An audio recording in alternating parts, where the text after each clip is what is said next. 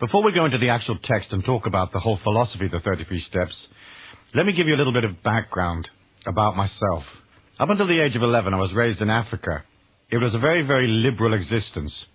Basically, I played on the beach. In fact, I cannot remember any school that I went to before I was 11. I'm sure I must have gone to some schools, but I've forgotten them. That's how much impact they had upon me. I cannot remember the name of a school, any of the children that were there, the classrooms, the teachers. School was not my trip until I was 11 years old anyway. So I was hanging out on the beaches of Africa, and then I was sent to an old English boarding school, one of those real old mausoleums that have been there since the beginning of time.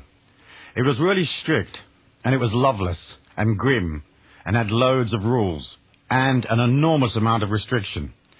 I stayed at the school from the age of 11 to 17, and by the time I got out, I was keen, real peachy keen, on discovering freedom. I thought to myself, hey, I've had freedom in Africa, then I had restriction. I've done restriction, I've graduated from restriction, now give me freedom again. So part of my journey in life has been discovering freedom. In my 20s, I decided that freedom came from money. I didn't know any better then, so I hurtled out and tried to make a pack of money as quickly as possible. In those days, in England, it was the back end of the swinging 60s, and things were really hopping and bopping. So if you were a lively lad, money came your way, and I made oodles of it. I was in the jeans business making $20,000 a week, and that was in the olden days when a buck was still worth close to a buck. At that time, I was about 21 years old. But having loads of money so young was almost fatal. I went down the ego's path of self-destruction, drugs, sex, rock and roll, and all sorts of nihilistic activity that was guaranteed to kill you before you got to 30. Having done that and got the T-shirt 10 times over, I got to the ripe old age of 28 and decided, hey, wait a minute, there's got to be more to life than this. And that's what got me into my spiritual quest. I think for all of us, we have to have at some point the desire. Sometimes the great wonderful goodness that is the invisible universe around us delivers to us a change, a special turning point. In the film business, they call it a plot point, when suddenly 20 minutes into the film, something different happens. Well, some people have a plot point whereby they get terribly sick. For others, they have a plot point whereby they whack a tree, like at 70 miles an hour, say. That usually turns them around. Or there's a divorce, a death in the family, a bankruptcy, or something weird happens. Generally speaking, when the ego's ticking along and is very pleased with itself, it doesn't want to consider, and it won't allow you to consider, spirituality, different belief patterns, ancient wisdoms, consolidation of power, and personal disciplines, or the kind of stuff that is involved in the sacred quest. Usually what happens is you have to burn out all of the ego's options first, and then whack a tree. So when you read in the newspaper that 4 people whacked a tree last night, know that they're basically seeking their infinite self. Of course, listening to this study course and following the simple instructions is a lot safer. But some people are in a hurry to discover themselves, so they whack a tree instead. It's basically their desire to reach God. That's what they're doing. So you don't have to get too emotionally upset. It's just the process of arriving at God. They just did it rather quickly. Well, I did my arriving at God by 28 because by then I was really bored, really fed up and totally psychotic. I mean, I was totally dysfunctional. One day I did a very clever thing. I got rid of everything. I got rid of the Rolls Royce, the staff, all the hangers-on, and I gave what was left of my business to my partner. I had an apartment in London on Chelsea Embankment, which is a pretty kind of la-di-da area. I remember thinking one day, I want to leave. I want to be free. No more BS. I want things that are true and real and good. In the hallway of my apartment was a very expensive set of mirrors. So I rang up a friend of mine and said, send a guy with a van. I'm going to give you a gift of some mirrors. So he came along and unhooked all the mirrors and hauled them off. Then on the day when I left the apartment, and you've got to think in terms of this apartment being worth about $400,000 in today's money, the morning I left the apartment, I closed the door. I didn't cut off the telephone. I didn't cut off the electricity. I didn't write to the bank and explain to them why they weren't getting their mortgage. I didn't know them very much, and I had loads and loads of equity in the apartment, but I didn't care about the money. I didn't even eat the food in the refrigerator. Nothing. I left all my clothes and all of the furniture, bar the mirrors, of course, and I left the apartment like I was going round the corner to the 7-Eleven. I walked down the street and I made a right along Chelsea Embankment, and not far from the building was a little drain, and I unclipped the front door key of the apartment and dropped it down the drain. That's how much I wanted to change. I was leaving. And as I walked out of there and left, that was the beginning of my spiritual quest. I decided, hey, Stewie, it's time for something different. So anyway, luckily enough, I found a spiritual teacher who started teaching me about Taoism. What's so beautiful about Taoism is that it teaches you to detach. Not only to detach from the world emotion, the emotion of your family, the emotions of the people around you, but you learn to detach from your own emotions so that you're not so much a victim of what's going on inside of you. The beauty of this philosophy is it teaches you to observe your own reactions. It's almost like standing above yourself and watching what's going on rather than owning the whole opera. You can observe your urges, you can observe your disquiet. You're not so much a victim of your own stuff. Some of the material in this introductory session I originally touched upon in a book I wrote some years ago called The Force. In that book, I explain the whole idea of the infinite reality in all things, and I introduced the reader to the idea of the Taoist philosophy. The Tao is an interesting thing. It's a Chinese philosophy that comes from about 500 BC.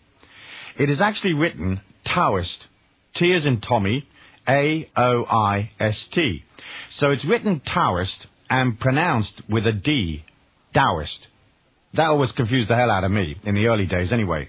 It came about because the people that studied the Chinese language in the early days tried to translate the Chinese sound into an English letter. And they never really did make up their mind whether it was Dao or Tao. So in the end, it's pronounced Dao and actually written Tao with a T.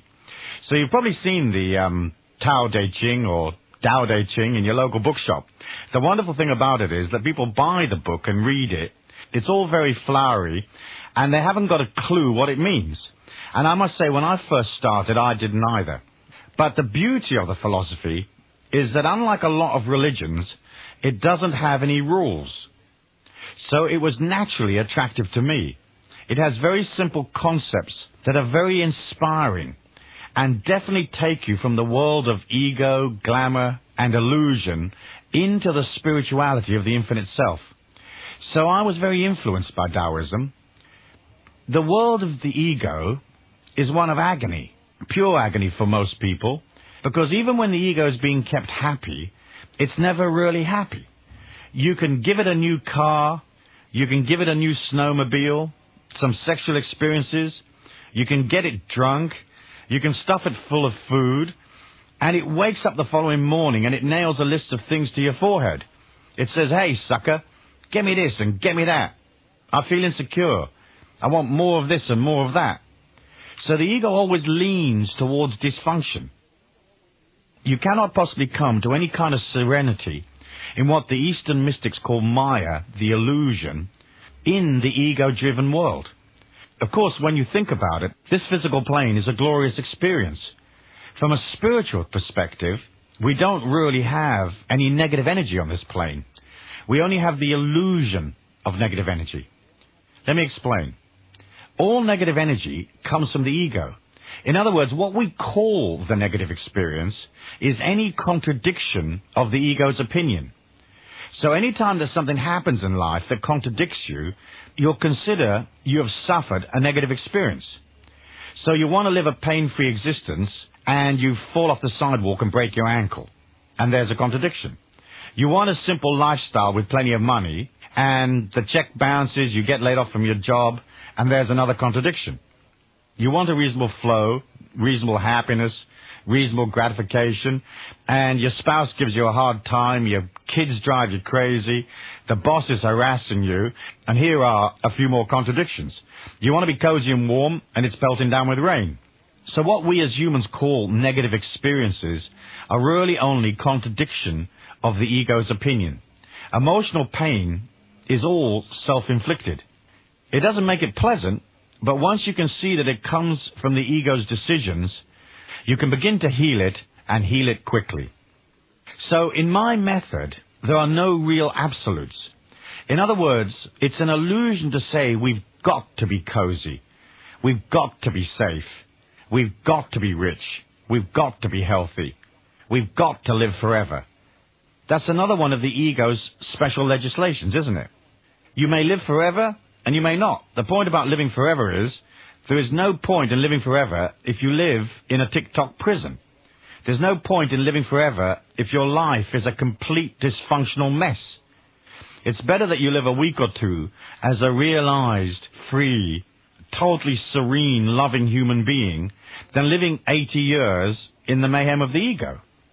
How long you live is irrelevant. It's the quality of life while you're alive that matters. If today was your last day on earth, the only tragedy would be if you hadn't experienced life properly, if you'd never allowed yourself to actually live it. What's the point of life if the whole of it has been one of pain, anguish, dysfunction and worry? That's useless. But if you've managed to reconcile yourself, if you've looked within, if you've reclaimed this infinite power within you, then all of a sudden you can say, yeah, Stu, I've done it. I got there. I got the t-shirt, bro. I'm happy to go into another dimension. I'm complete. So when we look at people's lives, it isn't really the length of their lives, it's the quality. Yet looking around our nation, we can see that the quality of people's lives is going down the gurgler. They're getting worse and worse, sicker and sicker. So you've got two options. You can sit around and get ill, or you can do something about it. So the very first part of this journey, in my view, is desire. What is your desire? What is your desire to consolidate your power? What is your desire to become free? What is your desire to perceive the world in a different way? Can you let go of where you find yourself today? You don't have to go crazy like I did, because I'm a bit of a lunatic. I go over the top on everything. And you don't necessarily have to walk out of your house and leave.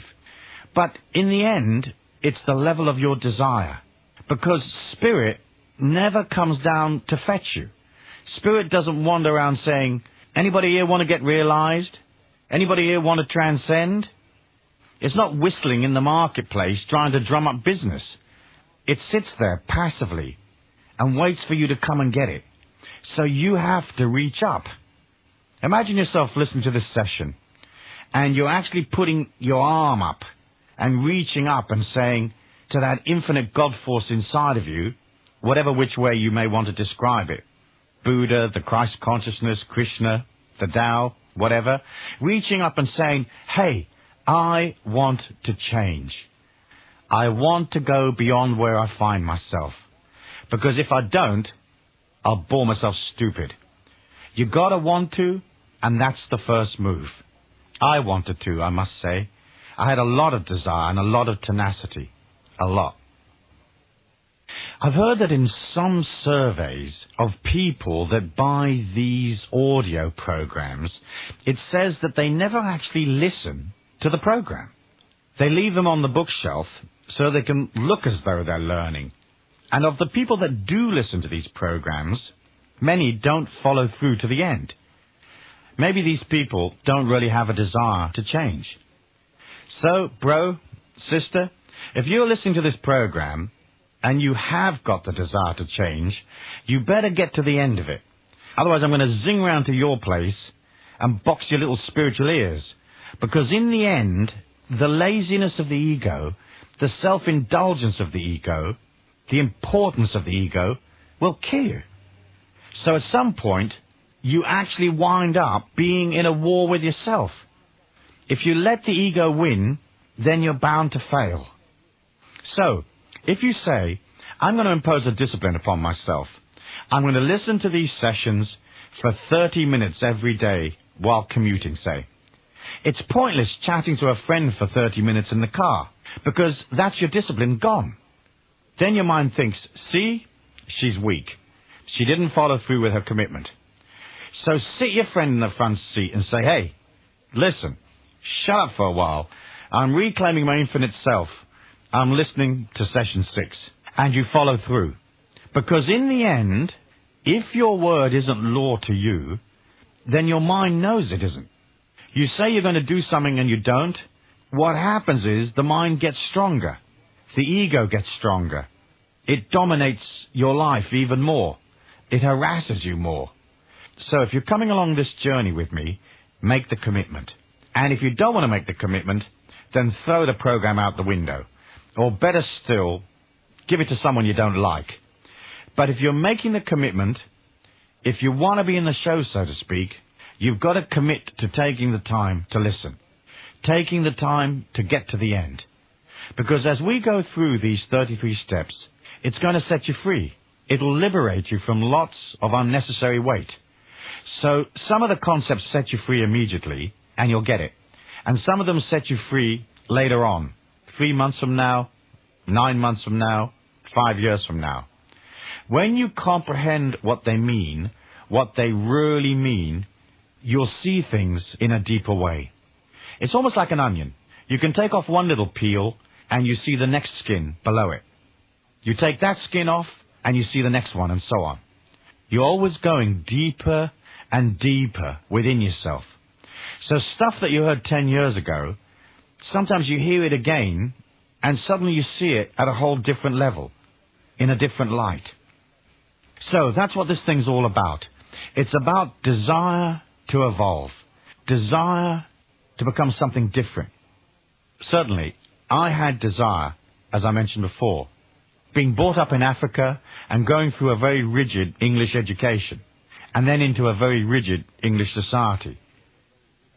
I really cranked up inside of me the perception that I didn't fit.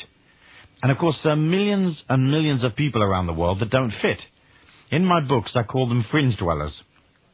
The fringe dwellers are not hobos or hippie travelers necessarily, and they're not anarchists that are trying to blow up City Hall. They're just people that know there's something else other than the ego and TikTok and control and the institutions.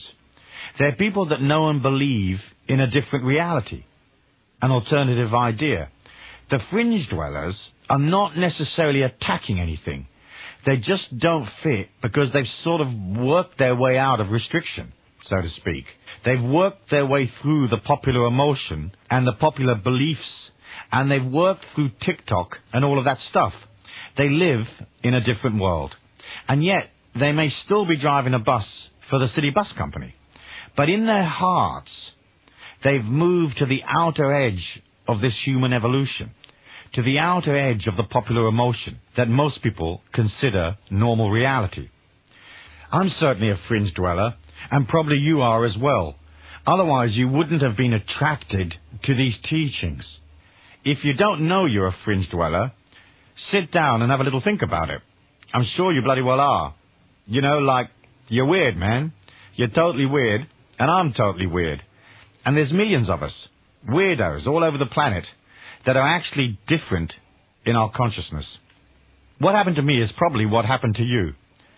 As I tried to fit, as I tried to mold myself into the three-piece suit, to mold myself into the English class system, the whole social structure, and trot off to Royal Ascot and get a top hat and all that, and go to the races, and there's the Queen moseying up the track in her little carriage, and everybody's so la-di-da, I couldn't do it. I couldn't fit. I would laugh and think to myself, what the heck am I doing here? The bottom line comes down to, hey, if you're a fringe dweller, if your mindset doesn't fit, then just agree to not fit. Why struggle? Sure, you've got to do things at work. Sure, you've got to show up at Christmas time and do all that away in the manger stuff. But in the end, in your heart of hearts, what you've really got to do is design a bridge that is going to take you from this side, where it's all TikTok and restriction and not fitting, across a river of consciousness to the other side. And that's where the infinite self dwells. Once you start to look at the world as energy, once you start to look at yourself as energy, once you have the desire to perceive, you will automatically write a different evolution for yourself. Think of it like this. Most people that are into consciousness, that are into working on themselves, accept the idea that life is created by them. If you're imbalanced, things go wrong. If you put out a lot of negative energy, you get a lot of negative results.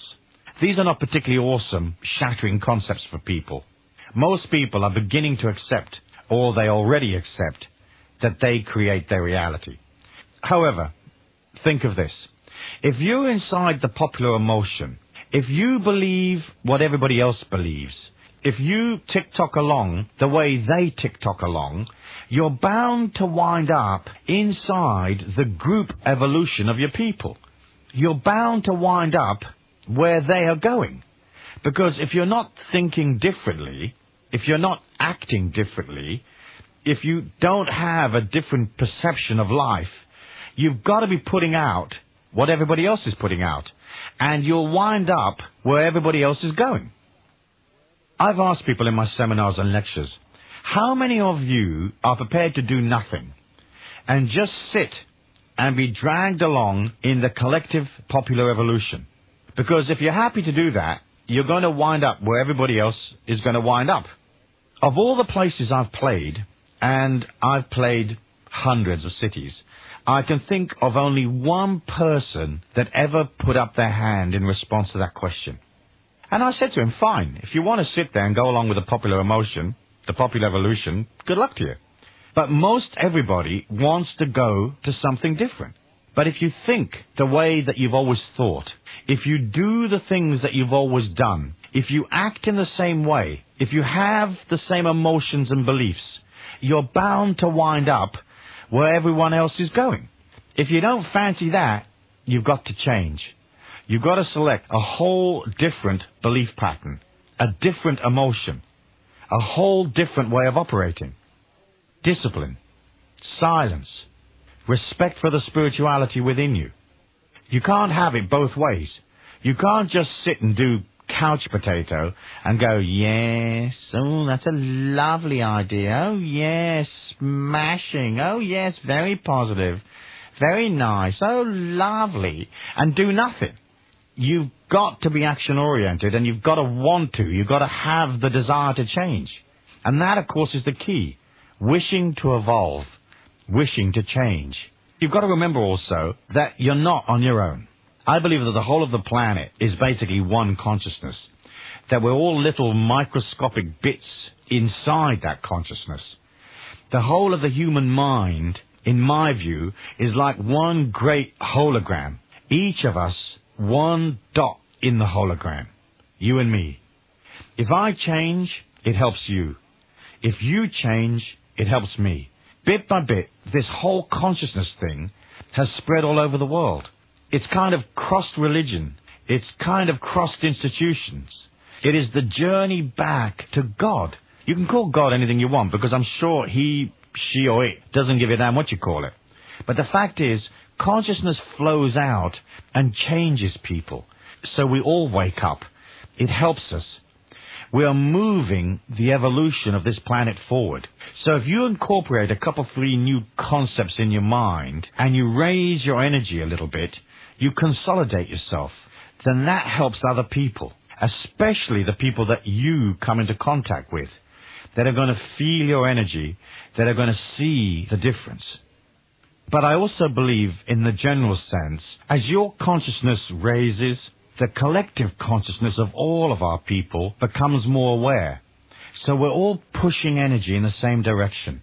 We're trying to create a more loving, more conscious, better put together society for all our people.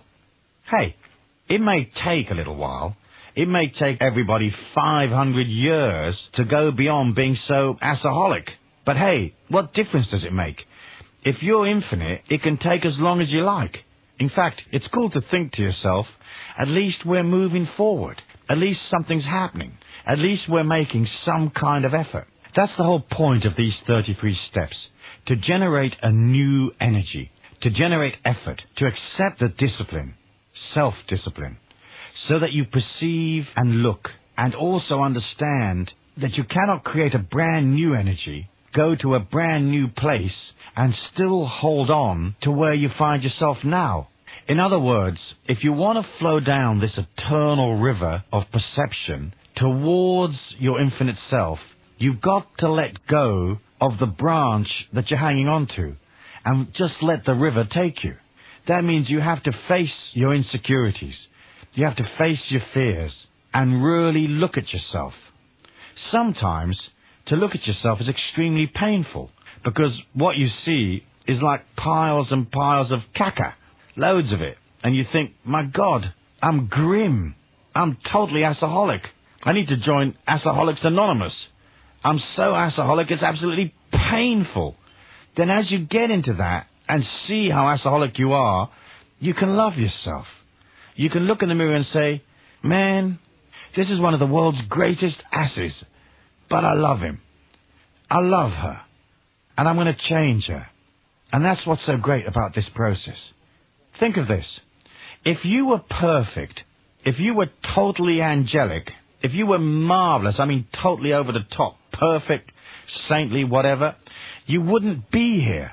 The whole point of our evolution on this earth plane is to come down here with all the crud and all the muck and all the violence and all the sickness and the fact that everyone is so dysfunctional and ill, and we have to accept it, accept the restriction. Just getting into this physical body is a very restricting experience. You wake up in the morning and there it is, 180 pounds, much too fat, and you have to schlep it around all day and haul it about. Just being in the physical, that's grim. You got to haul it around. So we accept the restriction. We accept the negativity. We accept the ego. We accept evil. We accept all of these things in order to transcend them. Because if this place were perfect, we wouldn't show up. We wouldn't incarnate into this body. We'd look at it and we'd think, nah, it's much too yawnsome. It's too boring. I'm not going down to the physical. It's just like watching paint dry down there.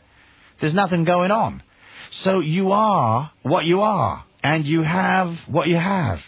And it's all up in the air. It can go either way. But you've got to want to drive it towards that infinite self. You've got to want to come. You've got to want to let go and make the journey. At this point, I want you to come to the next session, okay? No ifs, buts, or maybes. Just get on with it. Good on you.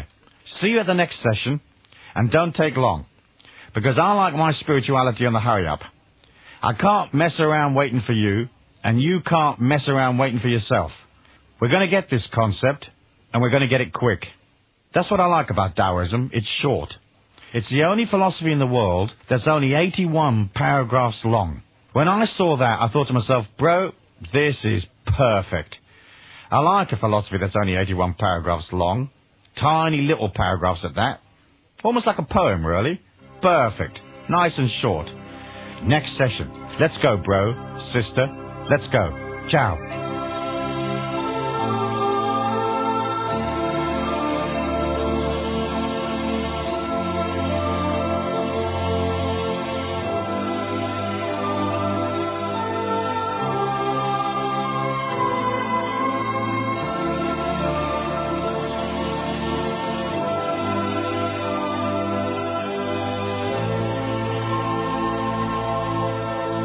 Congratulations on making it to the second session. Before we get into the actual 33 steps, let me talk to you a bit about the overall concept of the infinite being within. As I said before, I was very influenced by the Tao Te Ching. And what I liked about the Tao was its purity, its simplicity, and the fact that it's not a religion. It doesn't have rules, regulations, and hierarchies.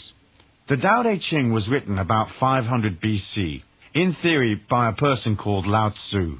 Lao Tzu means old man, so nobody actually knows who the author of the Tao Te Ching was. It has been postulated that the Tao Te Ching is a mixture of several different writers' work, because you can see different styles and different ideas in the text. However, as I said, it's very, very short. I'd like to read you the first few lines of the Tao and then explain them to you. I'm going to use Arthur Waley's translation because it is really the definitive translation. The Tao Te Ching, verse 1. The way that we have been told of is not the unvarying way. The names that can be named are not unvarying names. It was from the nameless that heaven and earth sprang. The named is but the mother that rears the 10,000 creatures, each after its own kind. When I read that, my first reaction was, what the hell is this guy talking about? So I asked my venerated teacher one day, I said to him, Boogaloo, how do you get in touch with this Tao thing? And what he said to me was, you can't really understand the Tao or the infinite self intellectually. It's beyond the mind. It's like a riddle, really. The only way to comprehend it is through heightened awareness and feeling. He said, try this discipline. He suggested that I rise at 4 a.m. in the morning and walk in silence for an hour in the forest. So I began the discipline, rising daily, walking in all weathers. In England, if you know England, well, there's plenty of weather here. And I would walk silently through the forest in the dark, not really having a bloody clue what I was doing. But the funny thing is that having done that discipline daily for 3 years, I eventually got what the Tao was all about. The first line of the Tao says that you cannot put a name to it. And that's a fact. It's a truth. The Tao is the essence of all things that sustain the 10,000 creatures. It is the underlying beauty that comes from the grace of the God force flowing through all things. That grace, that life force, some people call it the etheric, you can actually see it. Get yourself in a relaxed state and stare at the top of a tree, preferably at sunset. After a minute or so, move your gaze to the area of sky to the right of the tree. Stare approximately where 1 o'clock would be on the face of a watch. Now, without moving your eyes from the point in the sky that you're staring at, move your attention back to the top of the tree.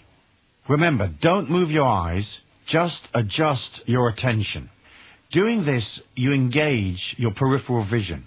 You'll see the enormous flame-like spirals of energy firing out from the tree in all directions. If you can't do it first time, leave it and try again later. A good time would be after one of the fasts that I mentioned in one of the later sessions.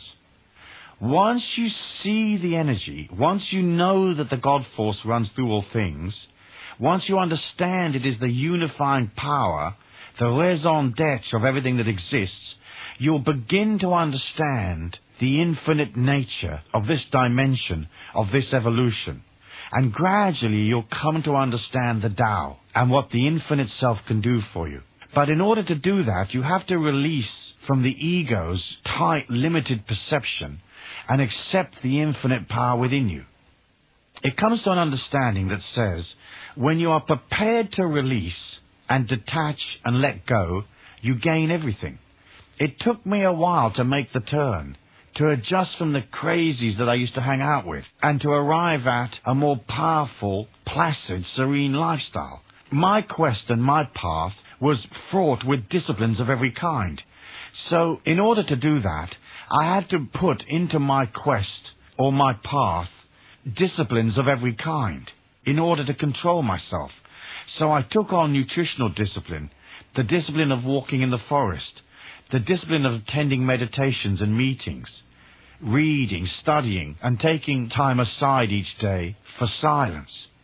25,000 people were attracted to my spiritual teacher over the years, and at each level of the teachings, the disciplines got harder and harder. After a period of about 3 years, almost everybody had dropped out, to the point where in the end, there were only 72 people left, one of which was yours truly. Eventually, there were only 3 of us left. It was that tough. The reason why the disciplines were so difficult and the people dropped out was that the teaching called upon you to be extremely disciplined and extremely spontaneous. So my teacher would phone and say, there's a meeting next Wednesday evening in southern Spain at 7 o'clock. Be there. There wasn't any question of could you make it financially, did you have the time off, could you get to Spain, was it comfortable, are you happy with the idea, is it convenient? It was just a matter of be there. If you didn't want to be a part of the teaching, you didn't have to show up. But if you went and you were even 1 minute late, you were tossed out forever. So you can see how we got rid of people really quickly. There were no ifs, buts, or maybes. There was no slack. And what I learned was that spiritual growth and getting to a higher awareness is not necessarily convenient. That's why most people never make it. They want to perceive a higher place, but they want to do it from the considerations of the ego and all of the limitations of an ego-based consciousness that often has the energy of a slug in a puddle. It's not doable that way. What Lao Tzu was talking about in the first few lines of the Tao Te Ching was that the world of the infinite self, the world of the Christ consciousness, the God force, the Buddhahood, runs through all things. It is everywhere, but it has no definition. It is only the ego that defines, discriminates, quantifies, measures, and creates an edge or framework so that it can understand things. But the eternity, the life force, the etheric, the grace of God, let's say, that is flowing through a plant, a tree, an animal, your human body, the water that flows through the streams, doesn't have a definition. You can define a tree because there is a precise and definite space around the tree where it is not.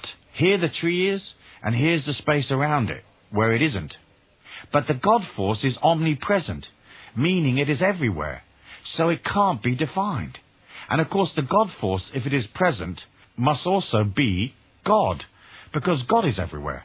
The God force and God must logically be one and the same. You can work it out. There's a law in physics that states that no two particles can occupy the same space. So if the God force is everywhere, and God, he, she, or it, is everywhere, then God and the God force must be one and the same. Because you couldn't have a particle of God existing in the same place as a particle of God force, because no two particles can be in the same place. So either you have to have a particle of God force and a particle of God side by side, and then both of them would not be omnipresent, because there would be places where they were not everywhere, or they would have to be superimposed upon each other, which is not possible. So the God force and God are one and the same. So to reach the infinity within you, you have to first change your mind about definitions. What the Tao says is, it is because of definitions that we limit ourselves. So the Tao says, nothing is high or low. Nothing is intrinsically short or long. No journey is short or long. One could say, well, this journey is a long journey because it takes you 4 hours to drive from A to B. But it's not long compared to, say, sending a satellite to Mars. And that isn't long compared to sending a satellite to the outer limits of the Milky Way.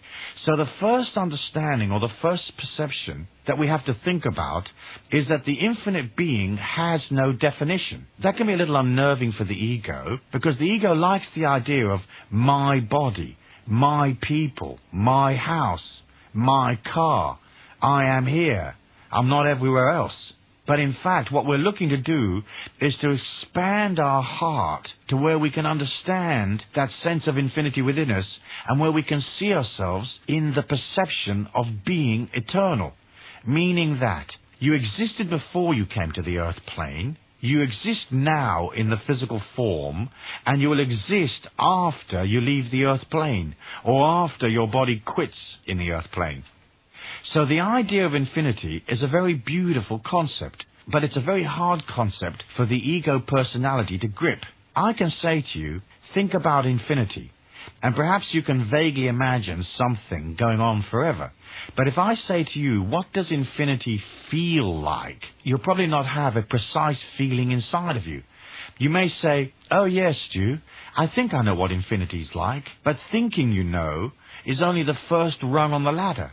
So what we're looking to do is to first of all get you to accept the idea of the infinite self intellectually. In other words, we're selling the ego personality. Then gradually through discipline, meditation, seeing life in a sacred way, opening yourself up, moving beyond fear, coming to a more compassionate understanding of this planet, you will eventually experience infinity as a feeling. Then you'll be able to say, yep, I feel eternal. I feel immortal. I feel infinite. I am everywhere.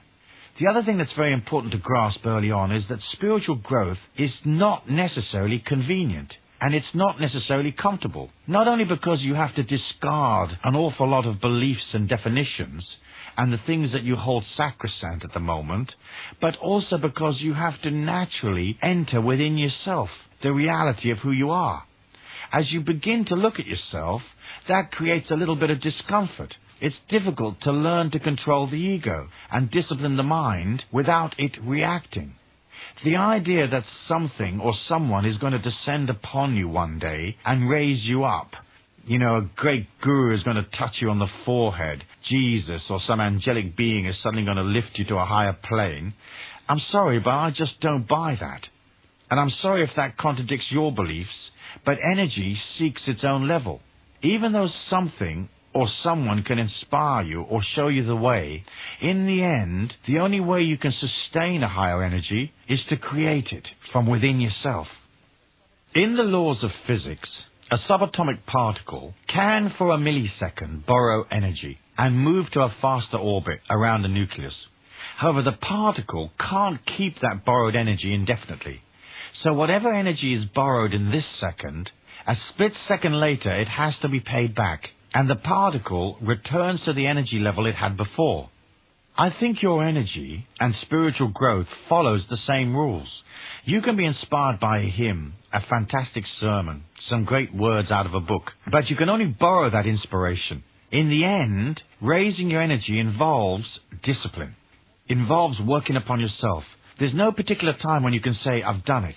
It's a perpetual process of unfolding within you, forever and ever. That is the only way that you can sustain yourself indefinitely at a higher level. The very first step of the 33 steps is called I am God. Now you may think, who's this little twerp saying I am God? Here's what I mean. I mean that you have to accept the idea of the God force being within you. Obviously, if the God force is everywhere, it must be within you. But most people either have no concept of God, or they externalize God and create an image of God outside of themselves. So they project away from themselves and they say, this person is God. These ideas are God. My mind is God. Money is God. Sex is God. Whatever. The God force is within, and you have to internalize that God force and accept that it is flowing through you. When God is outside of you, you can't really use it. You have to internalize it for it to become a truly awesome power in your life. Here's another concept that comes from I am God. I believe that the infinite you that dwells inside you had a vision of what it was going to be getting into in this lifetime. I don't believe that you came here by accident, that suddenly you plopped into this little diaper and thought, what the hell am I doing here? I believe that your evolution here on the earth plane is so powerful, so sacred, so dynamic, that the infinity within you had an overview. In the ancient teachings, it was said that the divinity, the higher self as some people call it, could see the first 13 years of life. Not every minute detail, but it could see the family you are going to be born into, your father and mother's strengths and weaknesses, perhaps the absence of your father or mother, the fact that you are raised by your grandparents or in an orphanage. It could see the genetic code and what physical disciplines or traits would develop. It could understand the mindset and the emotion of the tribal situation that you found yourself in. That higher spiritual self, the infinite self, had an overview of how this life would actually develop from the initial programming that you would receive as a child. This idea is quite radical compared to modern religious ideas, but it doesn't necessarily contradict them. It just says that the infinity inside you had a perception. In my life, I've confirmed it to myself, to a certain extent anyway. Because as you develop awareness and perception, you can see that people are not just mind or personality. They're not a set of tribal beliefs. They're not just a physical body. They are a feeling. I can watch people going up the street, and looking at the etheric, I can see the feeling. As I watch the feeling, I know a lot of things about them. If I was their higher self, which I'm not, but if I was, I could at least be able to tell them, from my own limited perception, hey, you have these tendencies, these possibilities. This will happen in the next 3 months, 12 months, 10 years possibly. But my perception is minuscule compared to the infinite perception inside of you. So if a human can train themselves quite simply to watch people's feelings and comprehend them, how much more or how much greater would that infinite power within you be able to see what tendencies lie ahead, what difficulties and what strengths? So I believe that you had a vision of what you were going to get into. And I believe also that your next point of power in understanding this I am God routine is to accept where you are. Because fighting against where you are, bemoaning your circumstances, crying over the fact that you're not as privileged as someone else, crying because you are privileged and therefore spoilt or something, being upset because you don't have all the physical strengths or knowledge that you need, is ridiculous. You have to relax and accept, remembering that almost everything is reversible. Everything can change. And what you can't change, you probably don't need to change. You can just go beyond worrying about it instead.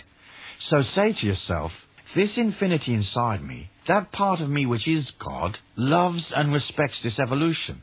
Loves and respects where he or she finds themselves and their circumstances. Now, the circumstances of your life right now might suck. They might be absolutely grim. But in sitting down and not fighting, not resisting, not creating negative energy, negative feelings, negative emotions, you begin an instantaneous healing process. So, if you're surrounded by a bunch of incredibly negative or incredibly grim people, called relatives or mere friends or workmates, rather than fighting that ugliness, rather than fighting your misfortune, rather than being aggravated by the circumstances, love them. Love the circumstance. Look at these people, look at the job, look at your circumstances, look at your family, your tribe, your home, and say, thank you, God, for sending me these teachers. These are my teachers. They're driving me crackers. And what they're teaching me is to not react. What they're teaching me is to transmute negative energy into positive energy. To transmute hatred into at least neutral energy. Or if possible, love. These are my teachers. Thank you, God, for sending me teachers. Thank you for allowing me to be here on the earth plane. What an incredible experience. Isn't it fantastic that free of charge, I'm surrounded by 55 assholes that are going to teach me a lot about myself? So if you want to reach that infinity within you, you have to move away from the more rigid definitions of the ego. And let's face it, the ego is very self-indulgent, isn't it? It wants everything to be perfect. It wants to be recognized. It wants it easy. It wants it safe. It wants it cozy. It wants to be paid more than it's actually worth. It wants a lot of stuff that isn't reasonable. And you're going to have to walk away from that, and suddenly you're moving from the definitions and the unreasonable agony of the ego to at least a neutral position, saying, this is neither good nor bad. These people are driving me crazy, and that's neither good nor bad. These conditions seem uncomfortable to the ego, but in effect they're neither good nor bad. They just are. Even if the conditions from the ego's definition are grim, from the infinite definition, it's all part of your learning experience. It's part of your challenge. It's part of being here. So, I am God says, I'm eternal. I'm beyond the definitions of the ego, beyond death. So therefore, I'm also beyond fear. Fear is a manifestation of the ego. Negative energy is only a contradiction of the ego's opinion, remember. I'm going to be talking more about that later. So the first point that we have here is to internalize God. So if you're driving along in your car right now and you have a concept of God that's outside of yourself, mentally bring God home. Bring God back inside your heart, even though you can't necessarily feel the infinity within you. At least imagine it there. Visualize it there. That doesn't transcend anybody's beliefs. You can still be, for example, a Christian and still believe in Jesus and feel Jesus inside of you rather than Jesus outside of you. If you have a concept of God outside of you, it disempowers you.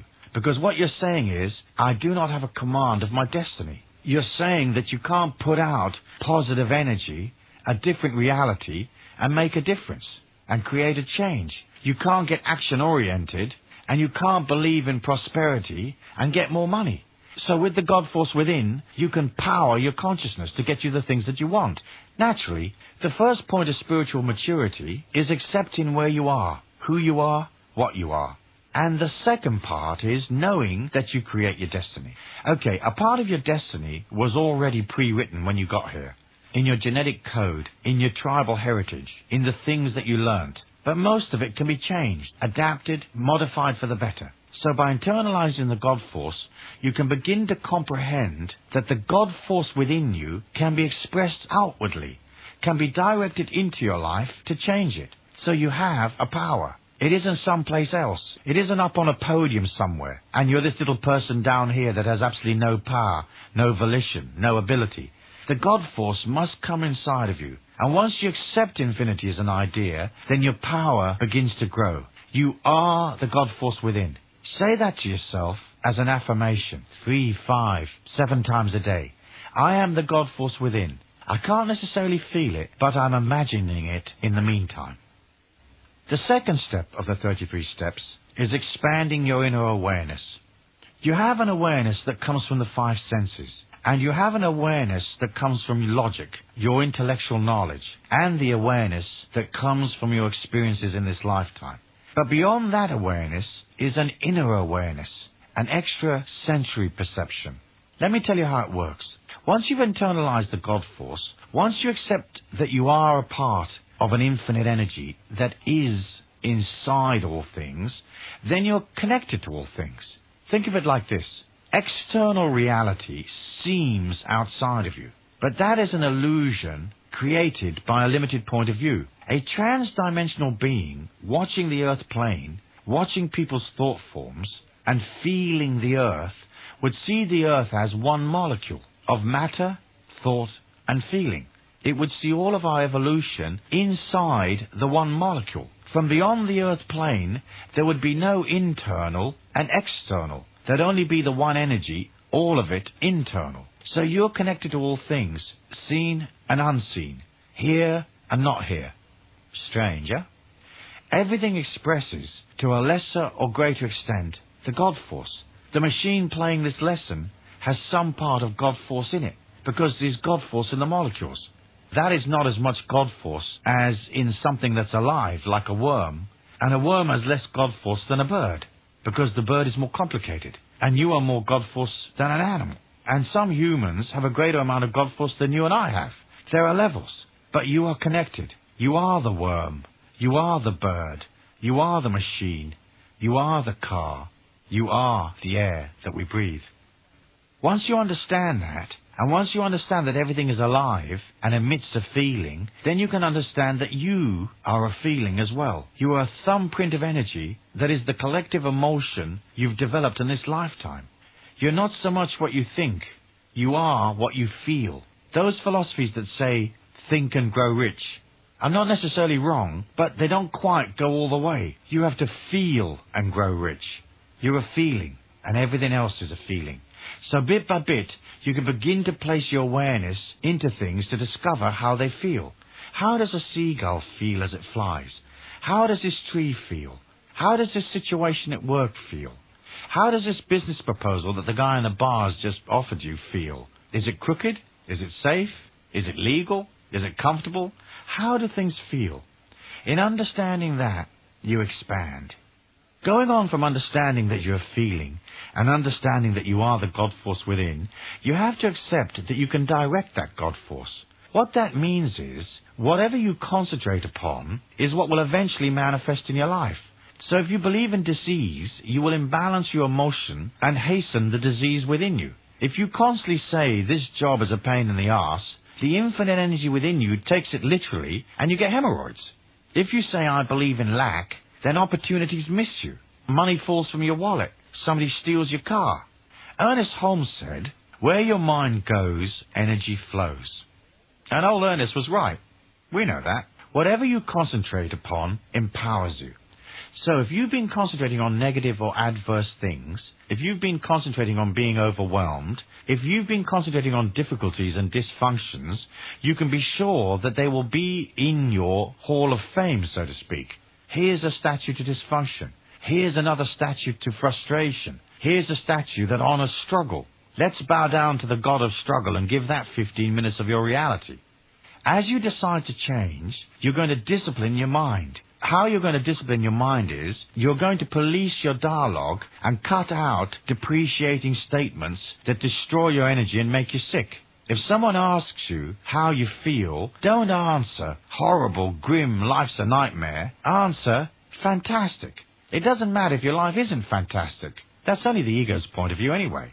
The spiritual reality that is your life is fantastic, and it's a very great privilege to be here. Next, you're going to gradually, over time, stop accepting things that destroy life force and affirm negativity. You're going to stop accepting things that destroy your balance and affirm weakness.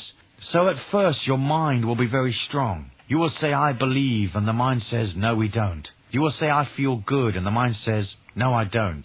You say, I think it's going to work, and the mind says, no, it won't. That's the beauty of this battle, of this journey. And you can push against the mind, not wrestling with it so much, just quietly disempowering its negative influence. So when it comes up with a negative thought, you can replace that negative thought, saying quietly to yourself, I don't accept that negative energy. I don't accept that fear. I am love. I am positivity. Everything flows through me. Everything comes to me for my highest good. And so you start to replace inside the mind the energy that has possibly created so much destruction in your life. An important thing to remember as you become more aware is that daily life, the circumstances of life, are actually external symbols of the inner you. So when you're walking down the street and something strange happens, you stop and watch. Let's say a black cat hops across your foot and does a somersault and crosses the road and pees up against the pub wall. Ask yourself, what does this mean? The fact that you are coincidentally there at that particular moment to witness the cat's antics means the symbol is yours. It's the external world talking to you. It is showing you things about yourself. So by internalizing the God force and by understanding that you have to quieten the mind, you begin to see how the universe is trying to take you by the hand and lead you on. The external-internal dialogue comes from serenity. It comes from silence. From the ancient legend of Camelot, we know that Arthur took the sword, Excalibur, from the Lady of the Lake. That Excalibur is power. It is silent power. It's not the ego's power. It's a silent power, and it came from the placid lake, meaning that the power comes from the serenity of your emotions. You don't have to be perfect to be serene. Tell yourself that 7 to 10 times daily. I am serene and balanced, whether life is perfect or not. You see, we're trying to get you to stop struggling against yourself. As you accept this gift of serenity, then bit by bit your emotions calm down. As your emotions calm down, the power comes up. It's not an egotistical power that you can wield to maneuver people. It's a silent power. It's a power that you will internalize. It's a power that you will use to heal your body. It is a power that you will use that will show you an evolution, a transcendence that is not normally available to people. But you have to learn to guard the power, to guard your energy and guard against the ego trashing it. It's a paradox of the ego that on one hand, it's babbling away, trying to build itself up, trying to generate gratifying experiences, trying to maintain its importance, and then in the same breath, it generates negativity to trash itself. Only the ego would believe that in moaning and groaning, things might get better. Essentially, it's calling for its mother to help it. I'll cry. I'll moan. I'll demonstrate the injustice of it all. Save me. Help me. If I bitch a lot, will you give me something for nothing? Will you commiserate? What you're going to do from here on out is you're going to discipline your mind. When you find yourself buying the negative emotion, getting out of control, you're going to stop and mentally change the program. Remember, don't buy the emotion, buy the solution. Expanding your awareness comes from understanding everything is feeling and asking yourself constantly, how does this feel? It's like a muscle that perhaps you haven't used for years.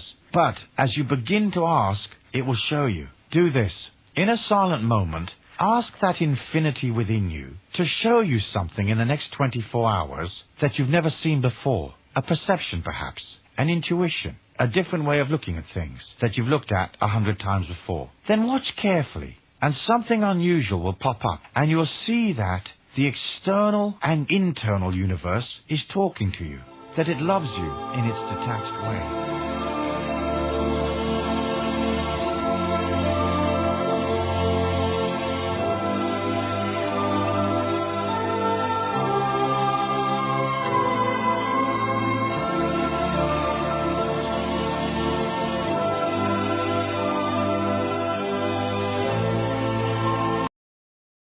Step 3 is the courage to go beyond. As mentioned in the last session, this is no more or less than having the courage to let go. Naturally, the ego is very resistant to letting go. It not only wants to hold on to its sense of power, but it likes to dominate your life and the lives of others, because it feels insecure. So, it may be frightening to let go, but the fear is just a manifestation of the ego. In my view, it's more frightening to stay where you are, isn't it? One has to learn to trust and be able to trust. As spiritual beings, we're flying blind, but that's what makes the whole of this process so fascinating. Let me read you a quote from the little booklet, Weight Loss for the Mind, that comes with this 33-step series. We have to embrace infinity inside a mortal body. We have to believe in a God we can't see. We have to learn to love in a dimension where there's so much hatred. We have to discover freedom where control is the state religion. We have to feel safe in spite of our concerns. So what we're really talking about here is blind trust. You have to have the courage to embrace the idea, accept the idea, and believe it before you have any real proof that this infinite self is there or that it will work for you. You have to be able to regenerate within yourself that sense of believing. In order for the power that's within you, the power of that infinity, the higher self, to come into your life. If you can't let go and trust, if your ego personality is fearful or constantly blocking off the inner power with its intellect, with its resistance, then the awareness, the extrasensory perception that you're naturally entitled to will be stymied and held back. We're used to overriding those little messages, aren't we? It's a part of how the ego plays its game. That infinity within you is like a divine celestial wind, which, if you can quieten the mind, will blow gently in your direction and assist you. People ask me, is it intuition? Yes and no. It's more than intuition. Spontaneous intuition is how it manifests in the early stages, while your mind is cluttered and while it dominates you. Later, it comes through as all-knowing, instant information derived, as said, from a heightened sense of feeling. It grows as you focus and discipline, and as you know and believe that you're infinite. Once you can see the 9 to 5 humdrum tick-tock world for what it is, the power joins you. It teaches you hour by hour, day by day. It constantly shows you. It will show you the people that you need to be associated with. It will show you the belief patterns that you need to discard and fling off your cart. It will show you when it's time for a career change. It will create a depth of perception for you. However, you have to agree to listen to it. Next, you have to have the courage to be different. Back to the fringe dweller idea. That may get you some flack from the people around you, but so what? Anything is better than being stuck. Next, you have to have the courage to accept and weather the pain and the aggro the ego will go through. It isn't going to like what's going on, and it will protest with very logical, good-sounding arguments trying to turn you round. When that happens, stiffen your resolve and perform some discipline the ego won't like. Throw yourself in the river at 4 a.m. every morning for a week. That should fix the ego pronto. In conclusion to the courage to go beyond, I'd add the courage to be vulnerable. As you change and grow, the ego will feel assailed and threatened. If you have no resistance, you're fine. If you have a lot of resistance, it will hurt. Imagine yourself as a small animal in the forest. It has no defense. It has no power. It is vulnerable. Allow yourself to become vulnerable, and you can come off the macho, dogmatic, insistent psychology that most people suffer from. And you enter into the spiritual beauty of moving and flowing without necessarily knowing which way to go or how you'll get there. Believe, believe, believe. Step 4 is the courage to accept spirit as your inner guide. It's closely linked to step 3, the courage to go beyond. One deals with releasing and becoming vulnerable. The other deals with moving effortlessly from intellect and reaction to subtle feelings and detachment. The process is not difficult. When you have to make a decision, rather than making the decision intellectually, shall I, shan't I, will I, won't I, and thinking through your options, Try to, more and more, use your subtle feelings. Open your heart to what Spirit is telling you. Ask yourself questions that you don't know the logical answer to. Once you find out that more often than not your inner guidance is right, you're gradually open to accepting Spirit as your guide. And as you unclutter your perceptions from the chatter and noise of ego, your inner guidance will become perfectly correct. It will always know. Practice constantly. Let's say you want to phone your mother. Is she home or isn't she? Visualize your mother and push your feelings out towards her and search for her. Is she home? If your feelings say no, don't call her. If your feelings say yes, call her. At the beginning, it doesn't matter if you're right or wrong. All that matters is that you get used to bypassing the intellect, bypassing the personality, bypassing regular knowledge, trying to access a deeper knowledge. Acting upon the information you receive is courageous. The problem is that in our childhood, because of education, the influence of peers and so on, we tend to, little by little, by the age of 7 or 8 usually, to get rid of this inner knowing that a child has naturally. So half the time, you don't listen to what the inner you is saying. And the rest of the time, you couldn't give a damn because your personality has already made up its mind. So, half the time your inner self says, turn left, and you ignore it. And suddenly there's a load of buffalo coming down the main street, and after they've trampled on your foot and you're hobbling for months on end, the little voice goes, left, left. And you go, yeah, maybe. And you head off left. And there's this neat little garden and a bunch of wonderful people saying, where have you been? The coffee's cold. We've been waiting for you for months and months. What happened to you? What's that bandage on your leg for? We resist. The ego personality cannot accept that something else is more important, cleverer, more knowing than itself. However, when you think of it, all intellectual reasoning is mostly guesswork. Taking information from a past performance or experience, one tries to guess what might be the best for the future. But that's very hit or miss. Inner knowing works best. As you begin to trust this guidance, call it a spirit guide, Jesus, Swami Rami, call it whatever you like. As you start to trust this power, it leads you step by step. It will take you where you need to go, to the next person, to the next opportunity, to the next place, to the next money-making idea. It knows because it is everywhere and everything is feeling. So it is all-knowing. As you concentrate upon it, it becomes stronger. A door opens inside of you. I've had people say to me, well, trusting is frightening. Yes, I suppose it is. But that's the nature of this journey, this quest. The fact is, it's only the personality that is frightened. The real you, eternal, immortal, can't be frightened. It can't be sick. It can't be confused. It lives in a perfect dimension of exquisite beauty. So if you have a fear of letting go, then start talking to your personality. Talk to it like a child and say to it, hello, little ego. I know you're scared of letting go. I know you're scared of quitting this little job in case there isn't another one. But we're eternal. We're abundant, infinite. And I know there's something better up ahead. So don't worry, little ego. We'll be fine. In the end, this journey away from ego into spirit is like journeying through the fog. You're only ever going to see a few steps in front of you. If you can see down the path, 6 months, a year, 5 years, 20 years, here's my pension, here's my retirement, you're deeply in TikTok. You're deeply in the world of the ego because it sets up those rhythms to keep itself comfortable. So Monday's wash day and Tuesday's meatloaf and Wednesday's days of our lives and on from there.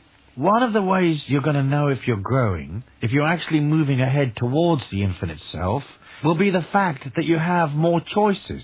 Things will be less definite. You won't see so far into the future. What you'll know is, hey, I feel fine right now, and my energy's rising, so I'm sure it's going to be fine next week, next year. Here's an exercise you can do, and I'm sure you can invent half a dozen others.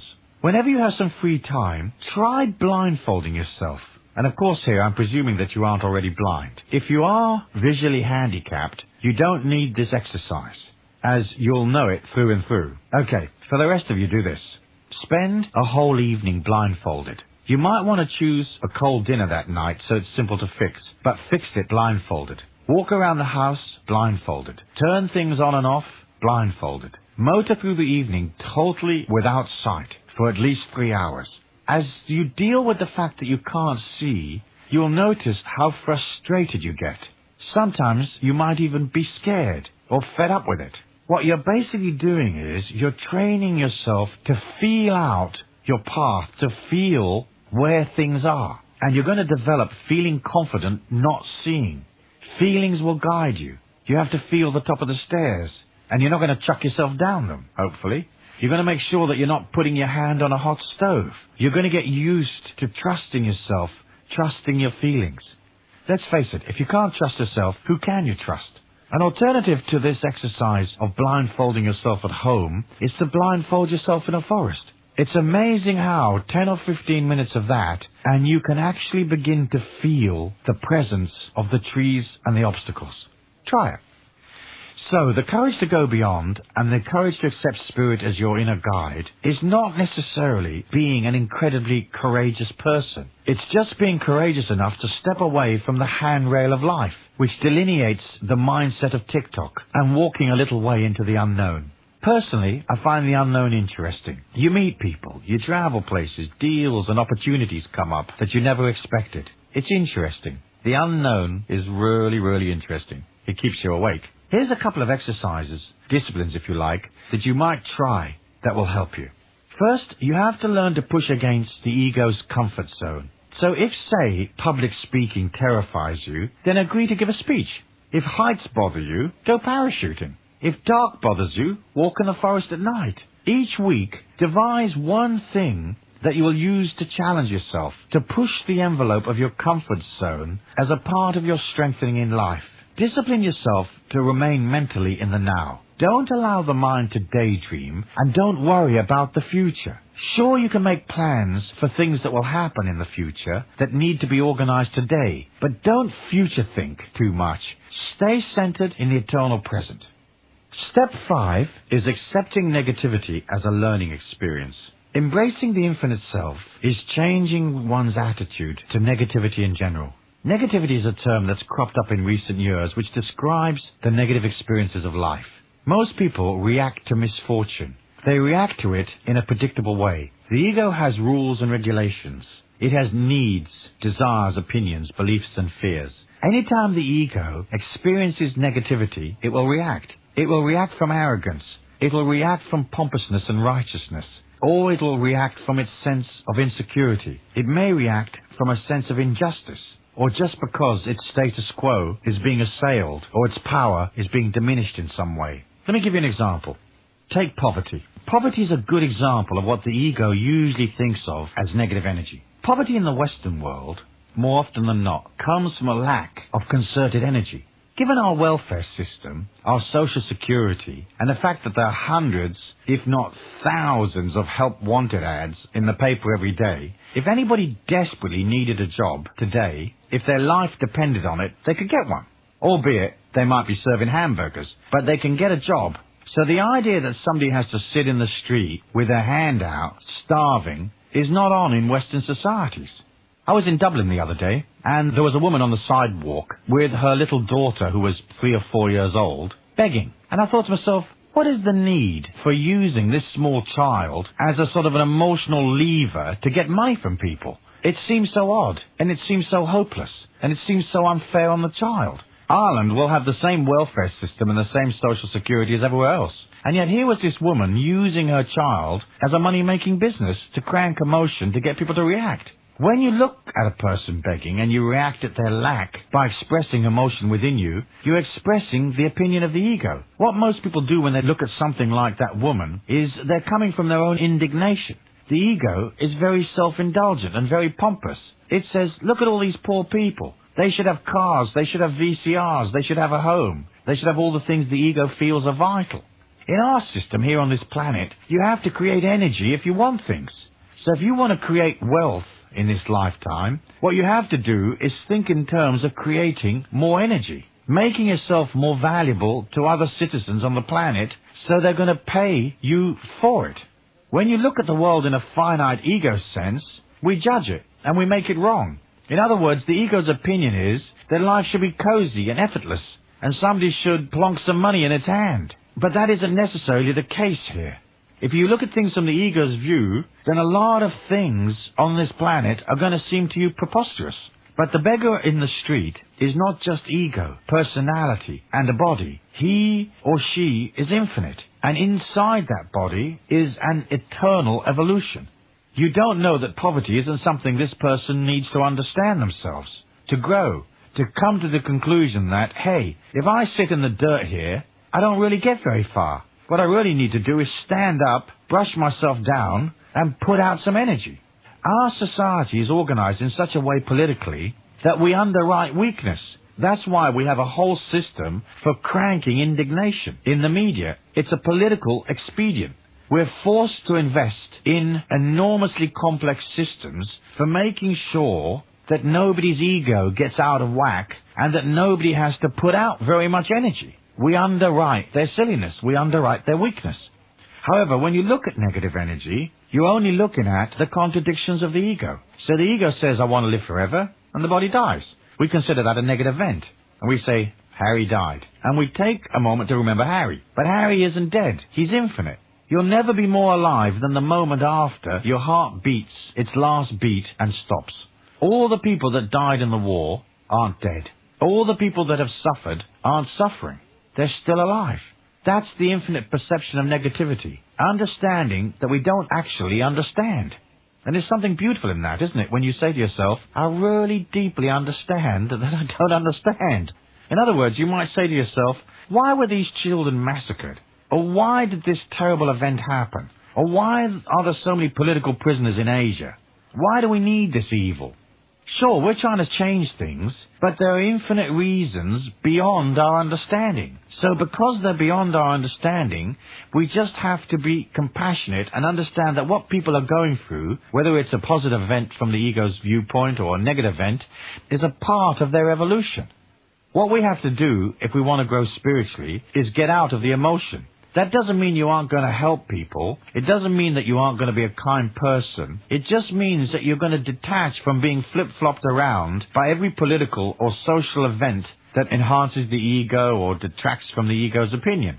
What we're looking to do is understand death, pain, cruelty, restriction, discrimination, illness, misfortune and poverty in a different way. Not from the self-indulgent survivalist attitude of the ego, not from a righteous emotion, but from a more distant emotion, where we understand that there are 5 billion or more spirits evolving on this physical plane inside physical bodies.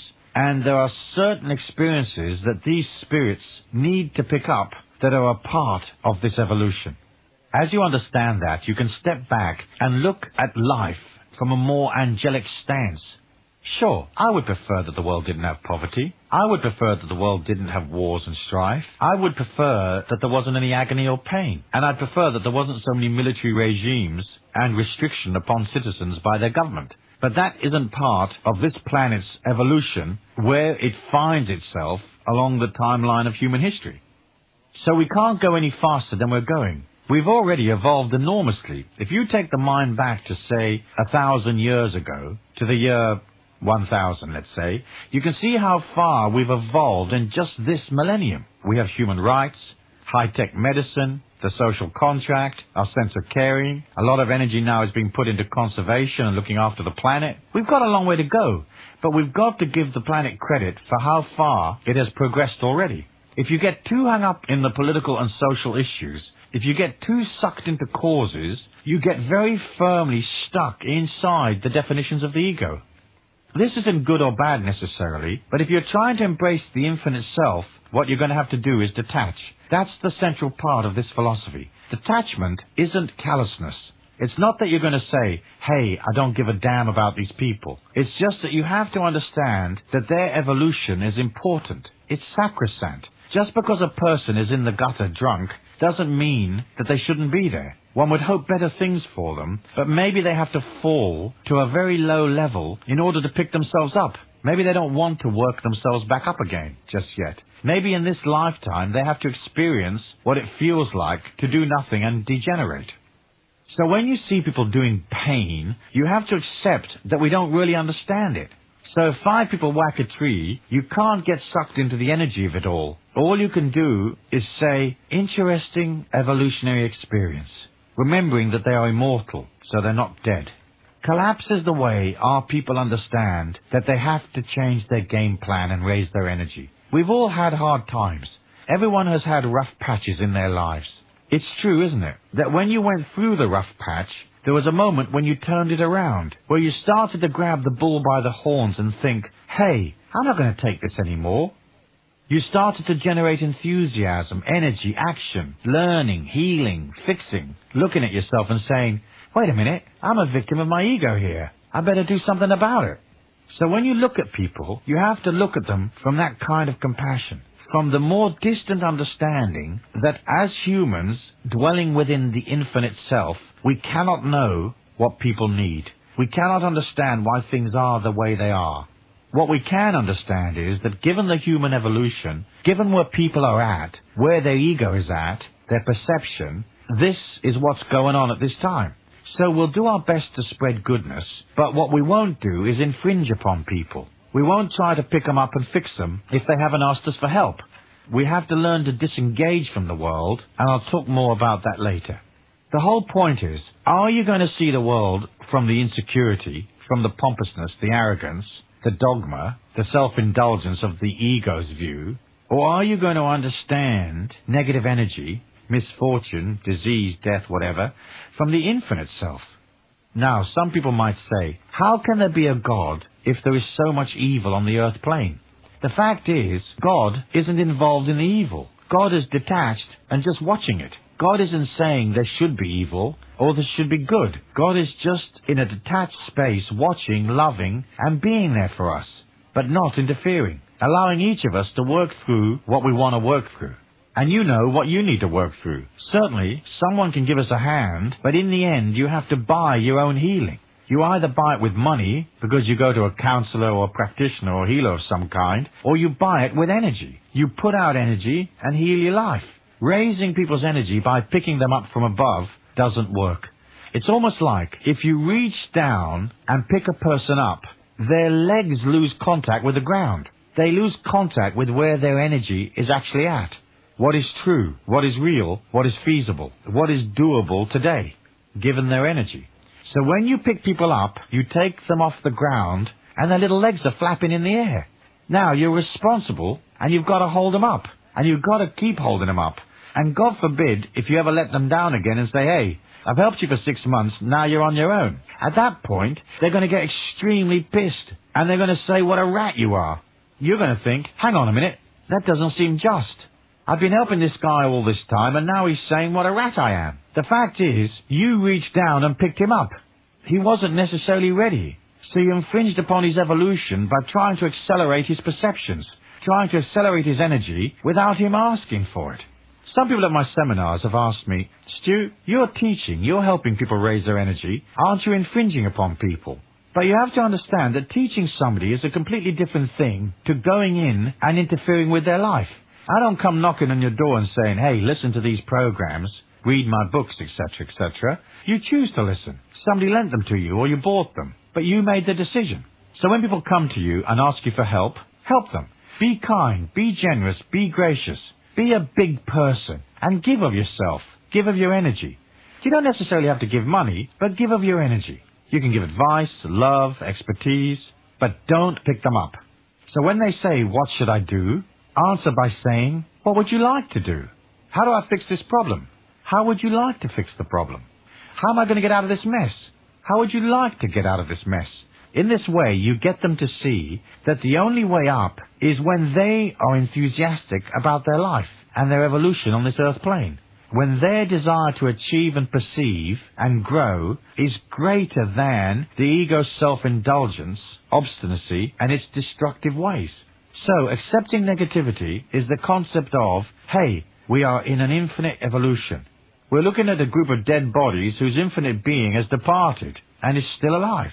So there is no death. All the agony we experience emotionally and psychologically is all agony of the ego. When you understand that, a very big door opens inside of you.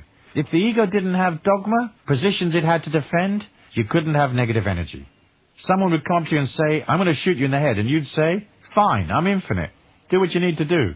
Meanwhile, I'm going to carry on here, working in my flower garden. If the ego didn't have an opinion, there couldn't be fear. there couldn't be all of these people hurting each other. So, understanding negative energy in a different way is important. Negativity is part of people's evolution.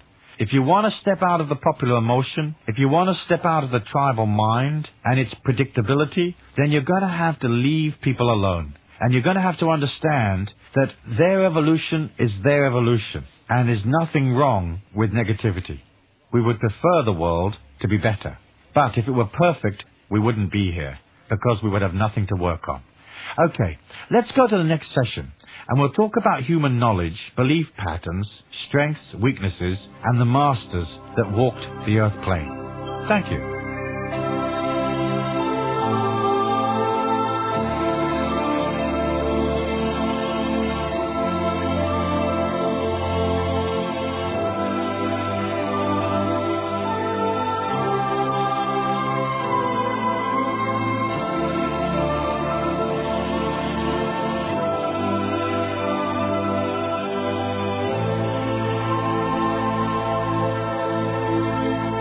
Step 6 is, we learn about the world through its belief patterns and go beyond it. As I said earlier, what we think we know, we've actually borrowed from somebody else. When you incarnate, the subconscious mind begins to record all of the sensations and inputs that you were given. It records feelings, emotion, and language. But more importantly, it records also all the subliminal information that is a part of your childhood. So bit by bit, you suck up like a sponge the tribal belief pattern that is offered. Those tribal belief patterns aren't going to contradict the ego because the central point of the tribe's identity is its ego self. What is a tribe if it isn't a collection of personalities that come together and belong to one genetic group or one social group? So the tribal mind is laced with a lot of negativity and fear and dysfunction. It's also laced with the agenda that the collective ego of the tribe would have you accept. If you're not very evolved, the tribal mind is a good place to be because it offers you the familiarity and safety of a collective consciousness, a collective strength. But once you start to reach for your individuality and your infinite self, the tribal mind will bug you. It's too restrictive and controlling to hold you. On the journey from ego to spirit, you're going to have to review and possibly ditch many of those old beliefs. Tribal beliefs teach restriction and fear. Don't do this, you'll fail. Don't do that, people won't like it. But mostly what the tribe wants you to do is to sustain its status quo. The programming that our children receive is the programming that says, put yourself to one side, sacrifice yourself, support the tribal good. And the wage earners, of course, are forced to pay for the tribal good, the common good. The tribe needs your money to sustain its power base. When you incarnated into this earth plane, with all its structures, institutions, all the regulations, the whole modus operandi, government, taxes, the educational institutions and so forth, all of these things were already in place. So your infinite self had a vision of this and accepted it. However, once you've sucked up all that information and you've trained to be a good little drone and you've followed the rules, you can eventually understand them for what they are. In our society, we tend to think that the rules are cast in stone. This is the way it was always done. This is what everybody says. This is how to dress. This is how to behave. This is hip. Everything else isn't hip. The personality needs to elevate itself above others, and the tribe attempts to elevate itself above the other tribes. But it wants individuals to conform. It doesn't want you being different. Conformity is boring because it creates a society of people that are grouped together in a glob-like evolution. Understand it like this. If you're thinking what everybody else is thinking, if you do what they do, if you use their language, dress the same way, believe the same things, and tick along, you don't really have an individual spiritual reality. You have a collective reality. I don't believe we get into an individual spiritual reality until we break away from the tribal mind and the tribal emotion. Yes, you're an individual, in that you're an individual within the tribal mind, but you're not a true spiritual individual. Part of the sacred path is to become an individual, to stand on your own, to have your own individual identity, beliefs, and methodology. However, the tribe doesn't like you doing that. Our systems are based on control. The whole idea of Congress, government, taxation, the police state, and the local controls are all designed to milk the taxpayer and impose control. It's illegal to disagree, and we're programmed to feel embarrassed or guilty if we push against the status quo. The status quo is not a particularly benevolent institution. It's a self-perpetuating institution, writing rules to sustain itself. Conformity is also a part of the desire of a nation or a tribe or an organization to sustain its psychic integrity. Imagine a couple of thousand years ago when there wasn't much medical knowledge, no real understanding. You could comprehend how the tribes were riddled with fear. When a person dropped dead, they couldn't do an autopsy and say, yeah, well, he ate a bunch of crud and died. They tended to think that misfortune, contradiction of the ego, famine, disease, death, and so on were manifestations of the wrath of God. That God was pissed off with the tribe and therefore sent mayhem down upon them. So when the goat died, it was considered a real bad thing, because obviously people needed the food and they were up for using the goat. Their ignorance put them into a very emotional relationship with their fate and with the God force. So, if the crops were good, God was pleased. A bad crop, pestilence, disease, another tribe coming down from the hills and kicking them stupid, they were all manifestations of the wrath of God. They didn't understand it. They didn't understand microbes, bacteria. They didn't have antibiotics. They didn't understand how the blood pumped around the body. They had no knowledge, none. Period. Full stop. So you can understand how what they really needed was to feel safe within their community. They needed the people around them to support them, to defend them, to care for the crops, to tend to the animals, to raise the kids.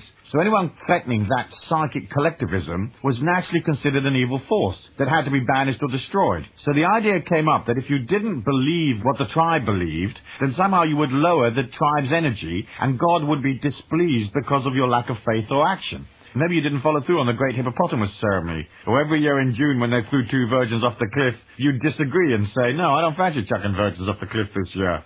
If you disagreed, it broke down the integrity of the tribe and generated fear. Even in our society today, where we do have the knowledge and we understand the physical existence, we still have this sense of having to conform. Especially if you want to rise up in society within the institutions or the status quo. It requires you to slot in and follow the system. There's very little opportunity for rocking the boat, and there's very little opportunity within the institutions and the old-style corporations for real creativity. One of the things that makes me laugh is watching men go to work for the institutions. They're all wearing this funny little coloured piece of cloth around their necks. Take a look at this funny piece of cloth, because nobody knows what it's for. It serves no purpose.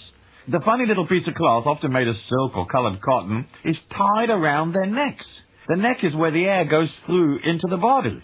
You'd think that tying something around your air passage wouldn't be conducive to well-being or comfort. Yet millions of men go through this ludicrous symbolic act of strangling themselves every morning, tying a coloured cloth around their windpipe. It's really weird, man. I suppose originally it was some kind of napkin or serviette that was supposed to stop food falling down your shirt. But the original meaning has been lost. Now it serves as respectability and reliability. The theory is that crooks and incompetents don't wear ties.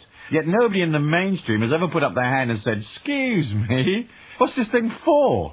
Yeah, if you work in a corporation, if you work in an institution, you are required to strangle yourself with a piece of cloth. It's a way of joining. If you suddenly decided to hang it out your pocket instead of around your neck, or you decided not to wear it at all, you'd be considered some kind of weirdo. The whole point of the collectivism of the tribal mind is control. And one of the things they had to control, in the olden days especially, was the women. Not just because of psychic integrity, but the future of the tribe relied on the women. The women had to crank out chubbies for the tribe and give birth to warriors that would defend the place later on. So the control of women was enormous. It's only recently that women have begun to win equality. Forgive me, ladies, if this sounds offensive, but in the olden days, women were considered the same as cattle. In other words, the more women the tribe had, the more babies they could have. So the more warriors, or more females, to generate more babies. So women were a commodity, and they were thought of as part of the wealth of the tribe. So the system needed to rigidly control the sexuality of women. It was only when the pill came along, and all of that broke down, that women could do whatever they wanted. They could raise kids on their own and have sex without worrying about it. They didn't belong to men anymore. You can see how a lot of the remnants of the medieval tribal idea of femininity are still a part of our society. There's still that underlying feeling or idea that a woman ought to shut up and go have babies, and she's not supposed to be commercially successful, become a millionairess, or have any alternative ideas. The tribes controlled through fear, regulation, and punishment. And none of that's really changed today. From protecting the psychic integrity came religious intolerance and control. The tribes weren't keen on anyone forming their own religion. Everyone had to support the psychic integrity of the communication that the tribe had with God. If you internalize God, as I asked you to do in step 1, or if you have already done so years ago before you listened to these sessions, then you'll understand that you don't really need a third party outside of you to intercede between you and God. If you want to talk to God, all you have to do is quieten the mind through meditation or prayer and feel it out. In the olden days, the idea was that you were too weak or too hopeless, too statusless to have a dialogue with God. So systems were developed whereby you used a third party to get in touch with the Great One. Once you had third parties interceding, then all the rules, guilt and obligations came into play. So nowadays we have a system where millions of people on the earth plane believe that the God force is with them and they're basically spiritually free, while others who still don't believe the God force is within them feel that they need someone to intercede on their behalf. Control nowadays is an old-fashioned idea. It doesn't mean that you can't be a part of a church if you want to be. Some people enjoy the camaraderie, the friendships, the music, being taught by a knowledgeable holy man or woman. So fair go, if that's what you're into. But remember, this thing isn't designed to set you free. None of the tribal belief patterns will ever set you free. That's why I was so attracted to Taoism. Because it's not a church, it's a philosophy. It's just an idea to liberate you. In Taoism, nobody's going to come along and impose any guilt trips on you, or make you pay 10% of your money, or load you up with a lot of do's and don'ts. It's not to say that all tribal ideas are silly. Some of them make sense. There were ideas about health and hygiene, how to grow food, how to interrelate peacefully with other members of the tribe. But a lot of it was to do with conforming, control, and making sure you didn't rise above the pack, or woe betide, leave the tribe. So, we come into the earth plane, we accept the tribal belief patterns as being the way they are, and they will gradually change over the next few hundred years, of course. Then, we have to release most of them. You have to go beyond the discomfort of becoming an individual, doing something that's different. One of the exercises I gave some people in one of my seminars once was to put on a chicken outfit and go to work. Throw away the little piece of cloth, I said, and put on a chicken outfit instead. Don't explain to anybody at the office why you're wearing a chicken outfit. Let's say you work in a bank. Just walk in, sit down, and start cashing people's checks. When people ask why you're wearing a chicken outfit, say, what chicken outfit? The point of this exercise is to get you into believing in yourself. You aren't your clothes, you aren't your image, you're a divine energy inside a body. I am what I am. I'm a divine spark inside a body that happens to be wearing a chicken outfit. I even had 3 guys from an Australian commando unit in my course. They went to their military barracks dressed in ballerina outfits. They walked past the guard at the barracks and he saluted them. You've got to give those lads a bit of credit for really believing in themselves, for saying, I am what I am, and I don't have to conform to keep you happy. A lot of the issue about conformity is the ego seeking approval. We conform to win approval. If I do this, will you love me? If I have sex with you whenever you want me to, will you love me? If I say these nice things, will you consider me holy or spiritual? The fact is, most of it is partly imposed from above as a controlling influence, and partly imposed by you through fear of breaking out of the status quo, and through fear of being judged by people. If you've never broken out of the status quo, then tomorrow do something crazy. Go to work in your swimming trunks, or do something odd or different. Don't put your tie on. Spend all day walking backwards. When people say, why are you walking backwards? Say, I like to see where I've been. Just start to do things that break up the rigid conformity that the mind has and the fear that it has of breaking away from the mold. Remember, if you can't break away, you're stuck forever and ever. Amen. You're bound to trot along in the destiny of the people. You cannot create an alternative reality and a true spiritual evolution for yourself until you agree to break away. Over the next 2 weeks, invent half a dozen ways that you will use to break up your normal rhythm of life. For example, go to a restaurant and order your dinner backwards. Start with a coffee, go to the ice cream and the main dish, and finish up with a starter. Pick types of food you never eat. If you hate jazz, go to a jazz club. If you hate broccoli, order bunches of it every time you sit down for a meal. Remember this, the routine that you are familiar with day to day is a part of your ego's authority over you. By doing things differently, you begin to challenge its authority. Step 7. All human knowledge is affected by human weakness. Weakness is endemic to our human situation. The ego is dominated by the idea of death. I'm going to talk about death later on, but the idea of sustaining, saving, holding on, restricting, being careful, not taking risks, and the ego's sense that it doesn't know what's going on makes us weak. We all have that weakness inside of us, not just the fear that the ego experiences, but the self-indulgence. One of the things that will bug you enormously as you trot along this spiritual path is the copious amounts of self-indulgence that we all labor under. The ego is grim when it comes to its self-indulgent attitude. It constantly wants to make itself important. It constantly wants things for nothing. It constantly wants reassurance. It needs attention. It's always seeking to gratify itself. It's not surprising that we soon become victims of the ego. The ego feels insecure, so it nails a list of demands to your forehead. You wake up in the morning exhausted, having gone out the day before and done all this stuff to keep the ego happy, and it still isn't happy. It says, here, sucker, here's another list of stuff I want you to go get. You know, get me this, get me that. So the weakness inside the mind is something that we have to work to go beyond. And of course, a lot of that weakness comes from the ego's fear and its sense of not knowing, which causes a terrible disquiet. However, as you embrace the spiritual path, you understand that you're in flow. You're only ever going to see a few yards in front of you. So one of the ideas that I want you to grab is that you can feel secure even when you don't know. It's only a bad habit that says you got to know. You don't. When you become spirit, you become more open. And then you can just accept things and flow. When people say to you, what do you know? You can say, nothing. Don't know, don't care. Then you go beyond the weakness of the ego, whereby it won't move until it knows. You're going to have to move not knowing. Feeling your way along, asking yourself constantly, hey, how does this feel? Does it feel right? If it doesn't, make adjustments. So when you can come out of don't know, don't care, you're free. Instantly, you go past one of the great human weaknesses, needing to know. If you're balanced today, you'll be more balanced tomorrow because your energy is going up. If you're abundant today, you'll be more abundant tomorrow because your energy is expanding. Simple. Once you realize the nature of the weakness of this existence, it becomes a huge triumph and a great thrill to go beyond that weakness. In the end, that's what this journey is all about. In my view, self-indulgence is one of the biggest blocks to spiritual development. It's arrogance. The idea that someone owes you a living, someone owes you importance, respect, someone owes you opportunities is silly. To become a spiritual being, you're going to have to be self-sufficient. So if you believe that someone out there is going to provide it all for you, you can't come to an understanding of this physical plane because you've got to dominate it to go beyond it. You've got to go through life to go past it, so to speak. So you have to generate enough energy to sustain yourself. If you can't earn loads of money right now, then begin by reducing your needs and increasing your energy, increasing your activity. Rather than saying, I've got to have this, I've got to have that, what you ought to say is, I've got less money, so I'm going to consume less. Maybe I'll live in a cheaper dwelling, get a cheaper car, eat less, spend less money on beer. You come to a place of balance inside whatever money you do have. On the spiritual path, nothing is guaranteed. The only guarantee is energy. If you have energy, that's your guarantee. If you haven't got energy, you'll become imbalanced. Things will start coming at you. It's simple, really. From self-indulgence comes self-importance.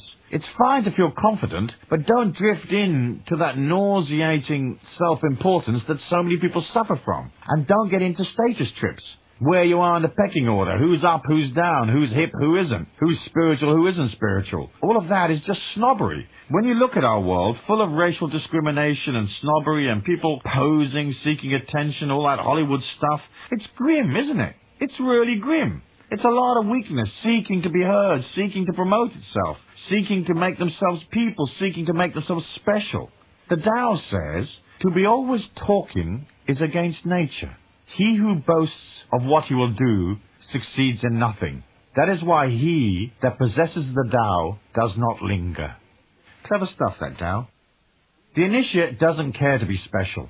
He or she is happy to stand at the back, happy to be silent. He or she is happy to slip in and out unnoticed. You don't need all of that razzmatazz and glamour. All you need is contentment, creativity, love, comprehension, gratitude, and sacredness.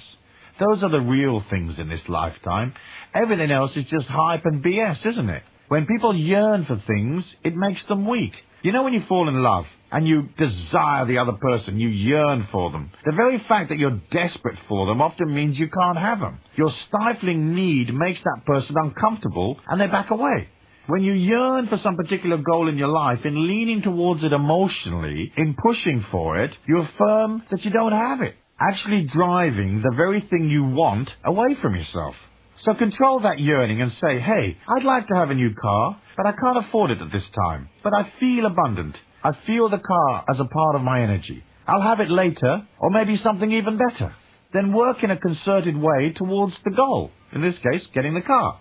Don't yearn and don't moan. And take a moment every day before you go to sleep or before you rise in the morning to give thanks for what you do have. This is beautiful. These children are beautiful. This home, it ain't so great, but thank you. Thank you, Great Spirit, for providing a shelter. Thank you for these clothes, these friendships. Thank you for these economic opportunities.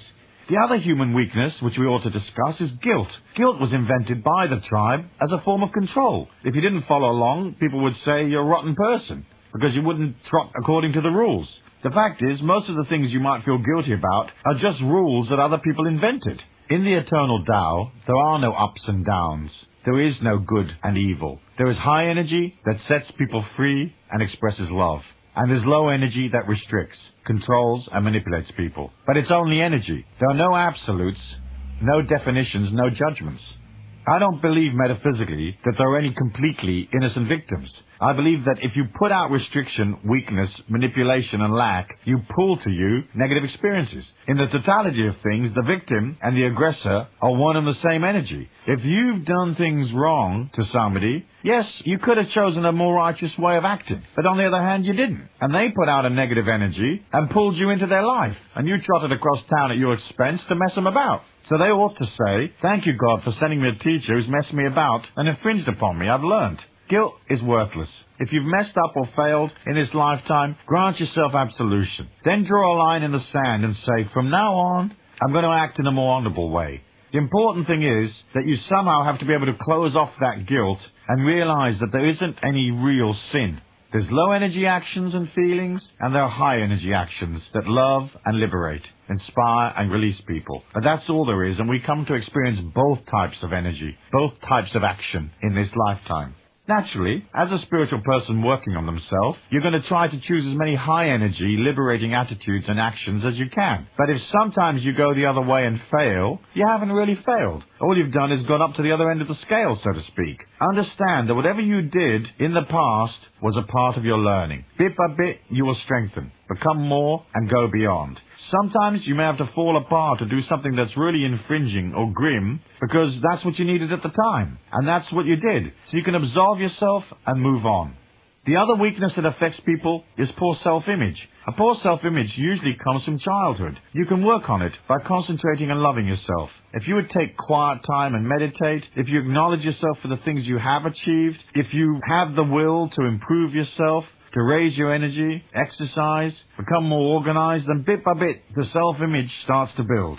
The whole point of this journey from ego to spirit is one of acceptance. If you aren't comfortable or you have a poor self-image, the first thing you need to do is to accept it. The second thing to do is gradually go past your shame, past your guilt, and work your way to where you can look at yourself in the mirror and say, hey, this person's okay. You can reconcile what's gone before. This person is moving up. So understand these weaknesses are part of the programming and they're here to be transcended. To recapitulate, don't bitch about your weaknesses. Either work on them or ignore them and concentrate upon your strengths instead. If you concentrate upon your strengths, usually your weaknesses will fall away and become less dominant in your life.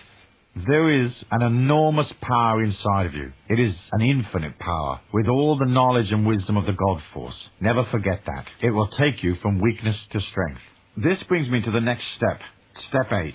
The masters were supernatural because others weren't.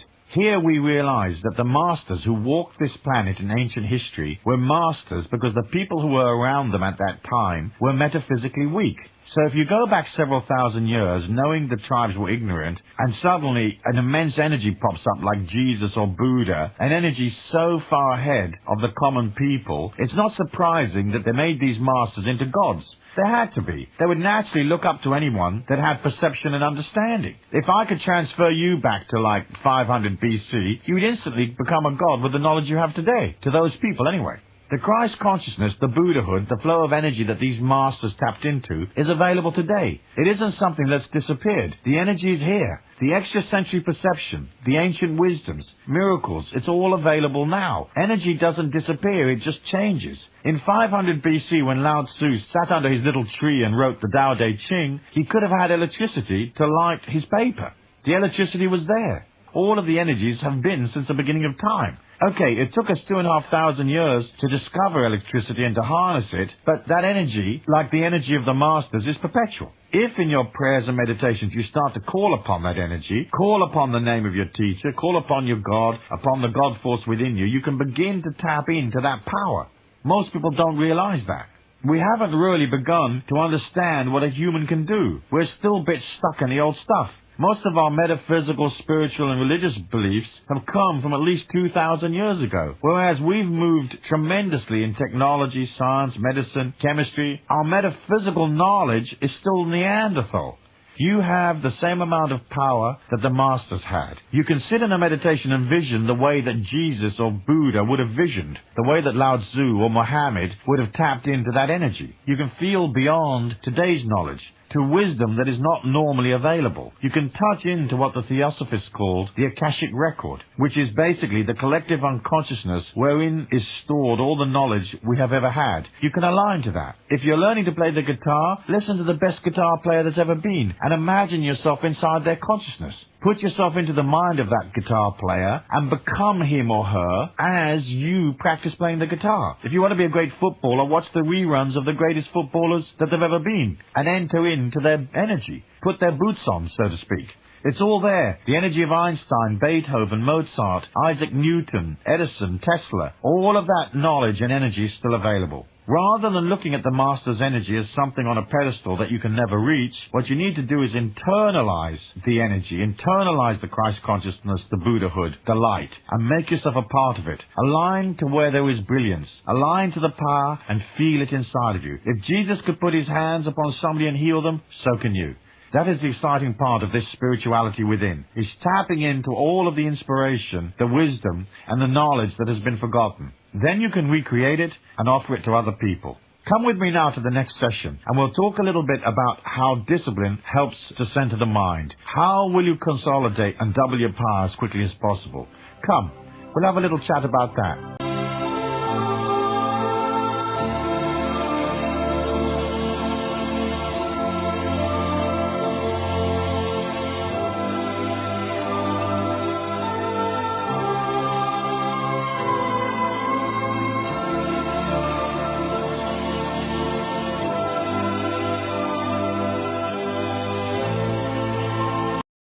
Nine is power comes from discipline. When I was 28 years old, and I first got into understanding the Tao, understanding the possibility of an alternative philosophy, an alternative perception, what drove me on more than anything else was the desire to comprehend the unseen world, the unseen realities that permeate our reality, to really understand what our maximum potential is as humans. I remember one day going through a neighborhood in London called Putney. There was a small church there. For some reason, I parked my car and went in.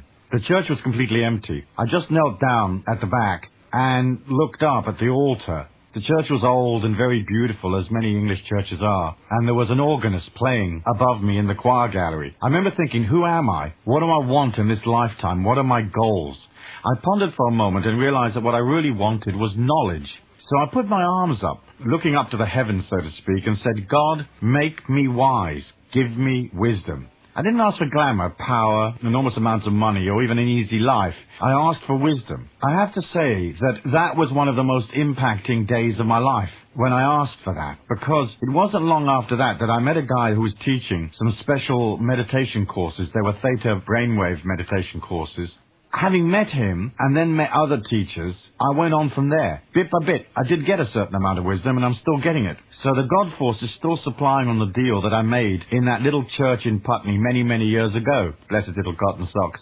The center point in all of this is your desire for wisdom greater than your need to accommodate the ego, the personality? In the battle for control of the mind, you have to have discipline. So step 9 is the realization that your power comes from discipline. The ego will always go to the self-indulgent side. It has uses because it keeps you centered and it gives you identity, but the ego is basically weak.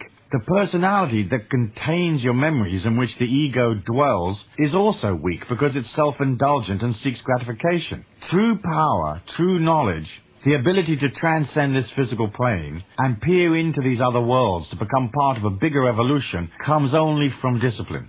Why? It's not as if God is sitting up there somewhere, bless it, saying, I want you to do this, I want you to do that. Because God is not involved in an emotional perception of our evolution. The importance of discipline is not to win anyone's approval, but to understand that you can't control the mind without it.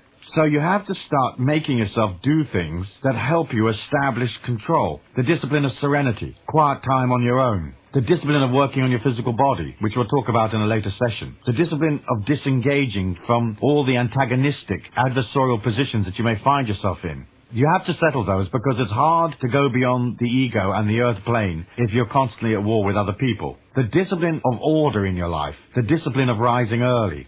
The infinite self within you is the God force, and it's pure. It's unencumbered with considerations and attitudes. The intellect clutters the infinite self. The Taoists revered nature because they said that in nature we see the external manifestation of God, of the God force, the Tao, in its uncluttered state, free from intellect, free from the definitions of the mind. So in the Tao, the grace of God is seen through the abundance of nature, the animals, the wind, the water, and through the ever-changing seasons. So I went out at 4 a.m. each night to discover what the Taoist meant. I walked every night at the same time. No matter if it was raining or snowing, sometimes it was a beautiful night, sometimes it wasn't, I walked in silence. There's a special kind of walking that comes from one of the monastic orders in China. It's what I call tiger walking. Rather than walking by putting your heel down first and then your toes, as we normally walk, you walk by pointing your foot and putting the outside edge of your foot down first, and then your toes, and then the heel. It's very graceful, but it's not easy to do. When you're walking, it forces you to concentrate while you're doing it. It's a kind of discipline. So I would do this tiger walking around the forest at 4 a.m., sometimes in absolutely atrocious weather. But what I decided was that as a discipline, I would ignore the weather. I wasn't going to let my personality whinge and moan because it was windy or hailing or whatever. I was going to do weather and have no reaction. So I'd wander off and I'd do my tiger walking for an hour, and then I'd come home, have a cup of tea and meditate for 24 minutes. That's my recommended time, 1 minute of meditation for each hour of the day. In the final session of this 33 Steps program, there's a theta metronome, which is oscillating at 4 to 6 cycles per second. The little bips are designed to help you with your meditations. They allow you to enter into a low brain speed, a meditative state, regardless of whether you have any experience of meditating or not. Even if you're a very experienced meditator, the theta metronome helps you because it slots you in down there at the theta level very, very quickly and holds you in that trance state. So I've included the metronome in this series because I thought it would be a tool to help you and to assist you reach the inner part of yourself wherein the infinite self dwells. You should make meditation a part of your daily life. Discipline that's imposed from above isn't as good as self-discipline. In the end, you have to become self-disciplined, and you have to impose upon your self-discipline, because otherwise you don't exert complete control. Another of the disciplines that I took on was vegetarianism, which I did for 7 years. I did the walking in the forest for 3 years, and I've meditated pretty much every day of my life since I first got started. Another of the techniques or disciplines that are useful, which I believe comes from the Hindu tradition, is just before you go to sleep at night, review the day backwards. What you do is run through all the experiences of the day and just look at them. You don't comment on them or ponder on them. You just watch them happening as you run the time clock from bedtime back to dawn when you got up. It's a way of unraveling the day and allowing those experiences to be released from your mind. And I believe it cuts down the need for lots of trivial dreams where the mind is processing stuff that happened during the day. It's like moving backwards in time, and it's a discipline that you do just before you fall asleep. It's where you stop to notice your life. Life will not just be passing you by because your affirmation is that you're going to want to notice it. So try this backwards thinking process at night and go back through your day. Reviewing the day's events unclutters the mind and allows you to go to sleep in a very pure state. Much of the inner communication you have with that infinite self is initially at night. So if you go to bed calm and serene and uncluttered, you can reach that infinite self more fully and be more aware of what it is telling you. If in reviewing the day there was some particular problem, rather than trying to think it through then as you're falling asleep, say to your infinite self within, I want to review this situation during the night, and I want you to give me the answer to my problem in the morning. Next day, either when you wake up or later on, ideas or solutions drift into your mind. The process is quite wonderful and magical, and it's amazing how it works, but it does. So give your problem to the infinite self and let it show you the solution. Not only does that help you with your problems, but it helps you establish a dialogue or communication inside yourself with that infinite self, beyond the intellectuality of the personality that's doing the day-to-day living. Another discipline that I imposed upon myself, which I'm going to mention in detail in step 14, is the discipline of not criticizing and not judging too much. By criticizing and judging, you constantly lock yourself into the ego's world, into its definitions, and you deny yourself the infinite world. The point is, you need serenity, and part of how you disengage from the emotion of the world and your personal emotions is by disengaging from definition, from criticism, from judgment. In order to be able to do that, you need time on your own. You need time to feel settled, to really look into your heart and to ask, who am I? Another thing that I want you to try is this. Light a candle and sit in front of a mirror. Stare at yourself there, looking slightly downwards, because it's more restful for your eyes. Stare at the center of your throat. Now, without blinking, try to watch yourself in that mirror. Play the metronome if you like. And bit by bit, as you relax and you melt into the mirror and you let yourself go, you will see images and feelings coming out of the mirror at you. At first, they may be a little freaky because you think, my God, what's that? But allow them to be. What you're really seeing is an externalization of your inner mind, your subconscious mind. So perceptions will come up, and bit by bit, you'll have visions. Eventually, other worlds will open up, and you'll be able to look into the mirror, and you will see other dimensions. Sometimes those inner worlds actually appear to be coming out of the mirror towards you. Just watch them, and don't let them freak you out. The mirror exercise, silent walking, meditation, nutritional discipline, exercise will all begin to assist you to understand the multi-dimensional nature of this reality. The other thing that you may want to do is start thinking of yourself as a multi-directional being. We tend to think of reality being in front of us, which is the direction that our eyes are focused. But start to ask yourself, what is behind me? What is to my left and what is to my right? What is below me, down through the ground or underneath? What is above? And you start to think of yourself resonating in 360 degrees in every direction, above and below as well. And as you start to enter into that perception, the infinite self will show you things. It'll show you the spaces between the leaves of the trees. It'll show you the silence in the talking. It'll show you the breathing in and breathing out of this experience that we call humanity. You will ask a question, and suddenly a bus will go past, and on the bus will be an advertisement for shampoo, say, and the text of the advertisement will answer your question. You'll begin to get into an interactive dialogue with life around you. The infinite self is there to show you, to teach you, to lead you on to more and more energy. But discipline is vital, because you cannot wrestle the personality into a place where it is quiet and serene without discipline. Step 10 follows automatically from 9, and it is the need to center the mind. Centering the mind is one of the major disciplines in discovering yourself, because it is how you get in touch with your subconscious, where all your motivations and urges and your initial programming are stored. If you don't get in control of the mind, it's like having 40 chickens in a truck, and they're all constantly flying about. There's feathers everywhere, and a tremendous commotion going on. Somehow, you've got to sit your chickens down in little rows, and centering the mind is how you do it.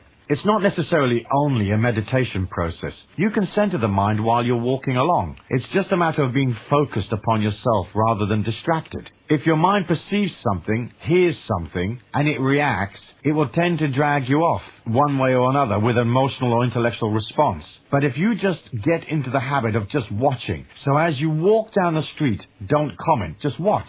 That way you're not reacting to everything, and you're not reacting to things that are said to you with joy or anger or frustration or happiness.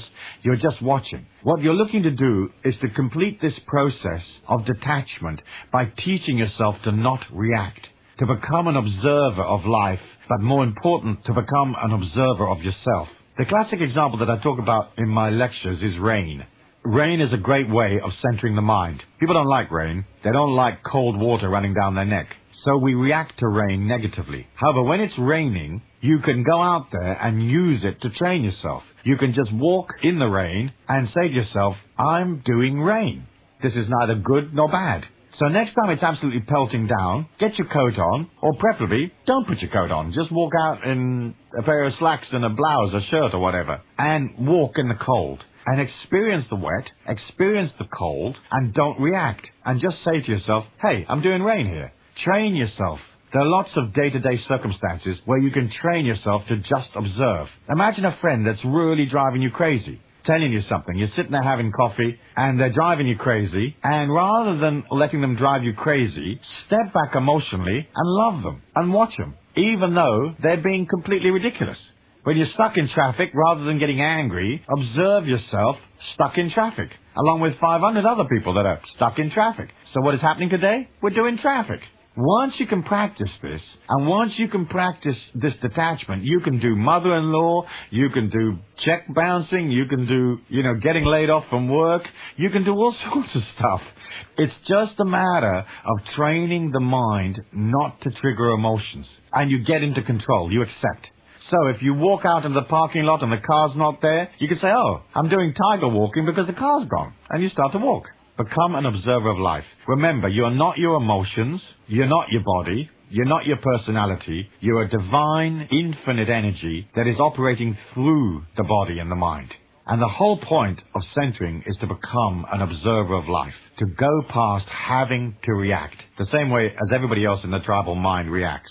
Beyond centering the mind, there's the meditative state. And I can't see any way that you can reach the infinite self without quiet time and meditation. Because you have to look at the subconscious mind. And if you don't look at who you are and what programming you received and how that has resulted in the circumstances of your life, then there isn't any real way for you to understand yourself. Most people on the planet are just external. They live only in the external world. They are external personalities, if you like.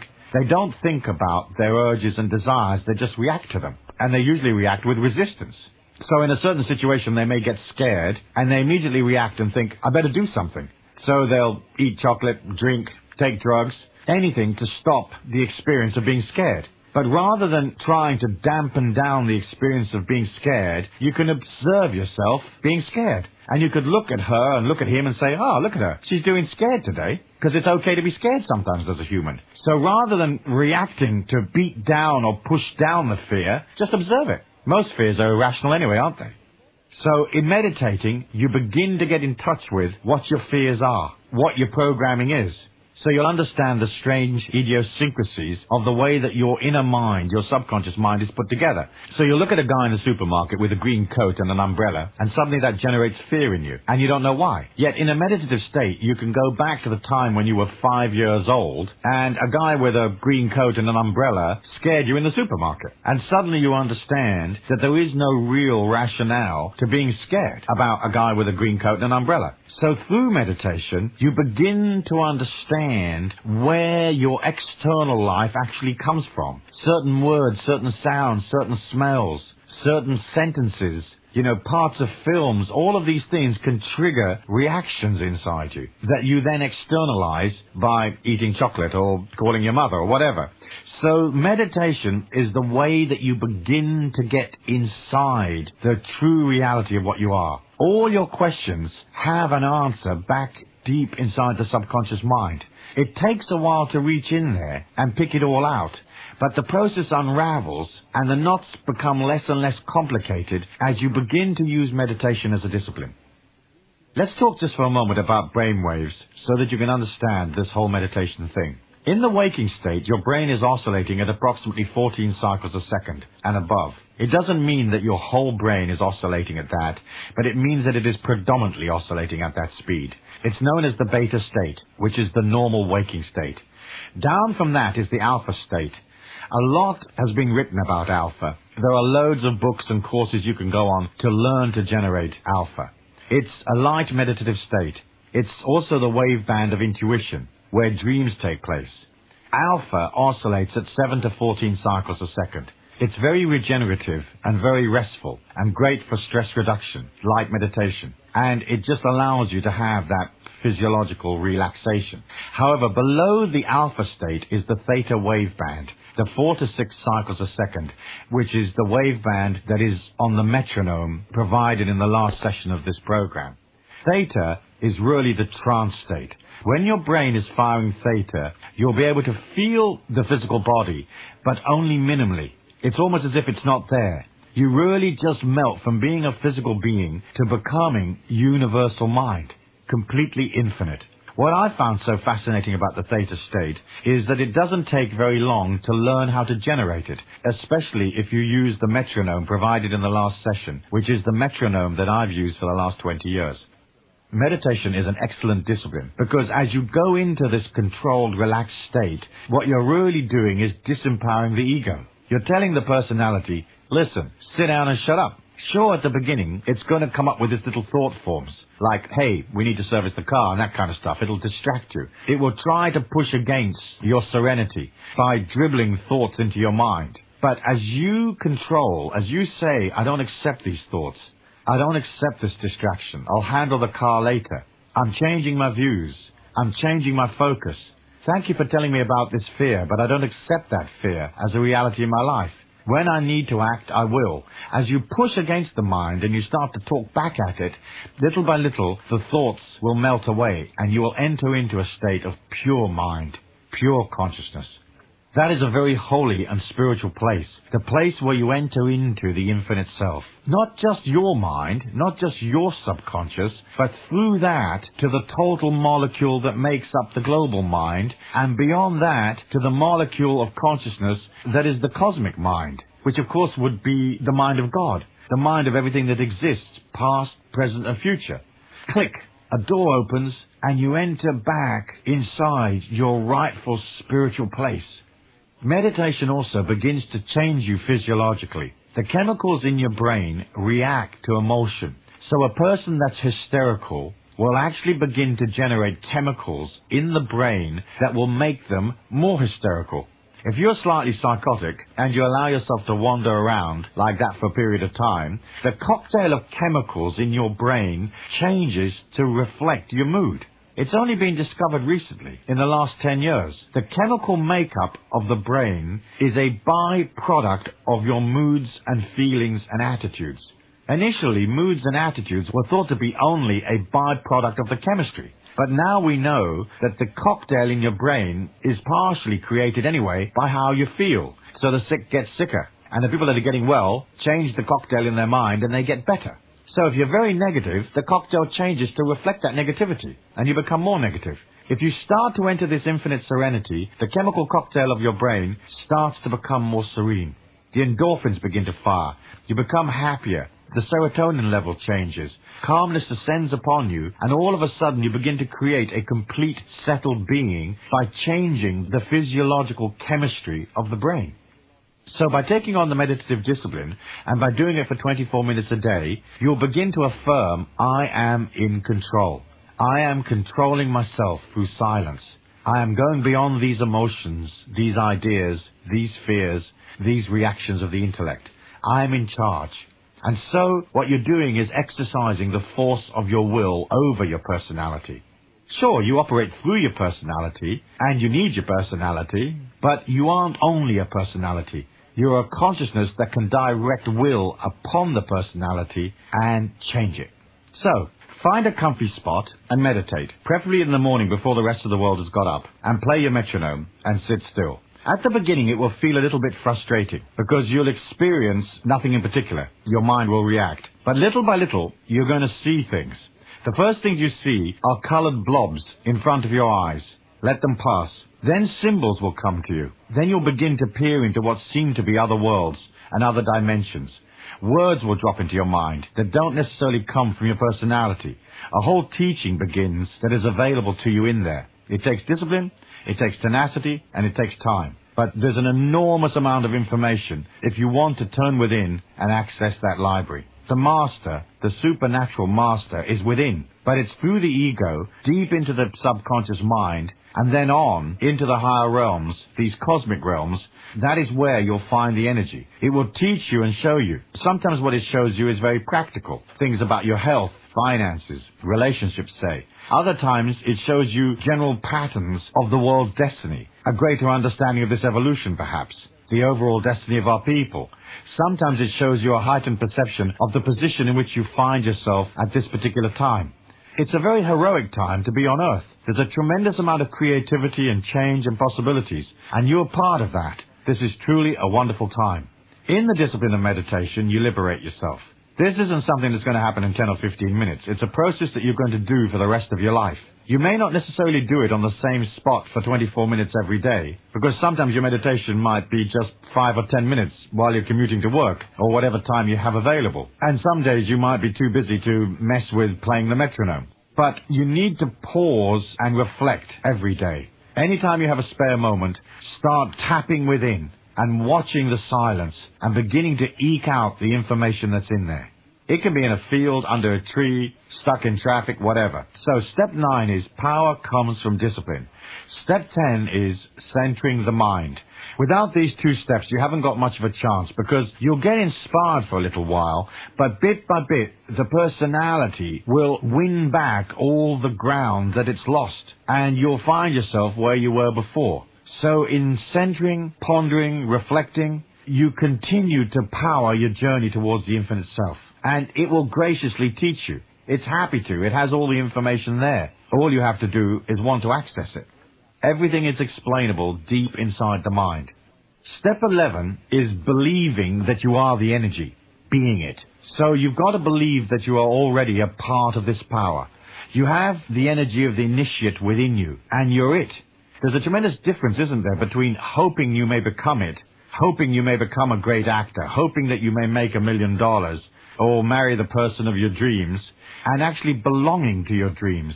So you have to believe in an infinity that you can't touch, see, smell, taste, or hear. But you can gradually learn to feel it, and that's what's important. Because the infinity within you is beyond the subconscious mind, it oscillates faster than our dimension, faster than the personality, faster than the subconscious mind. It is outside normal perception. So here you're required to become aligned to an energy that is outside of your perception. Understanding you're it, even if you can't see it. After many years of using the theta metronome for meditation, I started having fleeting glimpses of these other worlds. In the end, it became easy to get there, because I'd tracked a path in, so to speak. And so I would gradually see the near-death tube that people who have survived medical emergencies talk about. In the trance state, you can simulate death. So eventually, once you've cleared out the crud of the ego, that tube appears. It's a highway between here and there, the other worlds. Beyond the tube are countless dimensions of evolution. Some are bathed in the God Force. When I first saw that God Force, I was completely overwhelmed. I've never seen so much beauty, so much reconciliation, all at once. It's almost as if all of the inconsistencies of my life were healed in that one moment, in that one vision, bathed in the light of this exquisite force. The most startling thing I discovered was that the love that exudes from the light of God is impartial. It is not an emotional love as we understand it here on earth. The God Force has no needs or desires. It just is. So celestial love is everywhere because the God Force is everywhere. But that love asks nothing in return. It has no emotion. It has no criticism, preference, or judgment. My reaction to that impartial love was one of extreme happiness that came from a sense of belonging. Now things for me on earth had finally had some meaning. The energy at the end of the near-death tube is the same energy that flows through all things. It doesn't have a comprehension of what you need. It doesn't know whether you have the job you want or you don't. It's like electricity. Electricity can light a church, it can light a brothel. It can light a torture chamber, it can light a kindergarten. It's a power that seeks no particular end or result for itself, or for you, but you can direct it into your life. And that's nothing more than visualizing it moving into the circumstances of your life. Breathing in the people, breathing in the circumstances of your life, and as you exhale, directing this invisible power towards them. People respond to it instantly. It's no more than pushing that energy out, unemotionally, in the form of love and light. It's you pushing energy so other people can become stronger and more free. But first, you have to internalize that power, as I said in step 1. You have to belong to your goals and dreams. If, say, you want more money and you can't internalize that feeling, if you don't feel abundant, if you don't act abundantly, if you don't come out of graciousness and generosity, if you're not open and warm-hearted, then the universal law just reflects back to you your cold, tight feelings, and you get nothing more than you have now, and probably some will even be taken away from you. It doesn't matter if right now, from your point of view, in your current economic or social standing, you're not a big person. But deep within, you've got to start to feel big. Feel yourself larger than life. This silent bigness exudes confidence. So stand tall for people. Be there. Don't be pushy with your dialogue and catchphrases. Don't show off. Stand inside your silent power and stand tall. Silent power is a real energy, a valuable energy. It's not just verbal diarrhea of the mind. So, do this. Visualize yourself there in your hometown, standing across it like you're 300 or 500 feet tall. You're a big energy standing over this town. The little things of day-to-day life don't bother you. You don't mind a little rain. You don't mind the mother-in-law coming round. You don't mind a few people giving you a hard time in the supermarket. You don't mind the guy in the post office that was rude to you. You don't mind if a car cuts you off in traffic. You're bigger than these things. You're standing in an evolution that's bigger than the petty world of tribal sensations. Beyond the personality, beyond the mind, standing big inside the infinite self. In our world, we move along a straight timeline. Yesterday, today, tomorrow. In the infinite self, the future is now. That is why it's so important for you to believe in yourself now and to believe in this power now. If you're going to move towards a goal, you've got to see it in your mind's eye and you have to act it out and know it is granted now, and it has to be granted in your feelings. So if you want a new car, you can't put it in some distant future place in your mind. That's hopelessly difficult to achieve. You have to feel that you have it now. That's why I say to people, hey, if you want a Rolls Royce, go into the showroom and sniff it. Get inside the car and start sniffing around. When the car salesman comes to you and says, excuse me, sir, madam, can I help you? You say, I've got to sniff my car before I buy it, because I've got to know what this leather feels like. I understand this is some of the finest leather in the world. I want to know what it feels like, so excuse me for a moment while I sniff the car. As soon as the money materializes, I'll be back with my check and you can give me that little silver metallic one over there. You've got to believe and you've got to feel. When things are distanced from you, you'll never achieve them. The mind says, nah, we can't have that. So if abundance is your issue, feel abundant. Somewhere in one of my books, I talk about going into a 5-star hotel if you haven't got any money and go into the most la-di-da place in town and just sit there and have a coffee and drink it slowly. Don't spend a lot of money, but join. Join with the millionaires. Be there in that marble palace, the hotel la-di-da, and declare yourself in. Join on an energy level. Because it is by joining in your feelings that things come to you. By joining serenity, serenity embraces you. Never mind if your life is a mess right now, and you have loads of problems or whatever, still be serene, quietly working your way through things. You've got to feel the infinite self, even if you're completely victimized by your personality and your ego. You've got to feel abundant when you haven't got any money. It sounds like a contradiction, but it isn't. Because the minute you start to feel abundant, your energy moves up. That's what we're trying to do here, is ratchet you up to another place. Leaving, waving, saying goodbye, and going to another evolution inside your feelings. Understanding that the infinite self is there to guide you, so you're not on your own. And remember, you don't have to know where you're going. You just have to know where you're putting the very next step. Say to yourself as a discipline, several times a day, I'm eternal, immortal, universal and infinite. I am what I am. And as you say these words, watch how they resonate throughout your entire being, through the personality, through the mind. And then you'll begin to see the world in infinite terms. Finite, beyond limitations, beyond restriction and manipulation, beyond where you're infringing upon people, and you're allowing them to be. And bit by bit, that infinity comes up from within you to grace your life. You have to understand that the God force, this incredible supreme wonderfulness that flows through all things, it doesn't infringe, it doesn't mess, it just allows you to be. You can be as silly as you want for as long as you want. God doesn't come down and say, listen, you little twerp, get your act together. When you're ready, the energy's there. It's the same with the infinite self within you. It's ready. You just have to embrace it. Believing in the righteousness and sacredness of this journey, believing in goodness, seeing abundance, seeing beauty, constantly moving towards serenity, towards goodness, and away from ugliness. And as you do that, you enter into a tone poem that is the ebb and flow, the warm, gentle wind of the divine light within you. Allow this cosmic poem to flow through your life. So step 11 is believing you're it and being it. It requires you to believe in the unbelievable, to observe the unobservable, to become a part of things which we cannot normally become a part of. It asks you to step through a door to another world. Come with me now to the next session, and I'll show you that place inside of you where that mysterious doorway exists, and I'll give you the keys you need to open it. Let's discuss principles that will assist you to consolidate these ideas in your heart. The spiritual world is your true place. It has been waiting since the beginning of time, waiting for you to return. Let us step towards it. Come.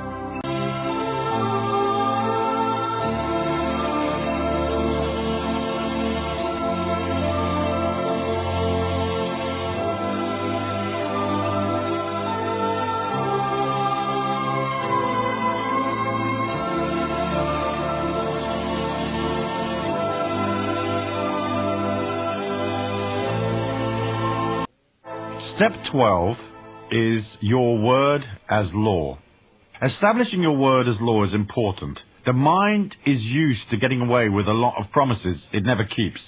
You tell yourself that you'll do this and that, and then you don't. You say you'll pay your friend on Saturday, and then you forget or duck out of it.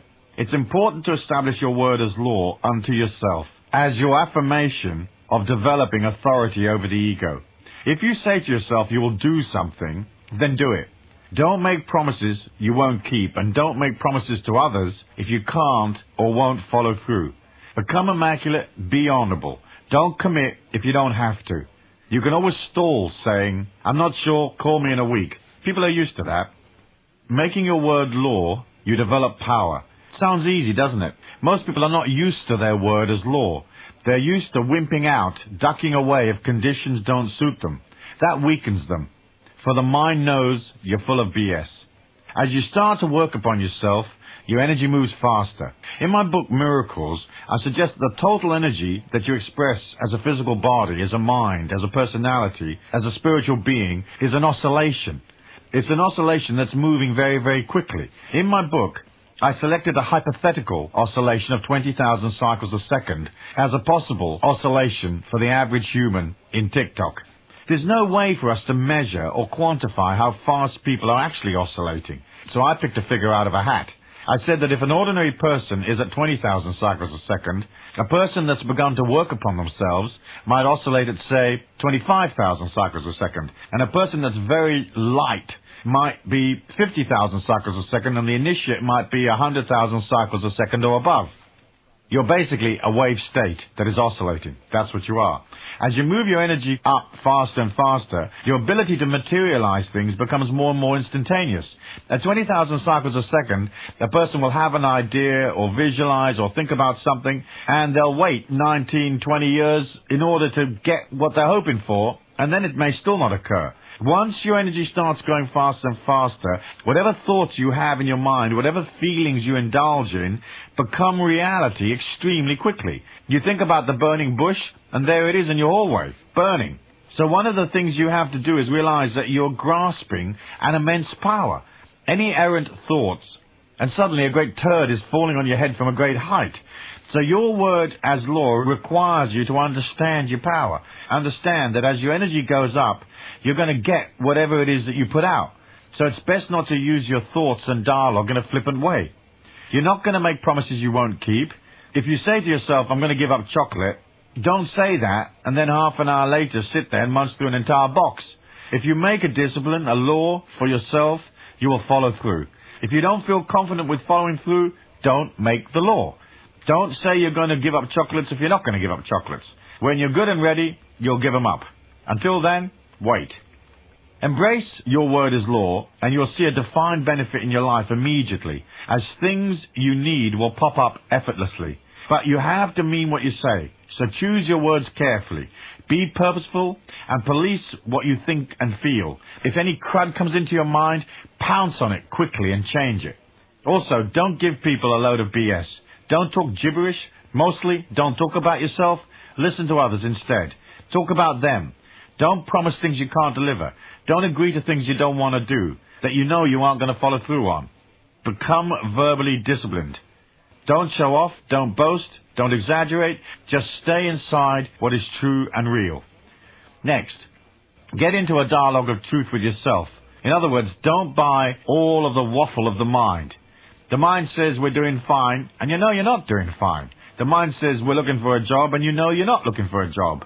When you say to yourself, my word is law, then you establish a dominance, an authority over the mind. And you know that when you say something, you're going to follow through. Here's an exercise that will strengthen your will and help you along a bit. Pick a spot outside your house, or in the park, wherever. Find 12 stones. Go there in the early morning and tell your mind, I'm going to move these stones ceremoniously every morning from 7:01 a.m. for 7 days for 15 minutes. Then pick up the first stone and ceremoniously walk across the garden and place it down. Bow and say to the stone, thank you. Then walk across the garden, pick up a second stone and take it over to the other side. Place that down next to the first, and gradually get all the 12 stones across the garden. Now pause for a moment and pick up the first stone one more time and take it back across the garden to where it was originally. Transfer all the 12 stones back again to the original side. It seems like a pointless exercise. It's supposed to be. The mind will ask, why are we moving 12 stones across the yard? And you'll tell it, shush, we're getting stoned. The fact is, you're strengthening your will and establishing yourself as the lawgiver in the realm of your consciousness anyway. You're saying, this is my law. At 7:01 a.m. every day for 7 days, I will ceremoniously move these stones. That has the effect of not only establishing the discipline, but it establishes your will as the dominant force. And it forces you to go beyond the discomfort that the mind may go through. The mind won't want to mess with it. These actions are outside its normal legislation. At this point, you dismiss the discomfort rather than accommodating the ego, which would prefer to stay in bed. Set a discipline for yourself, like moving the 12 stones, and do it for 7 days. My word is law. If you haven't got a garden near you, move 100 books on and off your bookshelf, but do it exactly at 7:01 every day for 7 days. In establishing the idea of my word as law, you improve your ability to materialize things that you want. You understand that when you come up with a thought or a feeling, when you express verbally, gradually that thing is going to appear in your life, because you can materialize your consciousness. The boundary between your internal world and your external world melts. Your definitions go. You see yourself as the infinite self. There's no more inside reality and outside reality. There's only one infinite consciousness of which you're a part. The ego tries to separate you. It seeks to define itself by creating separation. As you move towards the infinite self, what you're doing is joining the inner energy. Not just the inner energy of all the people on the planet, but the cosmic energy in all things. In that joining, you will be able to pull things to you and materialize them from a great distance. The ego has to go get things. It has to find things. It has to struggle to materialize things. It has to force things to happen. It has to sell itself. Rather than forcing things to happen, see the whole planet as inside of you, as a part of you.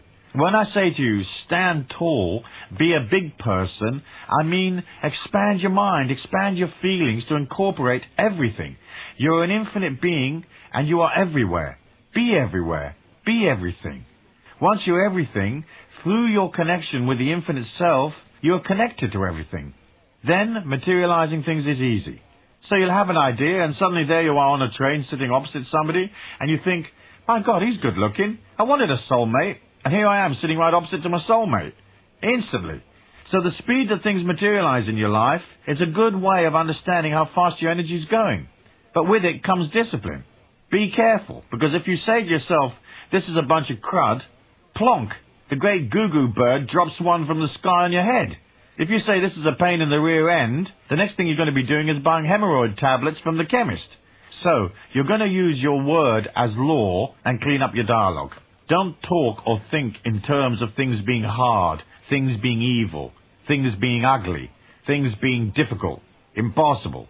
Constantly clean up your act and say, hey, I feel great. I'm eternal, immortal, universal and infinite. I feel abundant. When people say, do you see the ugliness over there? You say, no, I see the bird flying above. Isn't it beautiful? When they say, do you see the depravity over there? You say, no, I don't see the depravity. I see the chubby legs of the children running across the playground. Watch your thought forms and don't make promises you can't keep, especially when you're in a dialogue with yourself. Step 13 is acceptance. I talked to you about disengaging from negativity in step 5. Now I want you to develop an individual spiritual evolution by stepping away from the tribal mind and the resistance you have within your own mind. This is a continuation of the process of disengaging. Through it, you calm your yearning. It's simple. You just have to get it. Because of ego, the tribal mind is always uncomfortable. People achieve momentary happiness, but they don't have the permanent ecstasy of the God force inside of them. They can't feel it. Instead, they consider happiness the act of gratifying the ego. So they indulge themselves, relentlessly feeding themselves with circumstances and things that will keep them happy. What fleeting happiness they achieve through gratification is soon destroyed, for the ego's discomfort comes from its perpetual insecurity. Giving it things doesn't make it feel secure. It only distracts it. You know that. You buy some new gizmo and you're thrilled with it. A few weeks later, it's in the back of the cupboard and you're on to the next thing. It's a perpetual wheel of discomfort. The ego grumbles, groans, moans, and constantly yearns for things to be a different way. Society is full of people that are crying out for something or someone to lift them up, to fix it for them, to provide for them, to keep them happy. Everybody wants someone else to guarantee their security. Responsibility is shifted away from self, where it hurts, to someone else, family, friends, the corporation, the government. The process is called transference.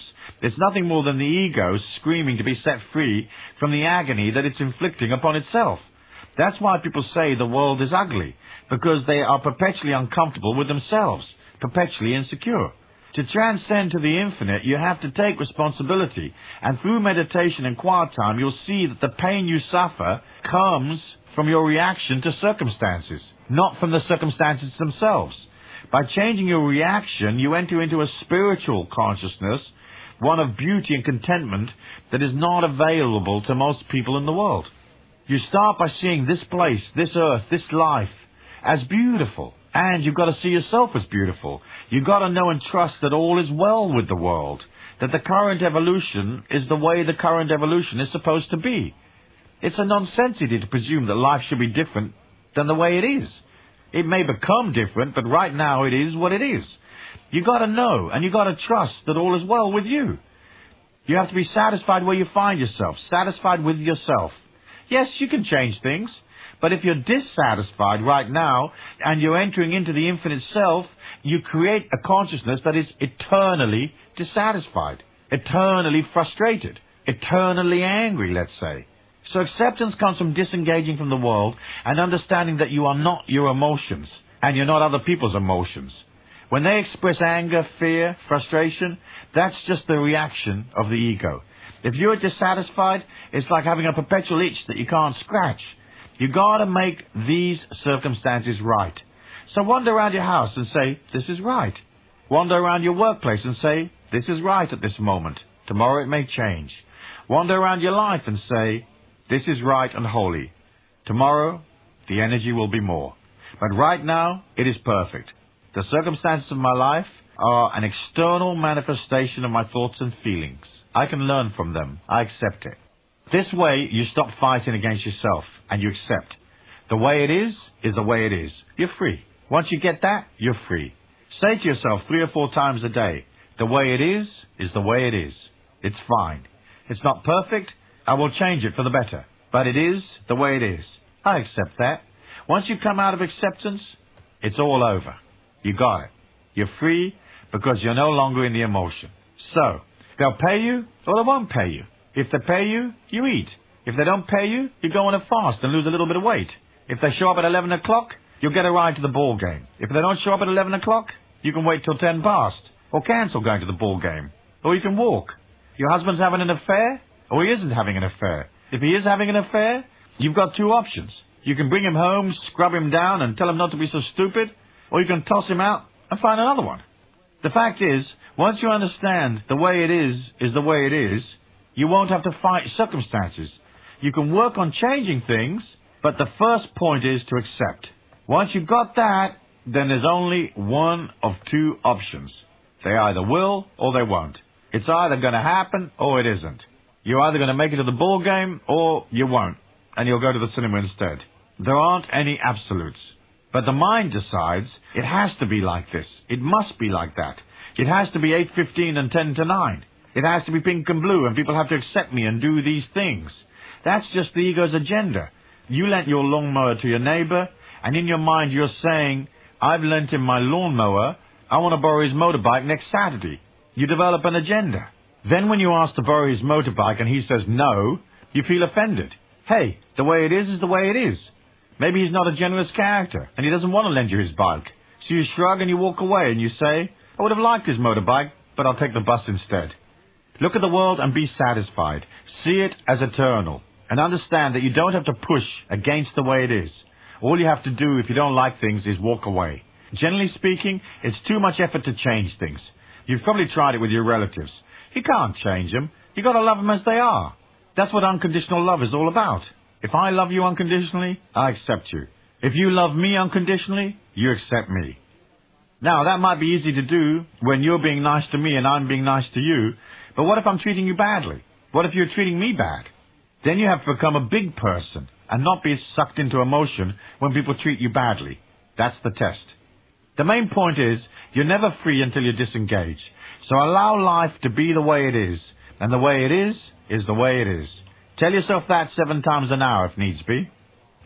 There's a famous story in the Tao about a farmer. The farmer's son broke his leg. The villagers came to the farm and said, My, that's a great misfortune. Your son has broken his leg and cannot help you in the fields. The farmer replied, It's neither fortune nor misfortune. A day later, the government troops came to the village looking for men to go into the army. They had to leave the son behind because his leg was broken. Then one day the farmer's horse jumped the fence and ran away. The villagers came to him and said, What a great misfortune that your horse has run away. And the farmer replied, It is neither a fortune nor a misfortune. 2 or 3 days later, the horse came back with a dozen wild horses following it. Suddenly the farmer had 13 horses, not just the one. The villagers came to him and said, It is a great fortune that your horse came back with 12 more horses. And the farmer replied, It is neither a fortune nor a misfortune. So remember, nothing is long or short, nothing is hot or cold, nothing is good or bad. Because you have to ask yourself, good in relation to what? Bad in relation to what? Once you accept and disengage, you're free. That's important. Part of this acceptance takes us to step 14, which is judge nothing and quantify as little as possible. When we judge and when we criticize people personally, what we're doing is defining reality and engaging the ego. Light couldn't exist if there wasn't darkness within which it could shine. Goodness can't exist if there isn't evil with which to compare it. So everything is relative. Chapter 2 of the Tao says, It is because everybody under heaven recognizes beauty as beauty that the idea of ugliness exists. And equally, if everyone recognized virtue as virtue, this would merely create fresh concepts of wickedness. For truly, non-being and being grow out of one another. Think about that. If you don't judge and don't criticize, what you're saying is, I'm infinite. I will let people be. I have no knowledge of this person's evolution. I can't comprehend whether he is good or evil, right or wrong. He may certainly be acting in a way which I do not choose to act, but I cannot lay down the law and say it should be like this or it should be like that. Not infringing upon people means not interfering, not offering them information they haven't asked for, not offering them healing that they don't need or want or haven't requested, not meddling in their lives, allowing people to be as silly as they want for as long as they want, in the same way as the God force allows you to be as silly as you want for as long as you want. Don't judge. Okay, there are certain situations where you might be called upon to evaluate. Let's say you are the personnel officer in a corporation and you have to pick one person instead of another. That isn't judging one person individually or personally, it's just evaluating your options. Evaluating, say, 2 applicants for a job and picking whichever applicant is most suited. That isn't judging anyone positively or negatively, and you aren't judging the applicants personally. There's a difference, isn't there, between judging and selecting. You're not judging the Thousand Island dressing because you didn't choose that and you picked the oil and vinegar instead. Selection is not a judgment. It's making a choice without an emotion, without discrediting the choice you didn't make. And that's different to judging. When you're dealing with other people, allow them to be. If you don't like who they are or what they are, walk away. Or try to change the situation as best you can without infringing upon them, usually by your good example. Or talk to them in an affable manner. Ask them questions, leading them along to where they will see the higher ground through their own perception, own volition, where they freely choose that direction. One word from you could send a person into a totally different direction in this lifetime. It could change their whole evolution. You don't know what they need, what their deep inner spiritual self has decided. They may need high energy, they may need low energy, so that they can properly understand high energy at a later date. In addition, let me clarify the difference between judgment and observation. Judgment is when you engage your opinion and your emotion, judging others for an action or what they say. Observation is nothing more than commenting on what you or others might observe. So you might casually remark in a restaurant that the service is rather slow, as it's taken an hour, let's say, for the soup to show up. You haven't judged anyone personally, you've just observed. That's okay.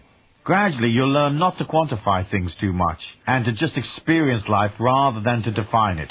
If you watch a movie and you start to quantify it, discuss it, and put it in a little box, your perception of it changes. I was walking along in Philadelphia one day. It was freezing cold. I had a pair of jeans on and a shirt. There's a meditation I learnt years and years ago where you visualize a little flame and you put it into your heart. You allow that flame to expand and it warms you because you're thinking of the spirit of fire. So the heat is there. I was walking along nice and warm. Then the person with me said, "Aren't you cold?" And the minute they said that, the flame went out. I was freezing. In Philadelphia, it can get pretty cold, as you know. It was minus Christ knows what, with the wind factor of whatever. And because they imposed the reality upon me, saying, "Hey, you ought to be cold," my perception changed. Right up until they opened their mouth, I was perfectly warm. So they changed my reality. So you want to be careful that you don't quantify or impose upon people. Don't say, "This meal is very good, this meal is very bad." Just eat the meal. A bad meal should not be an emotional upset. It's a gift. It allows you to realize what constitutes a good meal. It helps you make selections, so be grateful. Once you don't have to define things, once you don't have to quantify things so much, you can just concentrate on experiencing them. You're not putting life into little boxes. So you can go from the ego's world to a state of just resonating with this infinity within. I am and I experience. I don't see high or low as low. Nothing is cold, warm, dry or wet. I just experience it. Hey, I'm doing rain. I have no reaction. I'm experiencing happiness. I have no reaction. I'm not yabba-dabba doing and swinging off the chandelier. I'm just content in silence. I fly a lot. I've been 97 times around the world, so I've done a lot of airport in this lifetime. I like to sit and watch people while I'm waiting for planes. Try this exercise. Go to a crowded spot, a shopping arcade, an airport, whatever, and just sit and watch people. But rather than watching them intellectually, watch them from inside the infinite self. Close down your mind and feel them out. So don't say to yourself, "That's a pretty dress, that guy's so tall, she is so short, isn't that child cute?" Don't engage the mind in defining and judging, just observe. Do it for 15 minutes when you go shopping next Saturday. You'll discover how dramatically that changes your perception. Suddenly you'll find yourself coming from compassion for people. You'll enter inside their spirituality, inside their infinite self. You'll be resonating with a feeling of belonging, a feeling of love, a feeling of caring for them. Not caring in the sense that you've got to look after them, but just enjoying the heroic nature of their humanhood, rather than putting them into little boxes and thinking, "That's an Afro guy, here's an Oriental woman," etc., etc. They're just eternal spirits, schlepping bodies around, just like you and me. It's a great little discipline to do, and it's interesting because you learn a lot about people just by observing.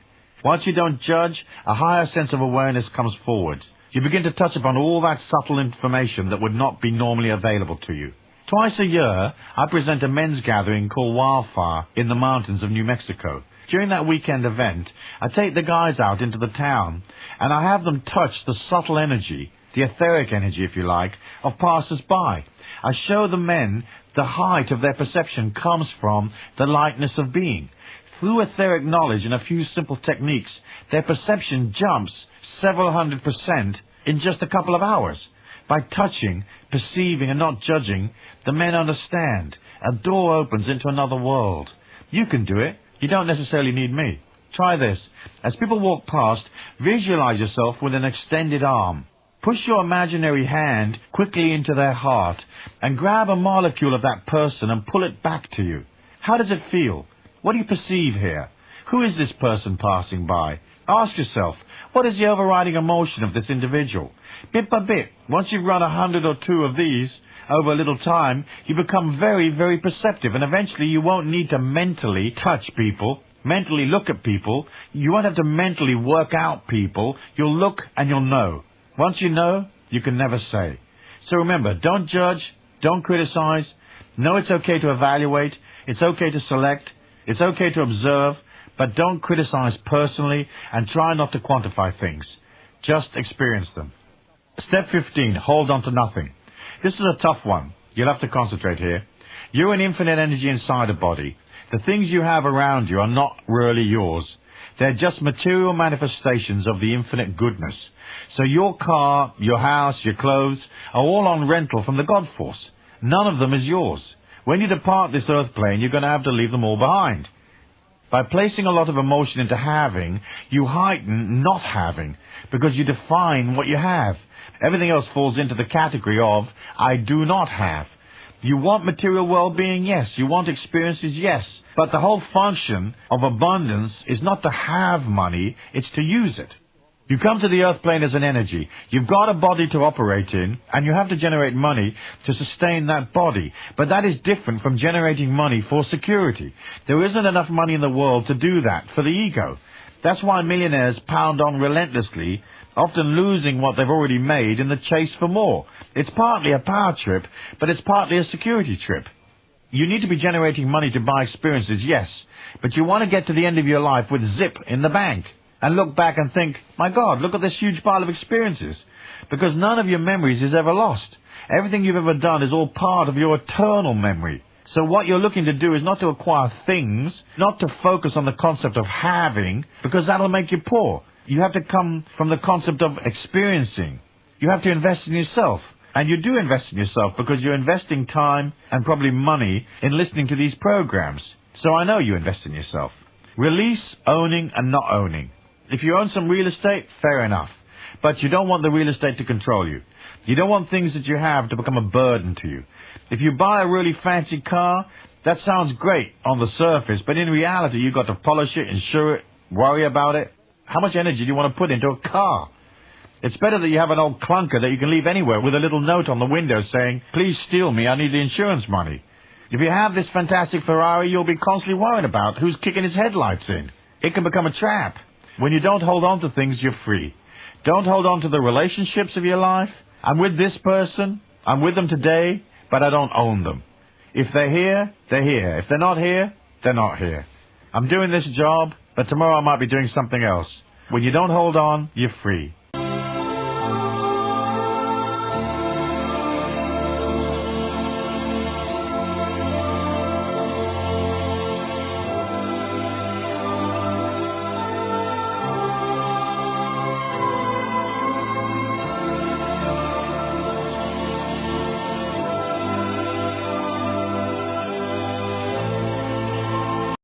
Going on from hold on to nothing, step 15, takes us automatically to step 16, which is don't defend.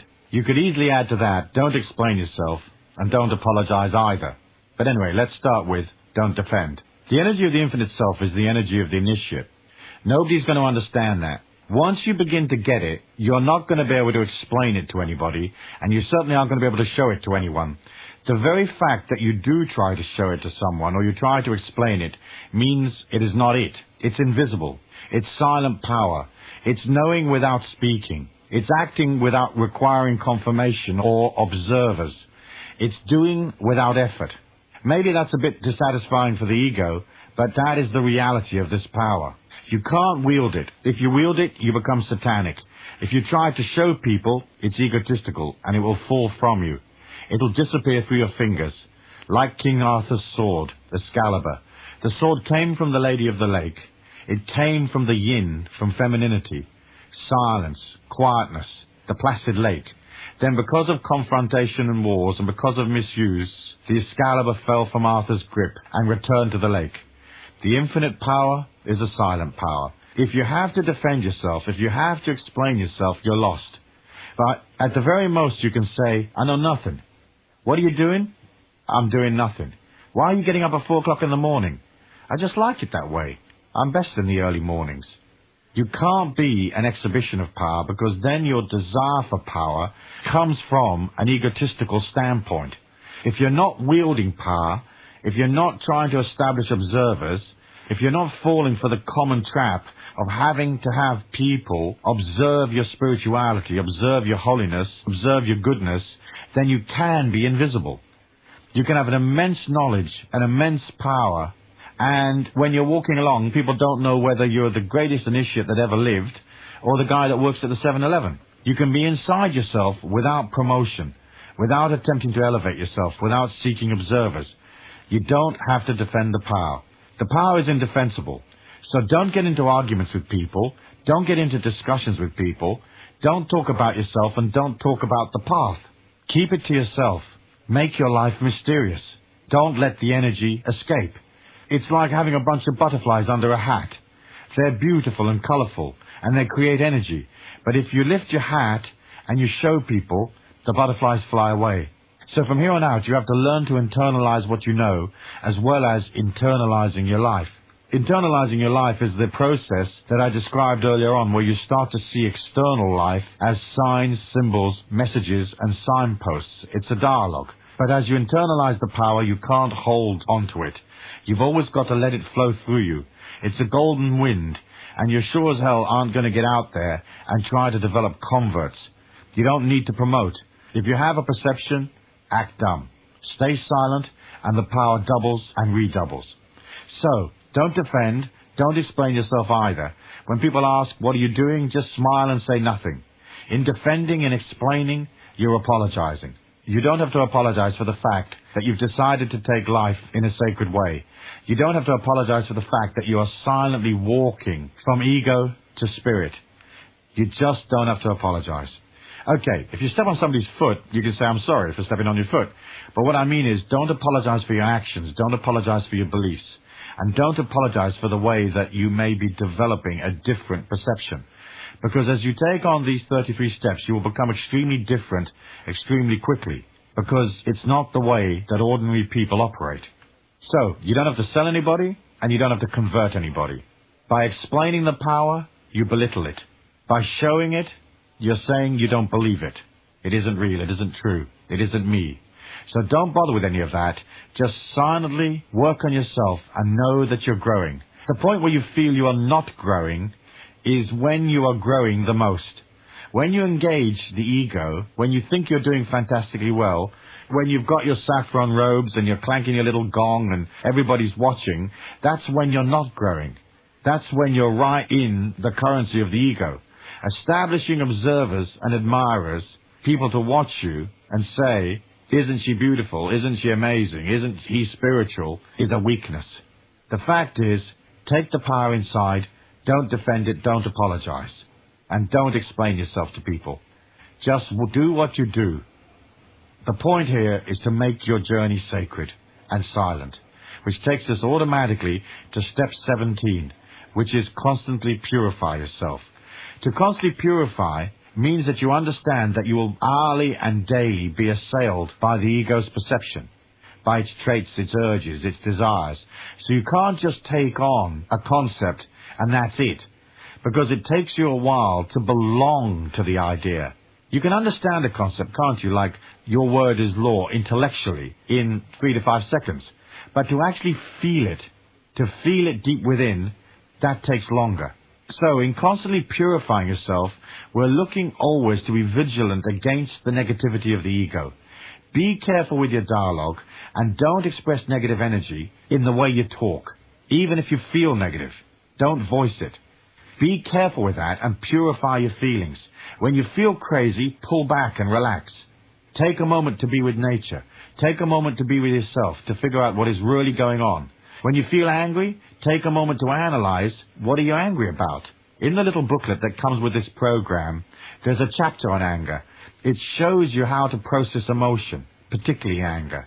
All you have to know about anger is that all anger comes from loss. There isn't any other form of anger. So when you're angry, rather than experiencing the anger as a feeling and exhibiting anger, you silence yourself and you observe the anger and say, hey, wait a minute, I need to purify myself. Why am I angry? Ask yourself, what have you lost? You may have lost something tangible, like your car or your stereo system, or you may have lost something less tangible, like an opportunity, a job, a daily rhythm, a friendship. Look at what you have lost and then agree to lose it. If you like, you may set upon a plan to get back what you've lost. But generally speaking, when things disappear from your life, it's just the universal law liberating you of stuff. Most of the stuff you lose isn't worth chasing after. To purify yourself, you have to spend time on your own. And you have to constantly sift through your thoughts and feelings, asking yourself, hey, what are my motivations here? What are my urges? What are my feelings? How do I actually feel? How do I get to the bottom of these issues within me? Then, of course, you're going to have to come up with some kind of physical, emotional, mental, philosophical, and spiritual discipline for your life. And I'm going to deal with that in one of the later sessions. By purifying yourself and staying inside the energy, you're not going to trash that energy by suddenly doing something weird like eating a whole bunch of junk or going out for a week or two and drinking yourself stupid or getting stoned so you can't operate. You're not going to take your energy into places where it'll be trashed. You're not going to trash your energy by fighting with people. If a confrontation looks like it's developing, start to walk away. There isn't a fight that's worth having. The initiate walks away. Only the fool stands and fights. Sure, you can defend yourself if someone comes at you physically, but the best form of self-defense is your feet, which you use for walking away. A lot of people have got hurt when the ego's indignation forced them into a confrontation. Don't mess with that. Each year in the mountains of New Mexico, north of Santa Fe, at a place called Sipapu, I present a series of trainings called Warriors in the Mist. In that training, we learn martial arts, but we're not learning martial arts to attack people or to be confrontational. We learn it just to resonate a stronger energy and to develop confidence, as well, of course, for health and fitness. It's very much like the Shaolin in China, that were a religious Taoist group that had martial arts as a part of their discipline and their culture. Martial arts is a good thing because it helps you feel strong and capable. If you resonate powerfully, silently, you'll never be a victim, because predators pick on people that are not strong. They don't pick on the powerful, silent types. So you can be strong without ever getting into a confrontation with anybody. And you can be the greatest martial arts exponent that there's ever been and never be in a fight. So, going back to purifying yourself means you'll be constantly vigilant. You're not going to take yourself into places where your energy will be wasted or where there's something degrading going on. You're going to set good boundaries. If something's happening that isn't a part of the spiritual noble ideals that you've laid down for yourself, then avoid it. If you have friends that are rat bags and sleaze bags, don't judge them. Just observe them to be sleaze bags and walk away. You don't have to have them as friends. You make choices that constantly take you towards purity and strength. Stay out of places that you know will drag you down. Stay out of relationships that you know will drag you down. Always select the highest energy, the strongest place. When walking into a place like a restaurant, ask yourself, where is the power spot here? Then take it, if it's available. If not, take the second most powerful place. By being a policeman for your energy and guarding it, you're also going to be sure that you don't waste it. So much energy is wasted in dead ends, or you trash it on futile things, worrying and so forth. So purification is observing what works and what doesn't. They say that 80% of your money comes from 20% of your actions. So you will have quality actions that bring you money, and you'll have loads of other actions that are just tooling around keeping you happy, or just where you're pretending to be busy, important or active, but it's not actually getting you anything. So as you purify and watch, you see what works and what doesn't. If there's certain people that drive you crazy, avoid them. If you think, every time I see Harry and Shmary, I get into an argument with them, so I think I'm going to avoid Harry and Shmary from here on out. It's simple. If you go into a place and it feels strange, leave. Trust your feelings. Leave. If you're in a restaurant and there's something odd about it, walk out. If as you walk into the restaurant, say, the waitress is fighting with the chef, leave. It's a warning. Watch the energy around you. If it's balanced, stay. If it's imbalanced, walk. If you're standing in line and the person behind you feels odd, move. Let them go first. Stand at the back of the line. But begin to move away from imbalance and towards strength. The infinity inside of you is very beautiful and very important. And you're not going to trash your energy by taking it into places or into situations where there's copious amounts of sludge. And you're not going to do things that will lower your energy. Dysfunctional behavior, food problems, heavy drinking, drug taking. Sure, you can have the odd drink and party down a bit, but a little bit of this and a little bit of that, not copious amounts of sending your energy down the gurgler. Remember what I said before. The faster your energy goes, the greater your experience in this lifetime, the greater your awareness, but also the greater the possibility of you falling from a great height. So when you have the energy of a slug in a puddle, and you're plodding along at 20,000 cycles a second, in a way, you're powerless, but you're fairly safe. Once you raise your energy, and you're going faster and faster, if you fall out of balance, you're going to fall extremely out of balance extremely quickly, from a great height. So guard your energy, and don't allow things to get out of control. If something looks like it's getting out of control, nip it in the bud. Act quickly. Fix it. Do something positive that's going to re-establish your dominance over your life. You see, at some time, probably a long time ago, you made the decision to evolve. The reason you made the decision was because you had used up the energy of where you found yourself. You said to yourself, I want to evolve. It's almost as if in some sacred place there's a scroll with your name on it saying, destined to evolve out of the earth plane. If that is your destiny, why mess around on a sidetrack? Purify. Stay on top of things. Walk slow, control, and watch.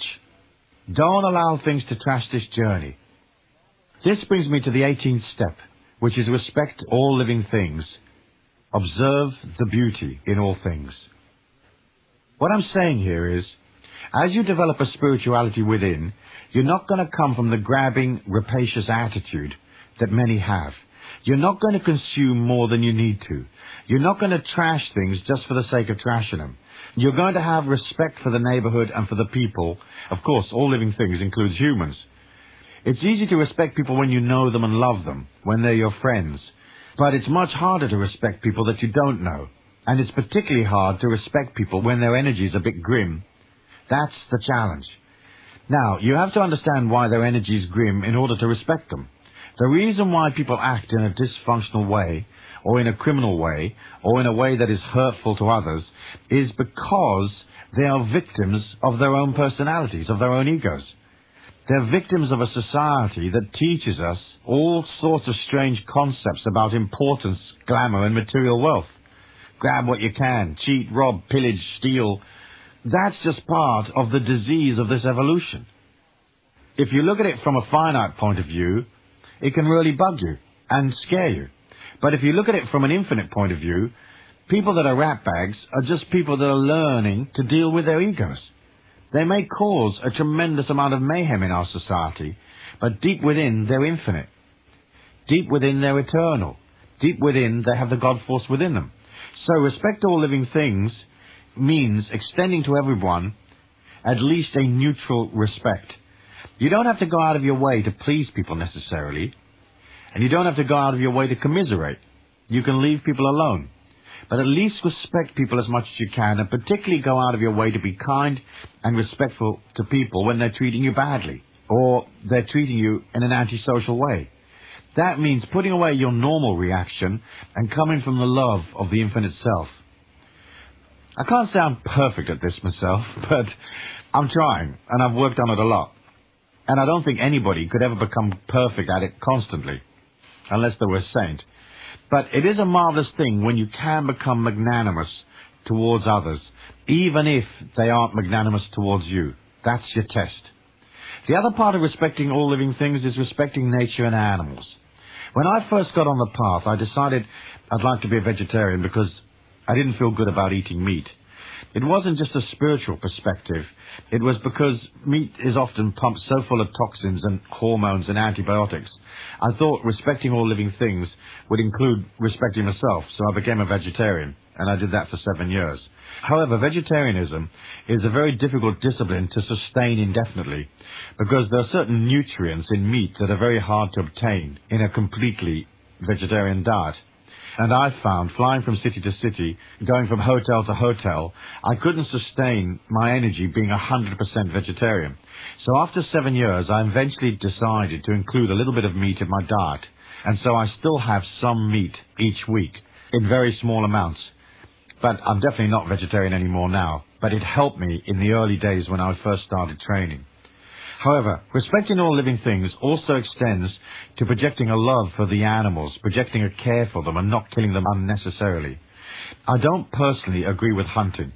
I can understand if you're a tribesman and you have to hunt to feed your family, but most modern hunters don't really need to go out into the forest and start blowing little animals' heads off. But that's just my personal opinion. And if you're a hunter, well, God bless you, and I hope it goes well for you. In respecting all living things, it assists you to become a big person, extending that love that you have and extending it out to everybody. So when you're feeling a little bit grumpy and you're walking down the street, it takes almost a superhuman effort, doesn't it, to be nice to people. However, if you're coming out of that infinite being within, you need to be nice to people as a discipline. You need to respect as part of the discipline of this quest. That means being polite, respecting people, not discriminating against them, not harboring hatred or animosity, no sexual discrimination, racial, disabilities, whatever. None of that is on. You have to become an equitable being. Most discrimination comes from fear. We fear those things that we're not used to. So we tend to think this group over here are more dangerous than that group over there. And so that scares us. All discrimination comes from a sense of importance, where people believe they're more important or better or more creative or more socially acceptable than other people. We live on a planet that is an incredible mixture. Yes, there's a lot of evil, and yes, there's an awful lot of grim people that are a long way from making the journey from ego to spirit. But we have an infinite amount of time to evolve. Our planet has at least another 4 to 5 billion years before it will be used up. You can be assured that if you're infinite, if you're eternal, if you have patience, you can know that things will get sorted out in the end, and that people will come to a sense of sacredness gradually. Another thing that comes from this journey is that as you discipline yourself and develop control, you become automatically humble. It's not something you can fake, is it? You're either a humble person or you aren't. But the wonderful thing is that once you stop talking about yourself, showing off, demanding observers, cackling on about your achievements, pushing to the front and so on, humility becomes automatic, and it's part of that respect. Remember this, the ego has a tremendous amount of violence in it, not just physical violence, but also an emotional, intellectual violence. The ego likes to hurt people, likes to make them less, to put them down. It likes to attack, and it likes to make people uncomfortable because it's uncomfortable. So part of respecting all living things is to not project an emotional, intellectual violence, as well as, of course, not projecting a physical violence. So don't trash people, even though you know that what a person is telling you is absolutely ridiculous. You know they're round the bend, and you know that perhaps they won't be able to pull it off, whatever they're trying to explain to you. Don't trash them. Try to build them up. Say, that's a good idea. You might have to make some slight adjustments, but I wish you well. I hope it works. And let them be. Try to stay away from this grimness of the ego that has to depreciate other people to feel okay. Respecting all living things is not projecting any unnecessary violence against the animals, against the plants, and not projecting an intellectual or emotional violence against other people. That's the sacred way. As you enter into that serenity within you, in meditation, prayer, purification, discipline, you begin to appreciate how enormous the God force is, how big it is, how much love is involved and the authority it has, just through its indescribable magnificence. Once you've had even the slightest glimpse of that energy within your feelings, you're going to be an extremely humble person. As I said before, I've seen up that near-death tube on many occasions now, and I've seen what the light looks like at the end of the tube. The God force. There are no human words to describe the magnificence of it. I'm completely lost to explain it. It is utterly the most beautiful thing I've ever seen. It's the greatest power that exists. A glimpse of that energy, and every uptight, stuck-up twerp on this earth plane would sit down and shut up because they would be embarrassed. So even if you haven't had a near-death experience, you'll still be able to feel the God force in your heart as you begin to control the ego, and that will automatically make you a more humble person. So respecting all living things is understanding this point in your evolution and understanding the magnificence of it, and doing your best not to allow the personality to create mayhem for you. Respecting the air, the water, the earth, the spirits of nature, the beauty of this planet, and respecting also the unseen dimensions that permeate this physical plane as well. From respect, we generate consideration and love.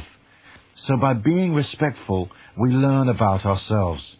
The trick here is to be respectful in situations where your natural tendency is to not be respectful. Step 19 is the power rises from within. The initiate doesn't need to push. It's quite a hard concept to grasp in our modern world that's so competitive. But let me explain it to you like this. At the regular tick-tock level of energy, the hypothetical 20,000 cycles a second, you have to force things. You have to push. You have to get people to pay attention. You have to make a lot of noise, yearn, shove, promote, and really try hard.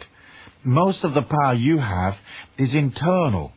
As you garner the power, you can pull to you all that you need, rather than pushing to sell things, to tell people about your product, service, or knowledge. You can just allow them to come to you. It's so much easier when you allow life to come to you. In pushing, you tend to move things away from you.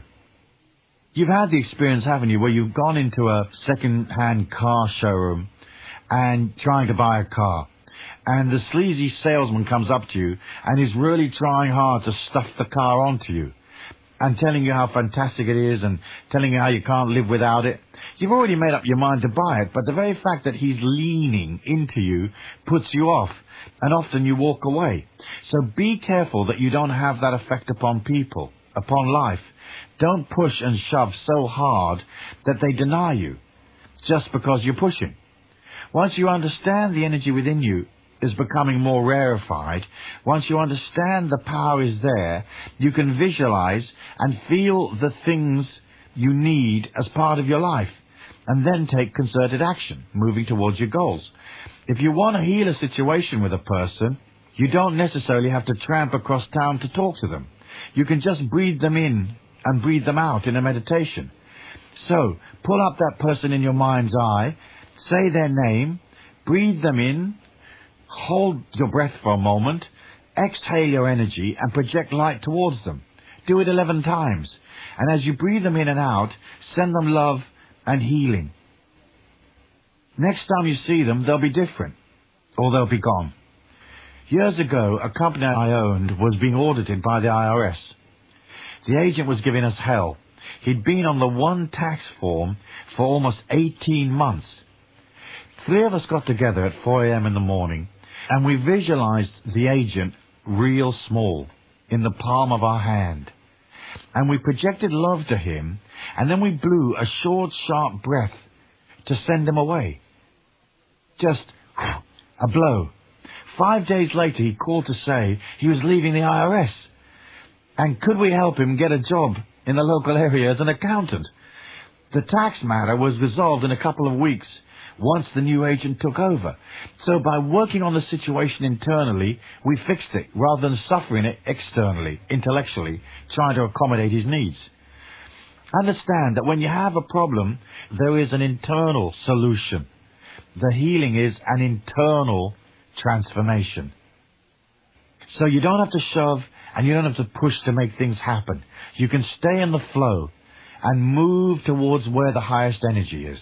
And of course your serenity and your balance becomes a self-perpetuating affirmation of the power within you. So you have to understand the power is there, and you have to understand that you can move it. You can project love, healing, reasonableness. You can change anything. You can stand tall in silence and just move the energy around like a lighthouse. So begin to think in terms of eliminating struggle from your life. Work inwardly. I wrote a book once that was quite successful called Life Was Never Meant to Be a Struggle. You might have seen it in the stores. It talks about going beyond struggle. Of course, all struggle is part of the manifestation of the personality. It's part of the anguish that the ego creates, yearning and demanding and fighting to sustain itself. Pull back and get yourself into a position where you can control. If, let's say, you have a problem with money, start working your way back from that. Most people think that the way to get out of money problems is to earn more money. But if you're imbalanced at, say, $1,000 a month, you'll be extremely imbalanced at $5,000 a month and totally out of control at 10 grand a month. So how you handle money is to get into control of the money that you do have.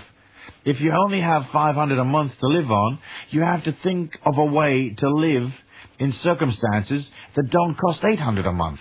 There's no point in you making 5 grand a month if you're spending 7, because you're still going to be in financial trouble. So if you're in balance with money, pull back inside, quieten the ego, and tell it, hey, we don't need all these things. We don't need a fancy apartment. We don't need a fancy car. We just need to first establish control. That way we don't have to push and shove to get what we want in life.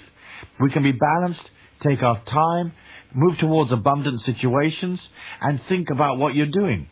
Developing discipline and moving powerfully, not wasting your energy.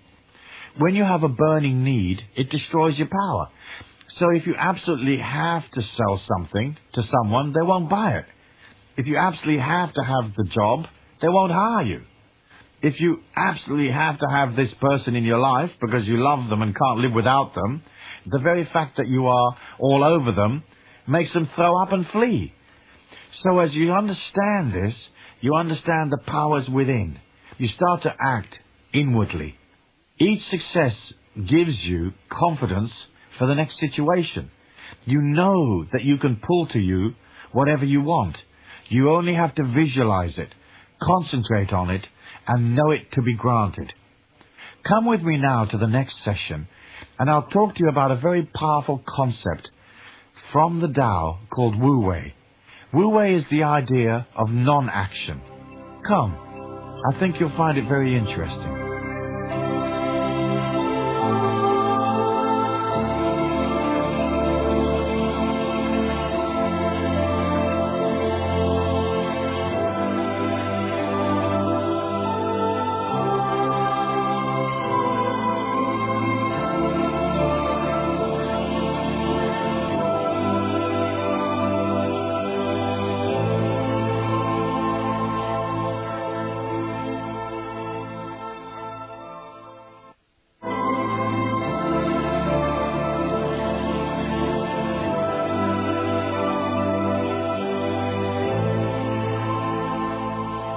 Step 20 is action through non-action. It rides hand in hand with step 19. Power comes from within. But there are certain aspects and sophistications to this that I ought to deal with that are important. The idea from the Tao, called Wu Wei, is the idea that there is a natural flow in nature and in life, and that by aligning to that flow and disengaging the mind, one allows things to rest inside a natural simplicity and to effortlessly unfold in the space of time. Let me read you a few lines from the Tao. Perfect activity leaves no track behind it. Perfect speech is like a jade worker whose tool leaves no mark. The perfect door has neither bolt nor bar, yet it cannot be opened. Taking the idea of non-action, you can see in Taoist paintings very few brushstrokes, simple lines, diffused lights, pastel colors. You see wu-wei in the art and the simplicity of the pottery, in the effortless grace and gentle tranquility that is the hallmark of Taoist creativity. Originally, wu-wei was taken to mean sitting in a monastery and meditating for 30 years or whatever. It was said that by doing nothing, you could gain everything. However, in our modern times, this sitting forever doesn't really work. What we can see through this idea of action through non-action is that because the initiate is dedicated, that allows him or her power. Non-action is being outside the emotional molecule of your people, that collective emotion. It's outside the desires and frustrations that most people go through. It's the lightness of touch that comes from confidence, grace, and a settled heart. So, for example, as I was saying before, if you want to sell something and you push it upon people, buy this, buy that, that is action. By pulling back and subjugating your ego, your needs, for the customer's emotional wants, that is non-action. If you're a salesperson, or if you handle a sales force, you're going to want to tattoo this idea of subjugating the ego on your staff's forehead and on your own forehead. If you teach your salespeople to learn to get underneath their customers, they will improve their performance dramatically. They have to subjugate their ego long enough to sell whatever it is that they're selling. A salesperson that goes into a shop and starts talking about himself, is all over everybody, is rah-rahing and pushing, that naturally causes people to defend. What's this guy after, they ask. They become protective. If you can teach a salesperson to get psychologically under the customer, to keep quiet, to let the customer talk, ask questions. Who is the customer? She's a buyer, but first and foremost, she's a woman, a mother perhaps, a parachutist, a rock climber. Find out, what does she want? What does she need? What are her considerations? Be there for people. By getting underneath, you sell them. By pulling them into the deal rather than shoving the deal upon them. Why? Because you're supporting them. When someone gives you their money, they are letting go of a small part of their security. Paying out at a deeply subliminal level actually takes them closer to financial collapse and an ego death. If I pay out this money, will I have less? Will I be able to eat? If I don't eat, I'll die, and so on. People have to be secure to transfer their funds to you. Never forget that. How you make them secure is to not come at them from above, telling them how marvelous the product is, or how marvelous you are. Instead, work on their comfort zone. Tell them that everything is cozy, safe, and secure. Work on their positive energy. Tell them about the good fortune that is about to descend upon them in these exciting and positive times. Then, and only then, mention your product. So non-action is really the act of watching the ebb and flow of events and getting underneath life. It's really weird because in the previous session, I was talking to you about being bigger than life. Being bigger than life is an inner feeling. Now, intellectually, you're going to put yourself underneath life. You're going to humble yourself, in the ego's terminology, and subjugate yourself to the needs of others, like your clients, before yours. Just long enough to make sure that they're okay and that you take the order. Being detached, you can see inside people's humanity, and you'll soon understand what they want. Here's another example of non-action. If your body's sick, rather than being in the emotion of it, running around in a frenzy, taking tablets, calling the doctor, if you step back and understand that you're eternal, that the real you cannot be sick, you're in wu-wei. You're in the non-action of centering yourself first and thinking through and feeling through what is your best move. What do you really need to adjust to your former balance, to your former health? Most disease comes from stress, and a lot of disease is an external manifestation of an inner disquiet. So by pulling back and going within, you can start to come to the emotional reason for the disease. And then also, you've got to remember that some disease is good because it shows you what you're doing wrong and gives you a chance to pull back and adjust your actions. So, if you're not well, rather than panicking, go quiet and listen to what the inner you is saying. Listen to the healing it's offering you. Now, think of this. You are always in the right place at the right time. And each thing that comes along can be perceived in that light. If you're balanced, you will move into a probability pattern that precludes pain and injury, because that is a manifestation of imbalance. To some, life seems like a type of roulette, where people wander about and some get hurt and some don't, and some get killed and some don't, and some get sick and some don't. But that comes from an externalization of people's feeling. They feel that they're in a crapshoot. Once your feelings are healed, there's no more Russian roulette. Once you have accepted responsibility for your life, what you have to do is understand that if things are imbalanced, go within and examine the deep inner reasons why. Rushing around trying to fix the dam after it floods doesn't really work. It involves you burning a lot of energy. The source is where you should be. There you can fix everything. Gradually, your external reality will manifest itself according to your new inner patterns. So, Wu Wei is understanding that you don't have to push. When people rush forward, you step back. When they run, you walk. When they cry out and call for attention, you remain still. If you don't desperately want things, no one can move you. You have all the time in the world. Say that to yourself several times a day like a mantra. I am balanced. I have all the time in the world. I have all the time in the world. It's hard to comprehend at first that the external world that you're looking at is actually a manifestation of your inner dream. But once you comprehend that, it saves you an awful lot of struggle and rushing about. Another example I could offer you is when you're dealing with a friend and they're very difficult. You want them to change their mind and, say, support a project that you have. Action would be trying to convince them, standing over them and beating them around with intellectual argument, talking about the good qualities of this project, perhaps manipulating them emotionally by saying, if you were a good person, you would help me and you would be involved and so on, dragging them in saying, you owe it to me or whatever. The non-action is literally standing inside their mind and finding out, what is this person actually saying to me? What is their position? What is their attitude? If they want support, ask yourself, why want they support? What do they need? Who are they? Where are they at this point in life? What is their agenda?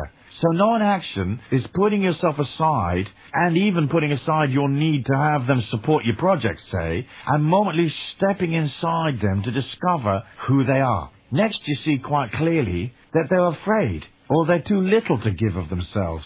And so you don't waste your energy trying to persuade them. If you need help, it'll show up. If it doesn't, you can either manage on your own, or now is not the time to engage yourself in the particular project. Bag it. You see, everybody wants something. I know that sounds awful, because we like to think of a world where people don't want things.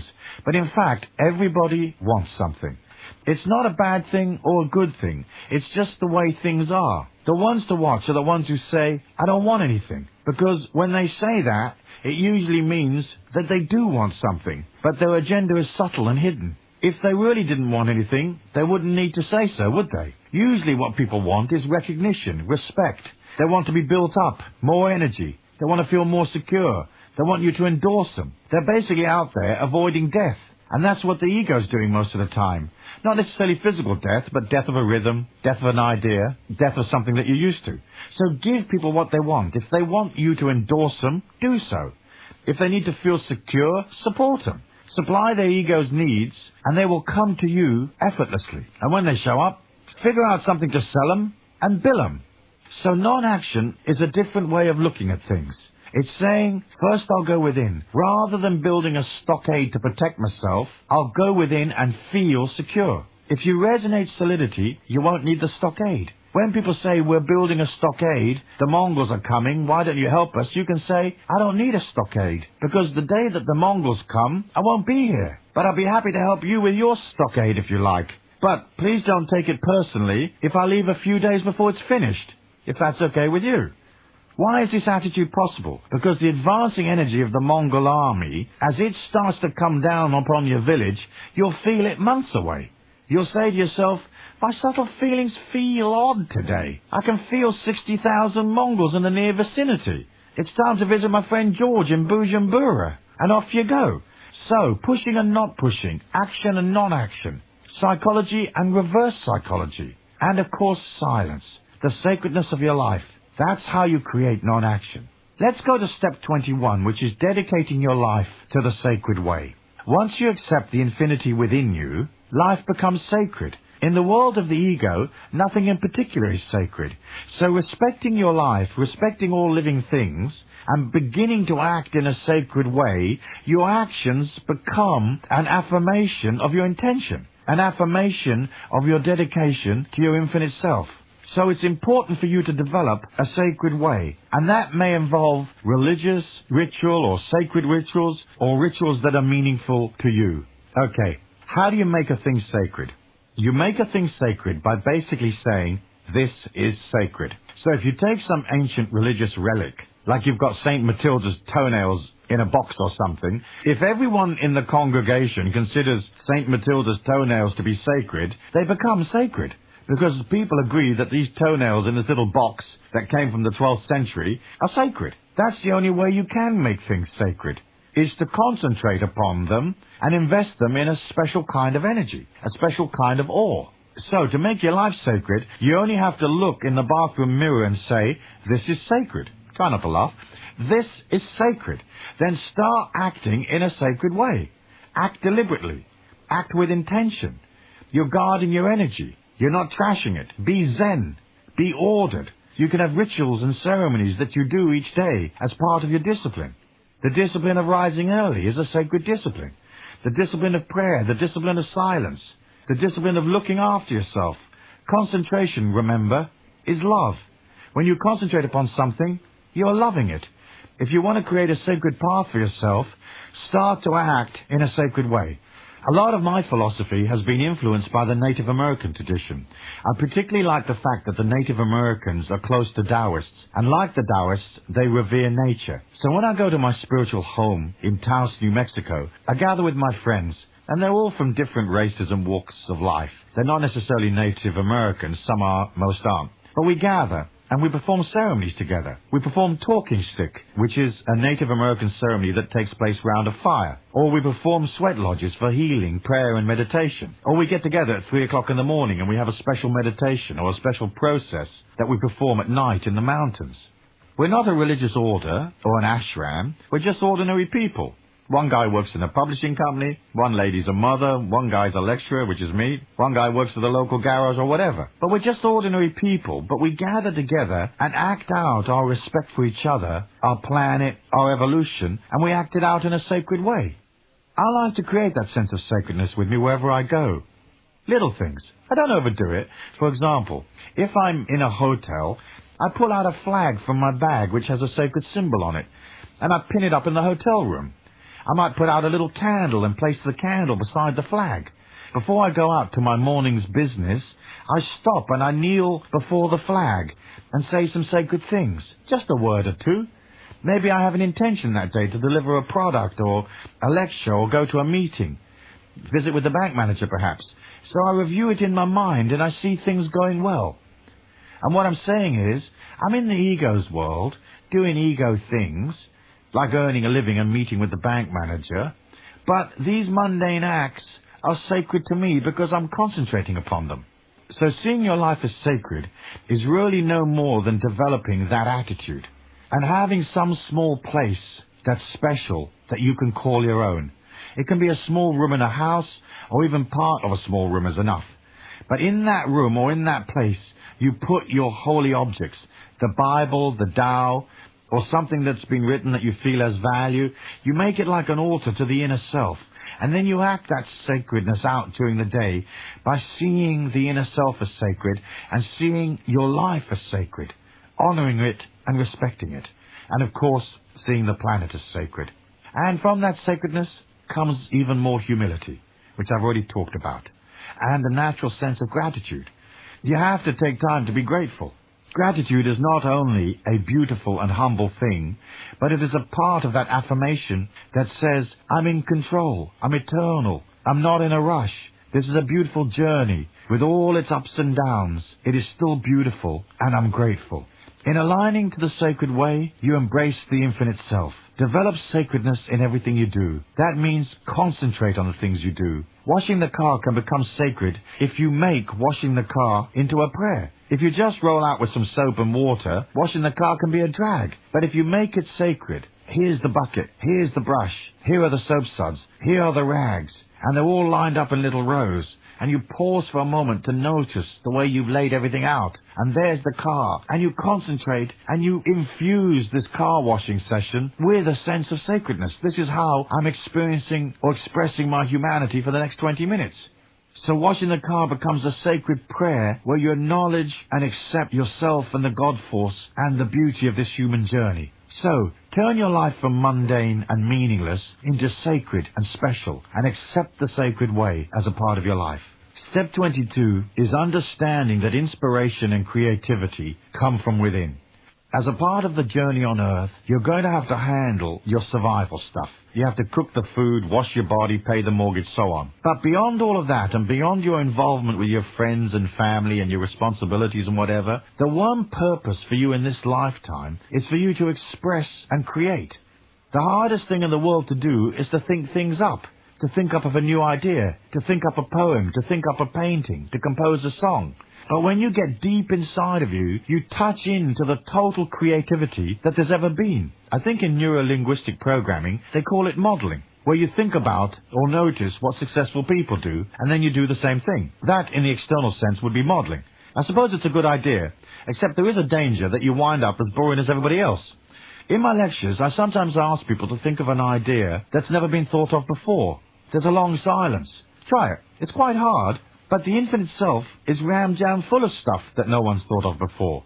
Also, all the energy of the very greatest creators of the past and present is still there. It hasn't disappeared. The creative splendor of this earth plane is infinite. It doesn't waste away. So whereas Mozart is now dead and buried, the inspiration that was Mozart is still alive. So, if you're into classical music, you can pull upon the memory of Mozart and use that inspiration to improve your music and make it more original. All of Mozart's compositions, his memory, is still in the collective unconscious, which is infinite and eternal.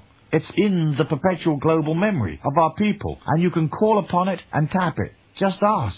Once you understand that creativity is infinite, you can see that creativity is putting the ego to one side and allowing subtle ideas and feelings to flow from within, to hear the song in your feelings, to feel and see the painting before it's finished, to see this thing that you're carving finished and complete and pull it out from within you. You know when you see paintings in a modern gallery, they're very intellectual, aren't they? They're often quite busy and neurotic, and you look at them and they don't necessarily please you. Often they repulse you. Then you see a simple painting of a child sitting in the dirt on a railway track, and it's very beautiful because you can see the simplicity, the pathos. You can see the emotion, you can see the feeling. In the end, your mission in this life is to create and express yourself. Creativity is not necessarily painting, music, art, or books. It can be carpentry, bricklaying, nurturing children, education, healing, whatever. But you're here to create. The best way to create is to discipline yourself. You need order and silence, and you have to be in touch with your subtle feelings. Then the creativity comes up from within. Most of what people create is fairly boring, isn't it? So they think it through and they say, well, this guy painted the tree green and to the left, so I'll paint it greeny brown and put it on the right. And people look at it and think, there's a greeny brown tree on the right. Yawn, yawn. Real creativity is an inner thing. Go past your resistance.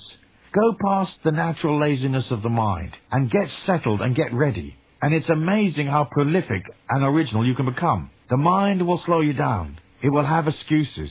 It will want you to be disorganized. But your feelings, your infinity, is ordered. And it's all there, completed and ready. All you've got to do is pull it out. It flows endlessly. It's original.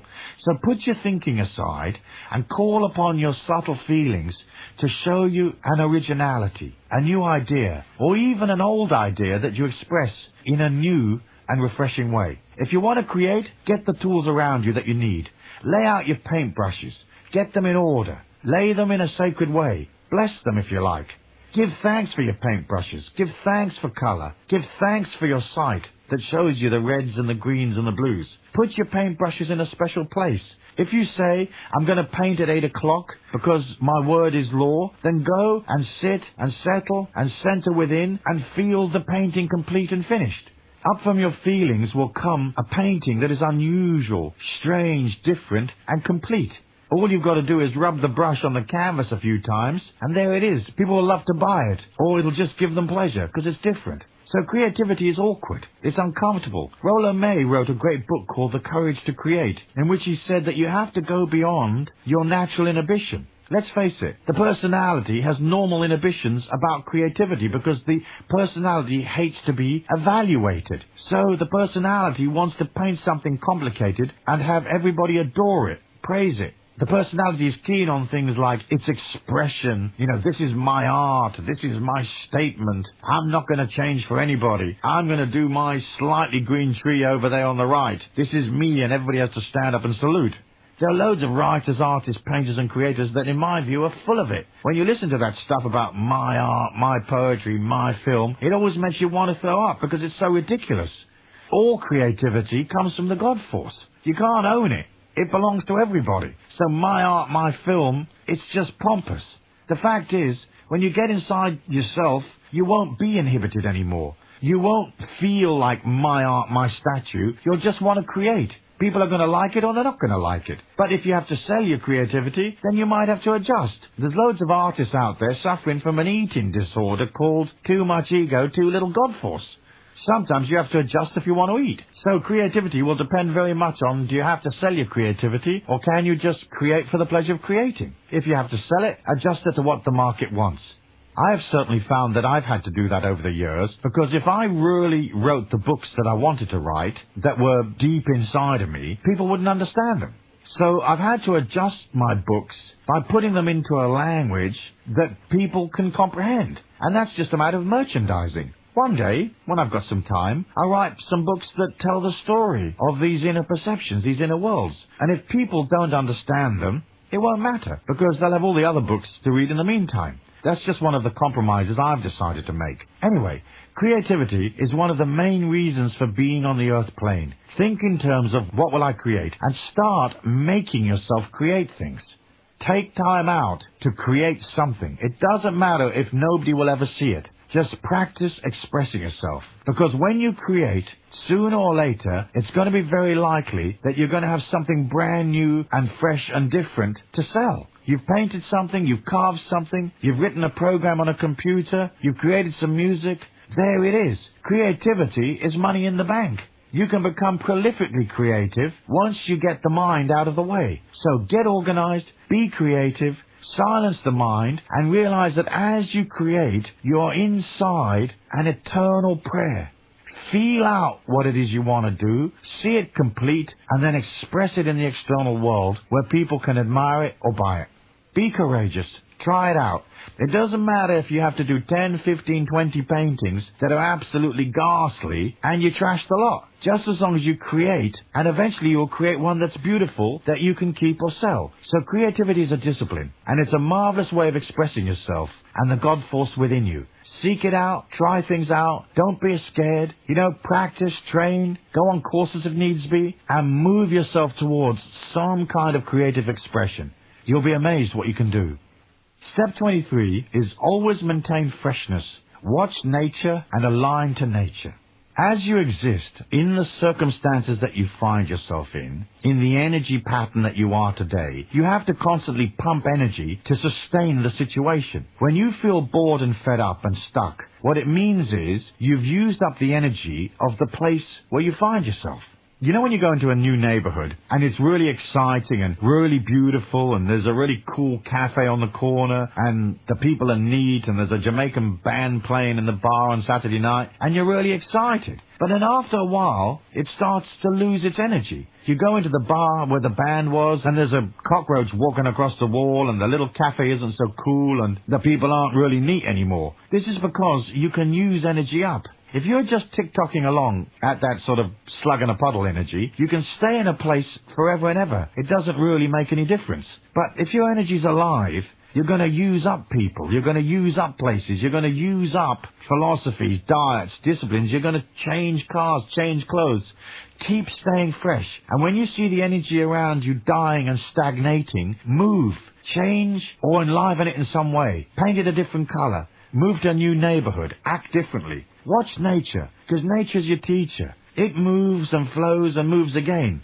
There's an incredible beauty out there, and it's there to teach you. Its silence, its beauty, its humility. Stay aligned to that. Stay aligned to the ebb and flow. Stay aligned to the seasons and understand that winter is not the time for starting a new project. Winter is the time to turn inwards, to think, create, and get ready. Now the spring is coming. Now you can pull energy from the flowers, the rushing streams, the buds that come out. Now is the time to start a new project, the springtime. Move and put your energy into the spring. And now comes the summer, which is the time for the harvest. It's the time to collect the bills that are unpaid, to sign the contracts, to complete the stuff you began in the spring. And then on to the fall. When it comes to the time of the autumn or the fall, take time to think in terms of, hey, what kind of crud did I collect this year? What needs to fall away? And so as you watch the leaves fall, feel that same process going on inside your heart. Yeah, I can release these things. I don't need to hold on to that. This stuff is finished with. This stuff is stagnant. These relationships are over. The things you finish with, pass them on to someone else. Some of the things may be valuable and you may want to sell them. If not, just give them away. Everything's on rental from the God Force and you can give it to somebody else. Say, here, I've finished with this coat, you have it.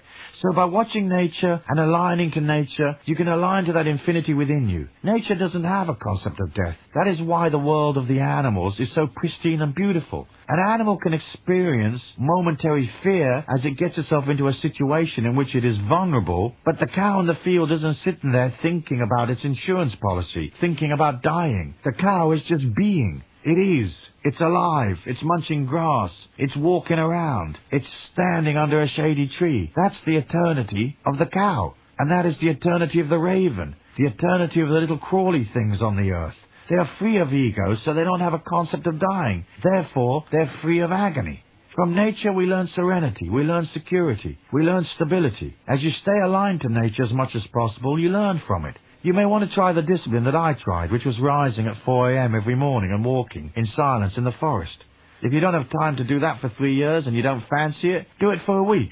But by noticing and staying with the natural rhythms of this plane, the sunrise and the sunset, if you're up before dawn, you're ready. You're in a quiet energy. The rest of the world isn't up. Their ego and their mind haven't polluted the psychic atmosphere around you. You're ready for the day. I'm eternal, immortal. Here comes the sun. I'm ready. And as you watch and learn, you constantly police your energy. You see what is fresh. You see what needs changing, what needs to be reinvigorated. You can see if a friendship starts to fall apart. And you'll know that's probably because you haven't put any energy into it. So call that person, invite them out, meet them for coffee. Put energy into the places where it's getting sluggish. Anything you finish with, release it and let it go. There's a little rule that a friend of mine who's a teacher lives by. And her rule is that anything that you haven't used or handled in the last 6 months that you're not going to use immediately in the next few weeks, get rid of it. Give it away. What the rule says is, you will only surround yourself with things that are alive with energy, that you touch and animate and maintain. Things that you're using. Everything else, you're going to liberate yourself of the weight of it. It's quite a nice little rule. This way you remain simple. You stay with nature. Look at the birds. They don't carry anything around. They don't have garages full of stuff. They're simple, and they know. They wake up in the morning, and they're not thinking, how am I going to make it today? They just fly around and peck. A peck here and a peck there. Everything's provided for them. Understand there's an enormous abundance everywhere. Keep your life uncluttered and simple, and that abundance flows to you. It's an uncomplicated process. Constantly move away from clutter towards simplicity, and it's there that you will experience the infinite self. Come with me to the next session, and I'll show you some concepts that will liberate you from 90% of the anguish in this world. Thank you.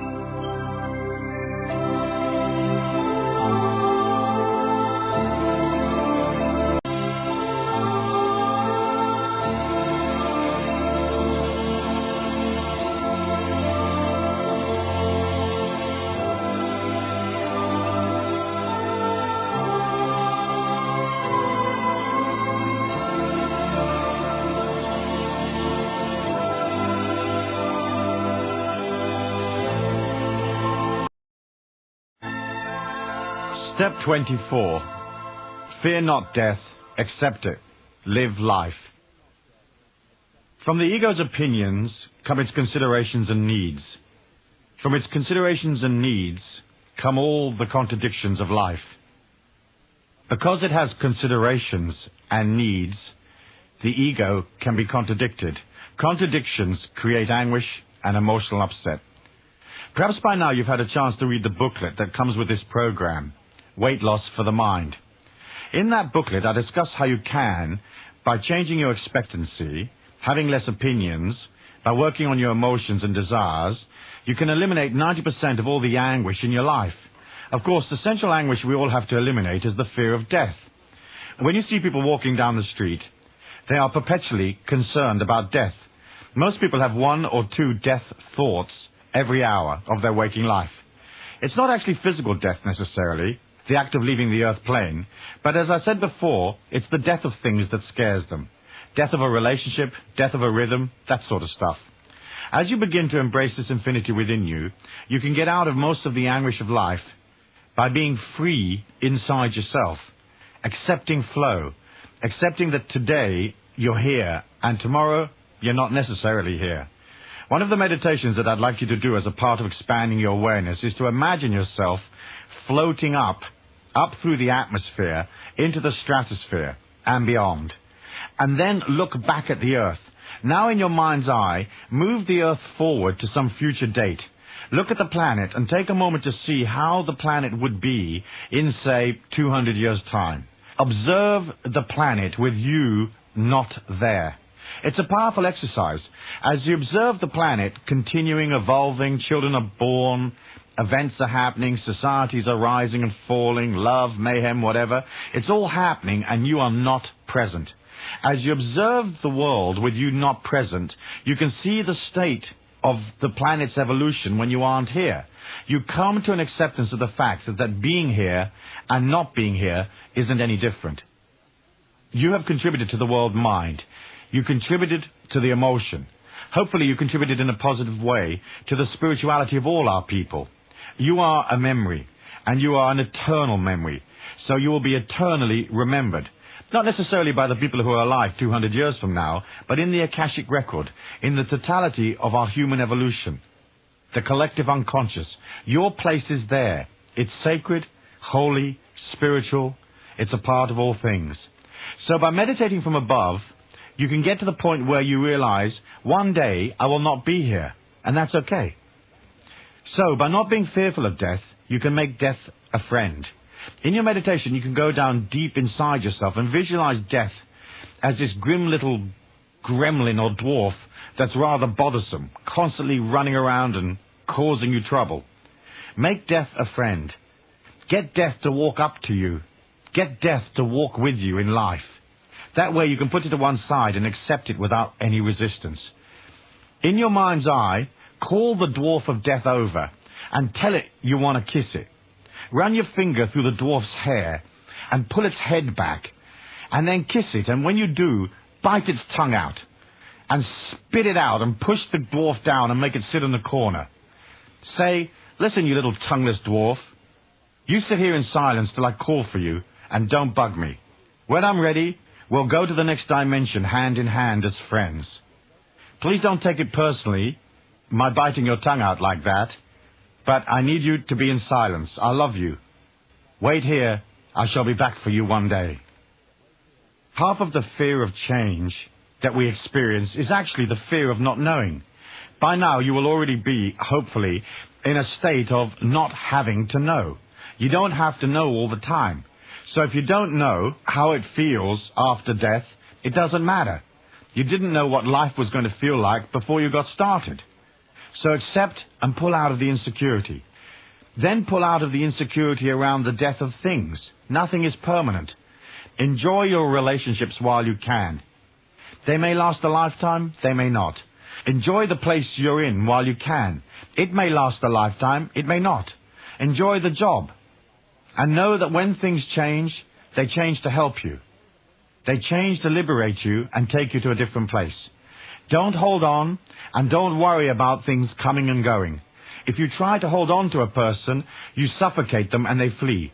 Remember, love is like the 49 bus that runs down through London along King's Road, down Oakley Street and into Battersea.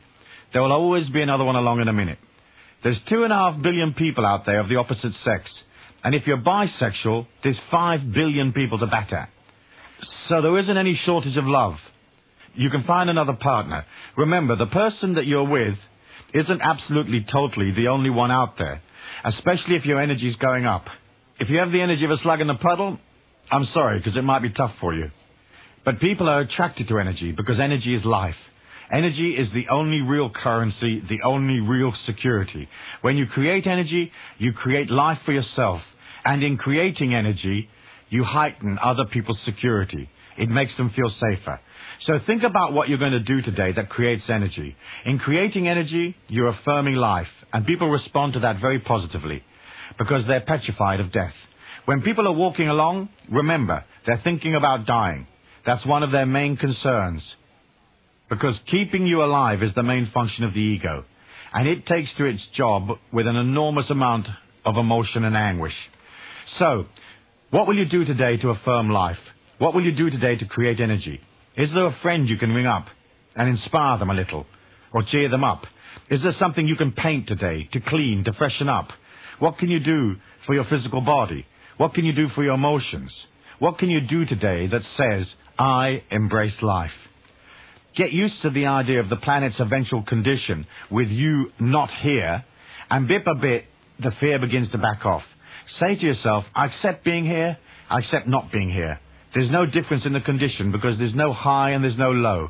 There's no life and there's no death. There's just a perpetual infinity within you. As you come out of the ego and you come out of the intellect and logic, you won't care anymore. It's only the intellect that seeks to live on earth perpetually. It's only the intellect that has fear. Within the infinite self, you can't die. You'll never be more alive than the moment after you're dead. It will be an amazement to you. One of the other things you're going to find out is how light you are, because the physical body is jolly heavy to schlep around. Every morning you wake up and you think, oh my God, I've got to schlep this 150 pounds around somewhere today. Gravity is heavy. It pulls you down to the earth and makes you exert muscular effort. If you've ever had an out-of-body experience, you'll know that when you come up out of the body, the first thing you notice is the incredible lightness of being. So develop that lightness of being. Be like a spirit, rather than a dumpy, heavy, physical ego. Be a spirit. Take life in a light-hearted way. Laugh a lot. Be responsible. Be ordered. Be disciplined. Laugh, laugh. Remember that seriousness is a disease of the ego. When you meet people that are terribly serious, what they actually are is very insecure. They are deeply trapped inside the intellect. What happens is, over a period of time, they begin to buy their own intellectual cleverness. At the beginning, that works very well, and they see how marvelous they are. They can impress people with their knowledge and with their wonderful intellectual brilliance. But then gradually what happens is, there is no place for the intellect to go. It peters out. Einstein invented everything he was ever going to invent by the age of 25. The rest of his life was spent in a futile chase to find a force he couldn't find, called the fifth force, the unifying force. He died a bitter man. He couldn't get to God through his mind. What happens to people is that they become terribly cerebral, intellectual, and serious, and they try to make their mind their God. And bit by bit, the mind can't sustain being God because there's a limit to what the intellect can discover and know. In the end, they become angry and fearful. So if you really fear death, you've probably made your intellect your God. Take the mind to one side and tell it, hey, little intellect, you're jolly handy when it comes to working out the bank balances, but you're not God. You're just a mind, and there's a limit to how much you're going to discover in this lifetime, and there's a limit to your usefulness. So back off and shut up. Once you come out of mind, then you come out of stagnation, you come out of hatred, you come out of frustration. You go past the anger you experience when people don't see your mind as being as incredible as you think it is. You come out of the fact that people don't respond to this terribly arrogant mind that is swooping down on them from a great height. You become a real person. In the end, that's what you're trying to do. You're trying to go from the neurotic aspects of the intellect to becoming real. Living in truth, accepting the truth, accepting what is real. Not buying the ego's vision. Not buying the mind that comes up with these enormous arrogances and makes itself into a false god. Thou shalt not have false gods, and the false gods thou shalt not have is your intellect. Embrace spirit. Embrace the infinity within you. It's beyond coming and going, beyond life and death. Step 25. Avoid becoming a guru. As your energy starts to climb, and as you begin to release the crud from your life and move towards the infinite self, you're going to become a teacher. You may not stand up on a podium and teach, and you may not necessarily write books that teach, or record audio programs, but you will be a teacher. Because you will teach by example, by energy. You teach others because you know the Tao. You know doing and not doing. When you become a teacher, I want you to be careful that you teach from humility, that you teach as a magnanimous person, not from ego. I've been in the sphere of the human potential movement for many years, and I've probably met 75 to 80% of all the most famous gurus, writers, motivationists, psychologists, and whatnot. If they're on the seminar circuit, and they're well known for the books, at some point, I will have probably met them. Some of them are incredibly beautiful. They're human. They have weaknesses. They fail and they rise. And they're genuine. But a small percentage that are in the field are utterly, utterly grim, pompous, manipulating, hypocritical. And in normal circumstances, it takes all of your detachment and resilience not to throw up. I mean, I'm talking up Chuck City. Why? They raise their energy, people are drawn to them, then they use that power base to sustain themselves. They become money grabbers, they become egotistical, full of themselves, or they think that their philosophy is the only philosophy that exists. There is no one philosophy. Philosophy is common to everybody. It's part of our greater knowledge. You can't say, this is my philosophy, or this philosophy is better than that philosophy. Some philosophies are preferable in the sense that they liberate. Philosophies that liberate are more useful to you and I than ones that restrict. But all of them serve a purpose. Restriction serves a tremendous purpose because it allows us to understand freedom. Manipulation serves a purpose because it allows us to eventually become magnanimous and free. You can't have one without the other. Traveling around and meeting the teachers, you can see how some of them have literally bought the idea of themselves being the God. So they stand up there and attempt to do God for people. They don't do silent, I am God, like I mentioned in step 1. They stand on stage doing serious amounts of, look at me. And they couch it all with a fake humility and cheesy grins and phony displays of love. And deep down, they're oscillating extremes of yuck. So, as you become a teacher, be careful with your energy. Because you don't want to raise your energy and then come to the end of your life and look back and see how you manipulated people, how you used your knowledge to frighten people, to scare people, to maneuver them. Avoid becoming a guru. That's what this all comes down to. Don't become a guru, because if you're a saintly person, if you're a powerful person, the last thing you need is a bunch of people kissing your feet. You've got to be seriously imbalanced and seriously out to lunch to go for that. I appreciate in the Hindu philosophy they revere gurus, and I respect the ways of the Hindu, but for Western people, forget it. It isn't our game, sitting in an ashram kissing some character on the foot. No way. Teach from energy. The greatest teaching you can ever present is your example. It's you as you. Be strong. When people say it's awful, it's terrible, everything is falling apart, you say, no, it's not. It's rather beautiful. And from this falling apart will come change. And from that will develop more. Stand and teach from energy. Teach by example.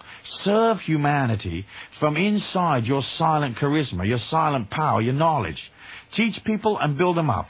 And remember, you can't pick them up, because if you do, you're going to dangle their little legs in the air. You have to get underneath them and figure out who they are and what they need. So avoid becoming a guru. Teach from truth. Teach from energy. Teach from humility. So avoid becoming a guru. Don't be seduced by power and money and showbiz and glamour, because one day you'll drop dead and you'll be seriously embarrassed standing in the light of God, watching how you had this indescribable audacity to set yourself up on earth as a God. Don't use your power over people sexually or psychologically. Don't use fear. Don't rip people off. People on the path are often vulnerable, aren't they? They're trusting. Respect that. Take each person that's pulled to you, take them to the crossroads, kiss them on both cheeks, and send them on their way, wishing them Godspeed. That's the sacred way. Step 26 is physical discipline. As you probably understand now from listening to these sessions, the journey towards the infinite self is one of discipline. So it isn't an easy journey. You know, when you watch TV, people promise you the world. Send $39.95 and you can have thin thighs in 30 days. You can have this, you can have that. They tell you it's effortless. The spiritual journey is not effortless. It's a tough journey because it's the journey wherein you're going to wrestle the ego into control. It involves discipline. How much discipline you can impose upon yourself is up to you. At the beginning, you need a lot because the mind is tough. Later on, you can forgo quite a lot of the disciplines because by then, you'll have gotten into an absolute control of your mind and your emotions. And you will have a very strong sense of that infinity within you. So the disciplines can be eased off. But without discipline, you really don't have much of a chance. So you have to agree to discipline, or at least some of them. I've divided them up in the next few steps. Steps 26 to 30 are the main disciplines you need. Physical discipline is understanding that this physical body of yours is a manifestation of that infinity within you. As your energy moves up, you're going to have to become your own healer. You're going to have to understand the physical body and learn about it and care for it. You're going to have to create physical disciplines in order to not only heal your body, refresh it, but to take it to a new place. You have to make it ready to accept a new power, a power that can burn you if you're not ready. And you need the physical discipline to calm the emotions and control the ego. The first of the physical disciplines is to understand, study and know the physical body. I've asked people in my seminars to put their finger on their pancreas. About 50% of the people in the room don't know where the pancreas is. One woman put her finger behind her ear. If you think your pancreas is behind your ear, forget it. You haven't come to an understanding of this evolution. So if you don't know, get a book on the organs of the body and study a little bit how this thing actually works. Then you have to take the body into some kind of nutritional discipline. One of the easiest ways of controlling the ego is not giving it the things that it craves. So discipline means moving from a diet that is ego-related, unhealthy and dysfunctional, to a more rarefied diet where you're eating less and sustaining more alkalinity. Carbohydrates, fats, oils, proteins are all very acid. You don't need a lot of acidity in your body. In fact, the perfect diet is more than likely going to be 80% alkaline foods and 20% acid foods. If your work is very physical and you dig ditches for a living or whatever, then perhaps 30% acid and 70% alkaline. The alkaline foods are all the foods that don't satisfy you emotionally. Fruits and vegetables, that kind of thing. They're naturally alkaline. The carbohydrates and proteins are acid. So what you have to do is begin to reduce the acidity in your body in order to have a balance. As your energy goes up, you're going to have to become your own healer. You won't be able to schlep your body around to the local doctor because the doctor's going to come out of pure TikTok. There's nothing wrong with modern medicine, but in the end, you're always your own healer. The point of physical discipline is, if you can maintain it, if you can begin to create a physical strength around yourself, your energy rises very quickly and so does your confidence. There is no one particular thing that you can do that is more powerful than physical discipline. That involves exercise, it involves understanding your physical body and getting into control of it. You don't want to be too harsh on yourself, too tough. Some people that have very, very rarefied diets actually wind up getting very sick.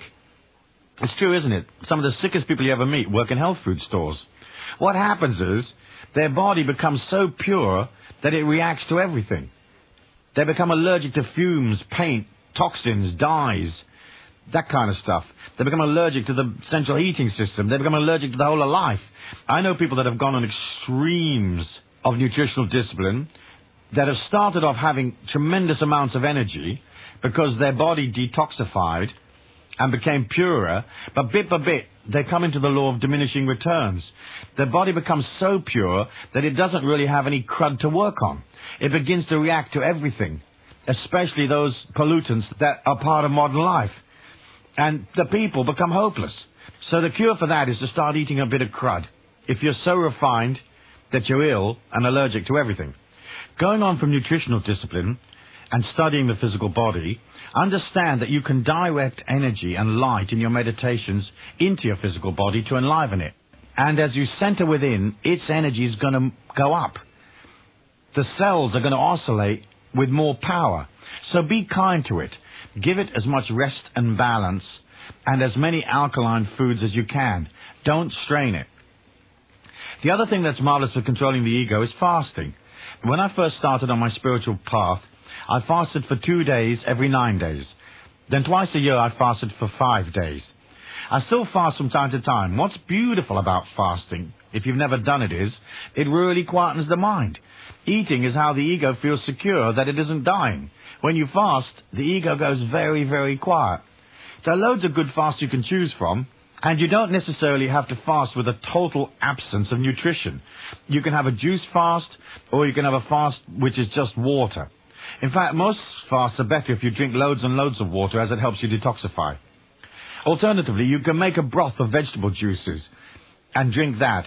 I take loads of vegetables, especially ones that are high in potassium, and make up a soup of potatoes, green beans, onions, cauliflower, parsley, and I boil it up and skim off just the juice and drink that during my fast. Fasting really helps you get into control. Of course, it works as a weight loss technique. However, it doesn't help you with perpetual weight loss, because although you might be losing a pound a day while you're fasting, when you start eating again, it's really easy to put the weight back on. But it certainly allows your whole digestive system to relax and release. If your digestion is slightly out of control, fasting is a great way of bringing it back. So try it. If you've never fasted before, try a one-day fast. And say to yourself in a sacred way, I'm going to fast on Saturday. It's good to pick a weekend or a time when you're not working, because you've got time off to concentrate upon yourself, to walk in nature, to remain silent. You could do a one-day fast, leave it for a week or two, and then do a two-day fast. Once or twice a year, try a 5-day fast. If you have blood pressure problems, low blood sugar, that kind of stuff, you should get advice from a professional before you begin your fast, so they can advise you of the best way of handling it. Once you stop eating, the body starts to eat itself. And what it eats first is the crud. So if your body feels imbalanced, the simplest way to heal it is to fast.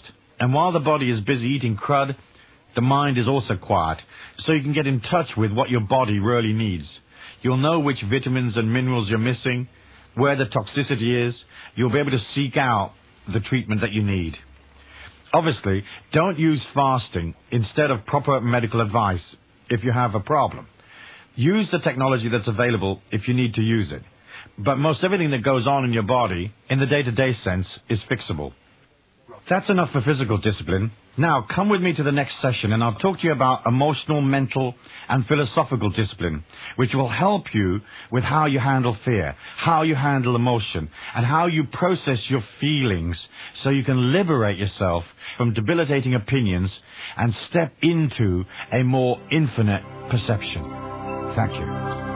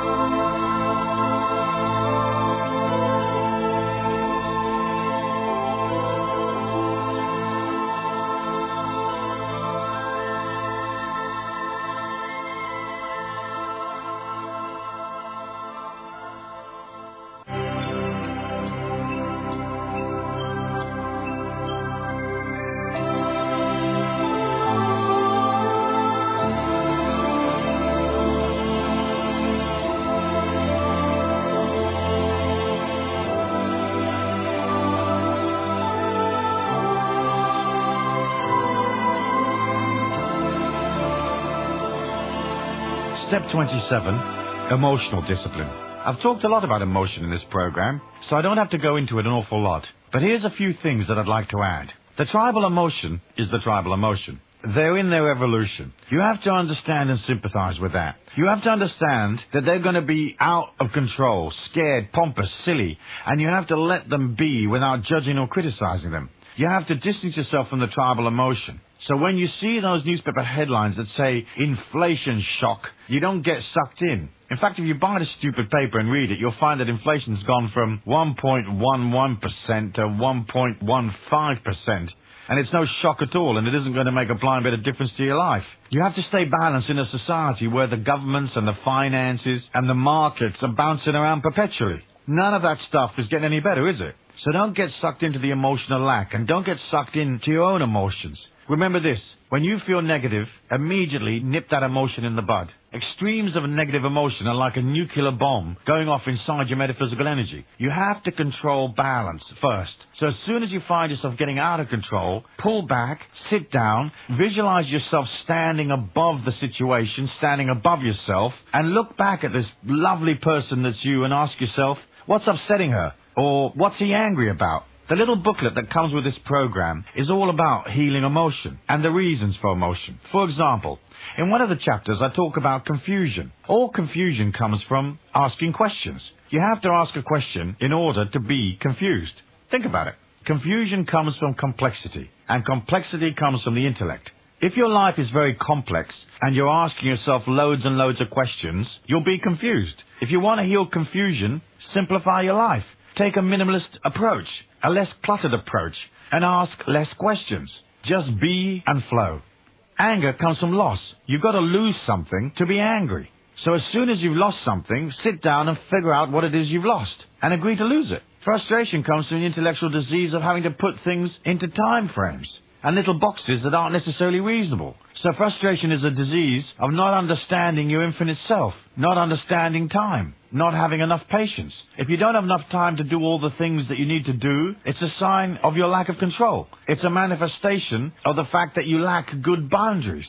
You have to set boundaries and get rid of some of the things that you've chosen to do or that you're obliged to do, and pull back and get into control by eliminating the less important stuff and staying inside the actions that are profitable or pleasing or comfortable. Being a workaholic is a disease of the ego. Don't become a power freak and don't become a money freak. Get a life first and do the other stuff as much as you need to do or want to do. Everything in moderation. Back to emotion for a minute. If you're going through an emotional time, ask yourself, what is your opinion? You might say, I'm insecure, Stu, because I think I might be losing my job. Okay, stop and pull back. What can you do about it? The way it is the way it is. You're perceiving that things aren't going well at work. What's the next step? Action. Rather than running away because of the emotion, rather than being the little child that gets scared and flees, when you feel scared, when you feel insecure, step forward, not back. Write that down and put it up on the refrigerator. When I feel insecure, I will step forward, not back. I will immediately review the situation and take action. If there's trouble at work, what can you do to fix it? Who can you talk to square things away? The factory may be laying off people, but probably they won't lay off everybody. So what can you do to improve your performance? What can you do to fix the troubles? Well, first you can create more energy. But if that doesn't work, what's the worst that can happen? You're going to get chucked out of this job and find something else to do. So maybe the universe is helping you by releasing you from one dumb job and opening up the doors to find you something more creative and profitable to do. Maybe when you take a long, hard look at it, it's time to chuck the job anyway. You've been there too long. It's got too crazy. You're too involved with people. You've lost your respect. Maybe they've lost their respect for you. If you don't watch carefully, things get polluted. Sometimes you have to leave and start again for people to see you in a new light. So emotional discipline is not buying the popular emotion, not buying the collective ego concepts of lack, fear, insecurity. Who's going to provide for me? That kind of stuff. Not accepting the emotions that are nationalistic and warlike, and staying inside the serenity, the infinity that you are. You're in flow. You're in the arms of the God Force. You are the God Force. So never forget that. And understand that if you take to this infinite self, your life will be one of perpetually not knowing and perpetual change. And that won't bother you as you've learned to hold on to nothing. So when your mind rebels and says, I don't want anything new, I don't want change, just step back and say, come, it's safe, come. Then make it do something it hasn't done before, or change something. Now the lounge is in the bathroom. And as you step to more and more energy, silent power, you begin to perceive other worlds, other dimensions completely. A dimension beyond the contradictions and limitations of the ego. Beyond desire, beyond feeling, beyond what you think you know, beyond the popular emotion. Gradually, by processing emotion and understanding the psychological technology involved, which you'll find listed in the booklet, Weight Loss for the Mind, you'll understand how to handle it. It isn't complex. It may just feel complex to you, because at the moment you may belong to your emotions. You think they're yours. They aren't. They belong to the ego. The infinite self cannot be insecure. Step 28, mental discipline. Throughout this 33 Steps program, I've discussed the journey from negativity to positivity, the journey from ego to spirit, and a lot of that hinges upon mental discipline. Sometimes being very intellectual is a huge spiritual disadvantage. If you're very clever, you tend to dwell in the mind. It's reasonable to do so. It's pleasing to do so. It's the same as if you're very good at running. You may find yourself 6 hours a day on the track enjoying your abilities. But being very intellectual can be a hindrance, but it's not a death blow to the spiritual quest. If you're not very bright, take a moment to kneel down and thank the God Force. Thank it for not making you too intellectual. That's a great gift. In the Tao, they revered the disadvantaged. There's a strange concept which says the tallest tree is the first one to be cut down. The crooked, gnarly tree that's ugly and bent is of no use to the woodsman, so it grows for 1,000 years. The cripple doesn't have to go to war. He isn't required to build things or to perform. So the cripple in the Tao is revered the same as the gnarled, crooked tree. The Tao says, to remain whole, be twisted. To become straight, let yourself be bent. To become full, be hollow. Of course, hollow means free of stuff. If you don't have a lot of intellect, you're free, because the journey from ego to spirit is the journey from intellect to feeling. In a very general sense, men deal with copious amounts of intellectuality and less feeling. So their journey is one out of the intellect into feeling and beyond, into a metaphysical, spiritual perception of the world. And in a general sense, women are more aligned to feelings, and their journey is really to quieten the feelings and go beyond their insecurity. It's interesting that we are required to be secure in a dimension that is intrinsically insecure. The journey of the female is different to the journey of the male. The journey of the male is one of outgoing, pushing, conquering, ejaculating outwards, winning people over, selling things. The woman's journey is generally speaking quieter and more nurturing, and that's why they live longer. Their journey may incorporate some of the masculine traits, but more often than not, her spiritual trial is entering into this physical dimension in which she's often physically smaller and weaker than a great chunk of the population, and therein she has to develop a metaphysical, psychological, intellectual security inside a dimension in which she's insecure. So the woman's spiritual quest is to process her feelings, especially negative feelings, and become a radiant light of positivity. The man's quest, it's simple. He's just got to close down the mind. So mental discipline for someone who's very intellectual is the idea of not making your mind God and becoming too arrogant. Somehow you have to pull out of too much thinking. Excess thinking is a disease. It's what I call overthinking on life. When you get too mentally involved in questioning and intellectual activity, it keeps you from touching who you really are.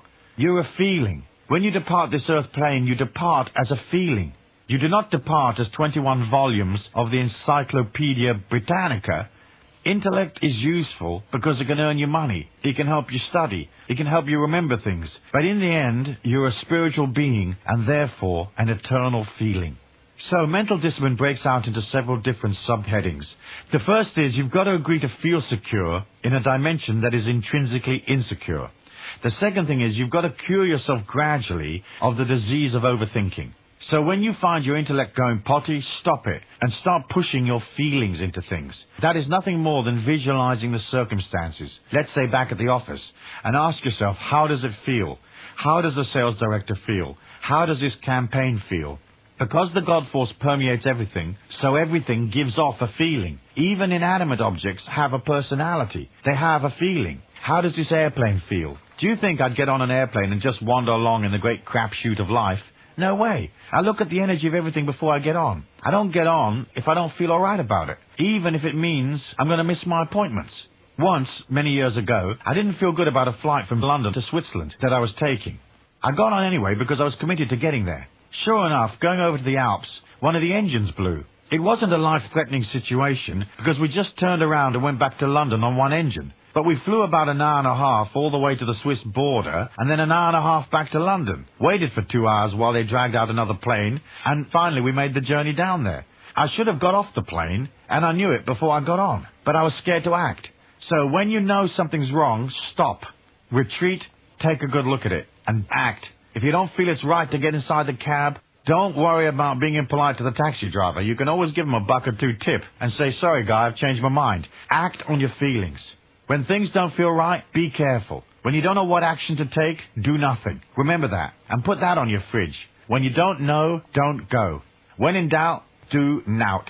Nout's a term from the north of England. It means nothing. Do nothing. If you don't know what to do, wait. Build energy, clean up things, organize things, seek out more information, but don't act until you're certain. Think about this. If you operate out of feelings, you're never really going to make any more decisions. Decision-making for most people is an intellectual process. The fact is, either something feels right and you proceed, or it feels wrong and you don't proceed. Or there's a neutral feeling and you either don't proceed or you move very, very slowly and cautiously. So, either it feels right to marry Harry and you say, I love you, Harry, yes, I'll marry you Thursday, or you say no. If you don't know, wait. If it feels wrong, definitely wait.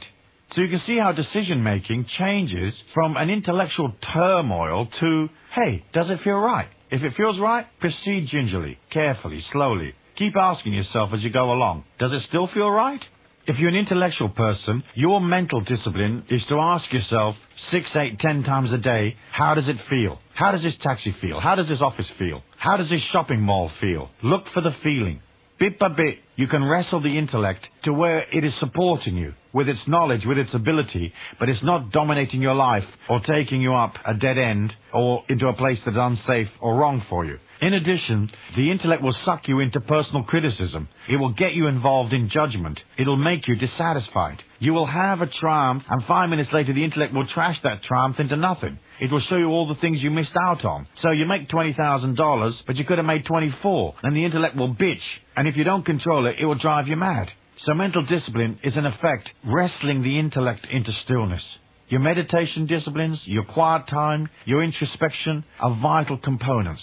Without those, it's very hard to get the ego or the intellect to back off and to allow you to feel your spirituality. That spirituality is beautiful. It's enormous. It's a vast energy, vast power, vast amounts of information. As you seek outside of yourself for the feeling of things, you'll gradually be able to replace much of the intellect. When you're coming just out of the intellect, you're always guessing. It doesn't matter if all the graphs and all the charts tell you this, and this is supposed to happen. There's lots of people out there who've lost millions of dollars because of some squiggly line on a page. What happened before doesn't necessarily describe what is going to happen next, but your feelings know. So rather than having to go through life guessing, which is what the intellect has to do, go with your feelings. If you're already deeply in your feelings, then purify your feelings. Become stronger. Get into control of your life so that your emotions are solid. Stand tall, silently, tall inside your feelings. And there's your discipline. Don't allow yourself to worry about things that are coming down line. So many people are fine. Their life is absolutely brilliant, but they can't bring themselves to admit it. If you look at your life, you'll probably find 3, 5, 20, 50 things that are absolutely marvelous.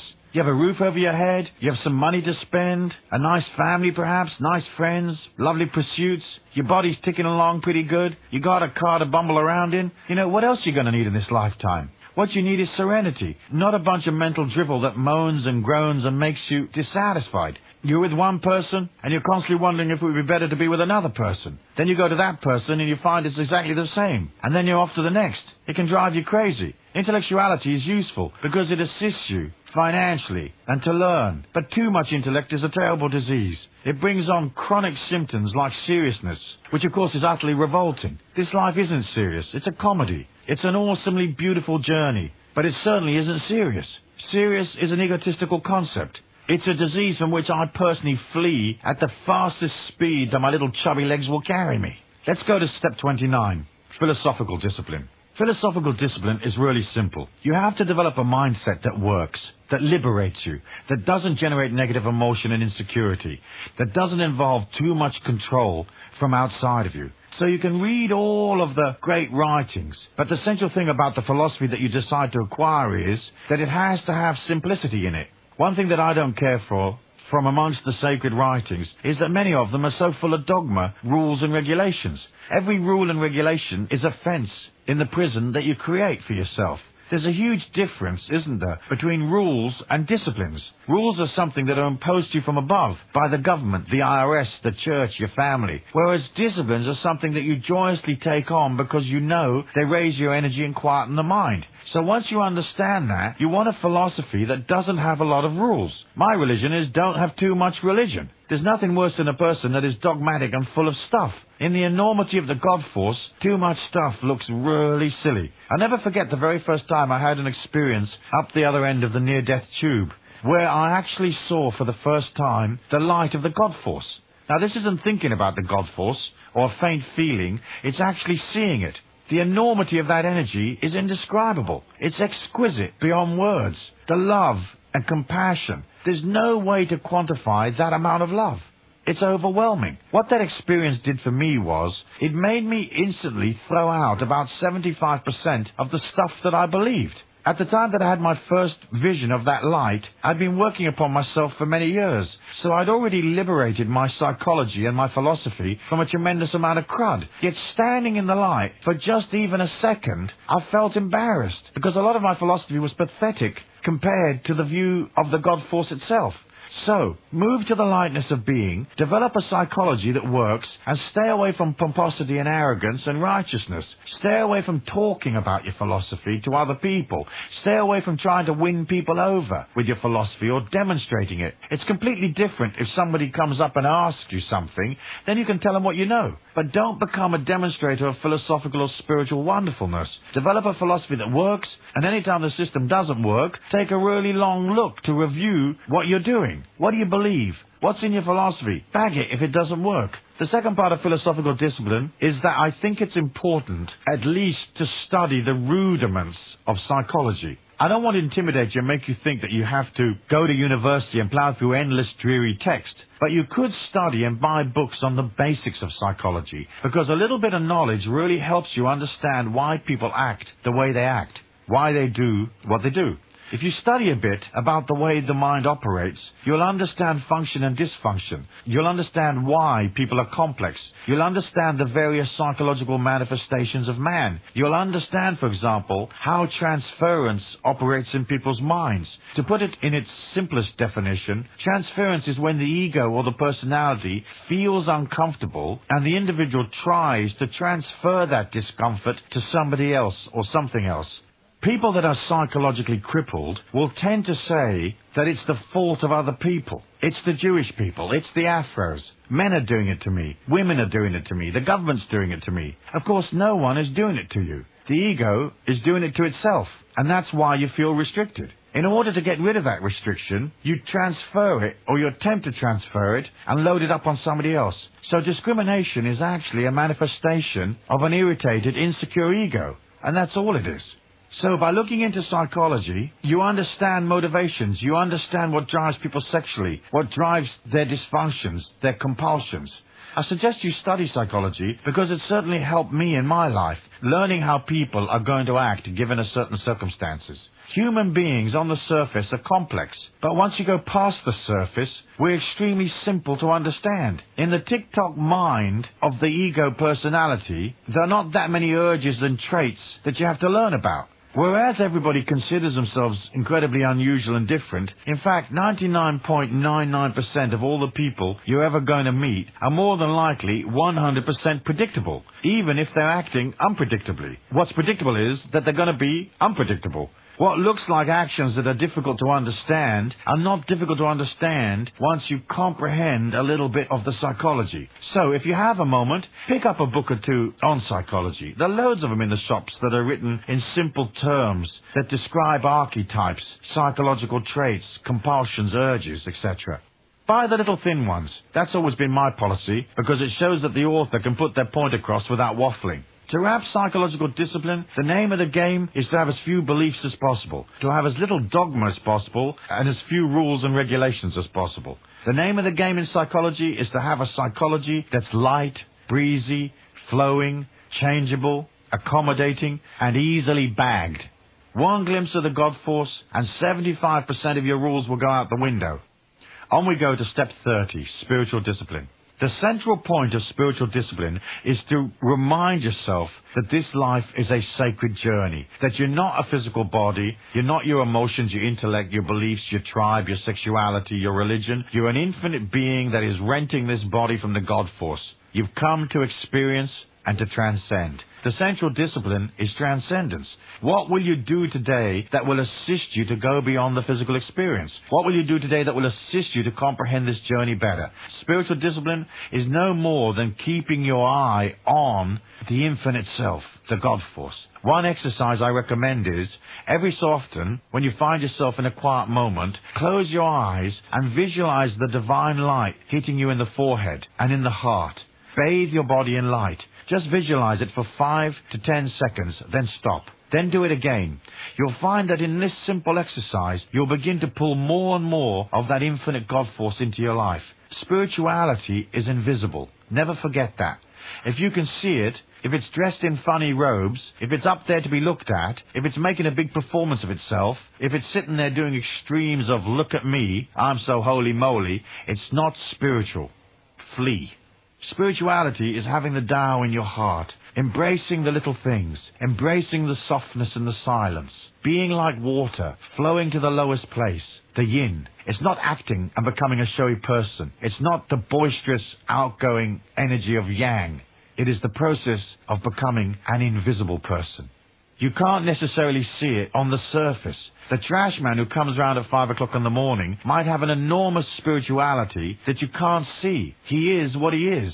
He is within himself. He's doing his job diligently and serving the community by hauling their crud away. So the trash man can be an incredibly godlike figure. Unfortunately, we tend to think that spirituality has to perform in a certain way. You can be rolling drunk in a bar and still be incredibly spiritual. Because at that moment, when you're totally sloshed, your brain, your personality, your ego all out to lunch. And you're in touch with your spiritual self. Drunk in the physical manifestation of this evolution, but completely aligned with the God force because your mind is gone temporarily. So be careful and don't get too stuck in these dogmatic perceptions of spirituality. Become the crooked tree. Stand at the back. Be silent. Don't talk unless people ask you to. If you have a perception and you look at a person on the street and see their life story right there, don't say anything. If you know the answer, keep quiet. Don't show it to people. If they ask you, give them a little bit. Just enough to take them to the next step. But don't dump 10 tons of your wisdom upon them, because it isn't necessary, is it? A little bit here, a little bit there, that's all you ever have to do. So spiritual discipline is staying inside the God force, believing when you can't see it, knowing when you can't confirm it, being secure when everything around you looks insecure, being silent in a noisy world, being abundant when people tell you we're running out of everything. Stay inside that spirituality, and if you lose it, come back, pull back, organize, silence, meditate, pray, take a steam bath or some kind of nurturing body work. Go on a fast. Constantly purify yourself. Be humble. Be brave, but don't be too showy. A lot of people that get a little bit of spirituality make a huge fuss of it. There's nothing more revolting than a person that doesn't really know anything, trotting around like they're the sage on the mount. If you teach, teach from a distance. Teach from your energy and then leave. But don't stay around for the applause. Be mysterious. Keep moving. Don't tell people where you are or what you know. Just give them enough to keep them moving along. That's spiritual discipline. Staying with the God force and not using your heightened power for unreasonable gain or to keep the ego happy. There's nothing worse, is there, than going to one of those New Age conferences and watching all those people strut about. Grim. Absolutely grim. People have such a strange idea about spirituality. They think it's this holy-moly thing, clanking little bells, putting on vestments and robes. As I said, spirituality is the garbage man who believes in himself. The bag lady who has nothing, but she knows who she is. She's living an uncluttered life because she's sleeping under the bridge in Central Park. That's spirituality. When you become the simplicity of the raven flying overhead, the simplicity of the little animals in the forest, at one and at peace with all things, at one and at peace with yourself. Now we'll go to the culminating steps of this program, which are quest, fusion, and the initiate. Thank you.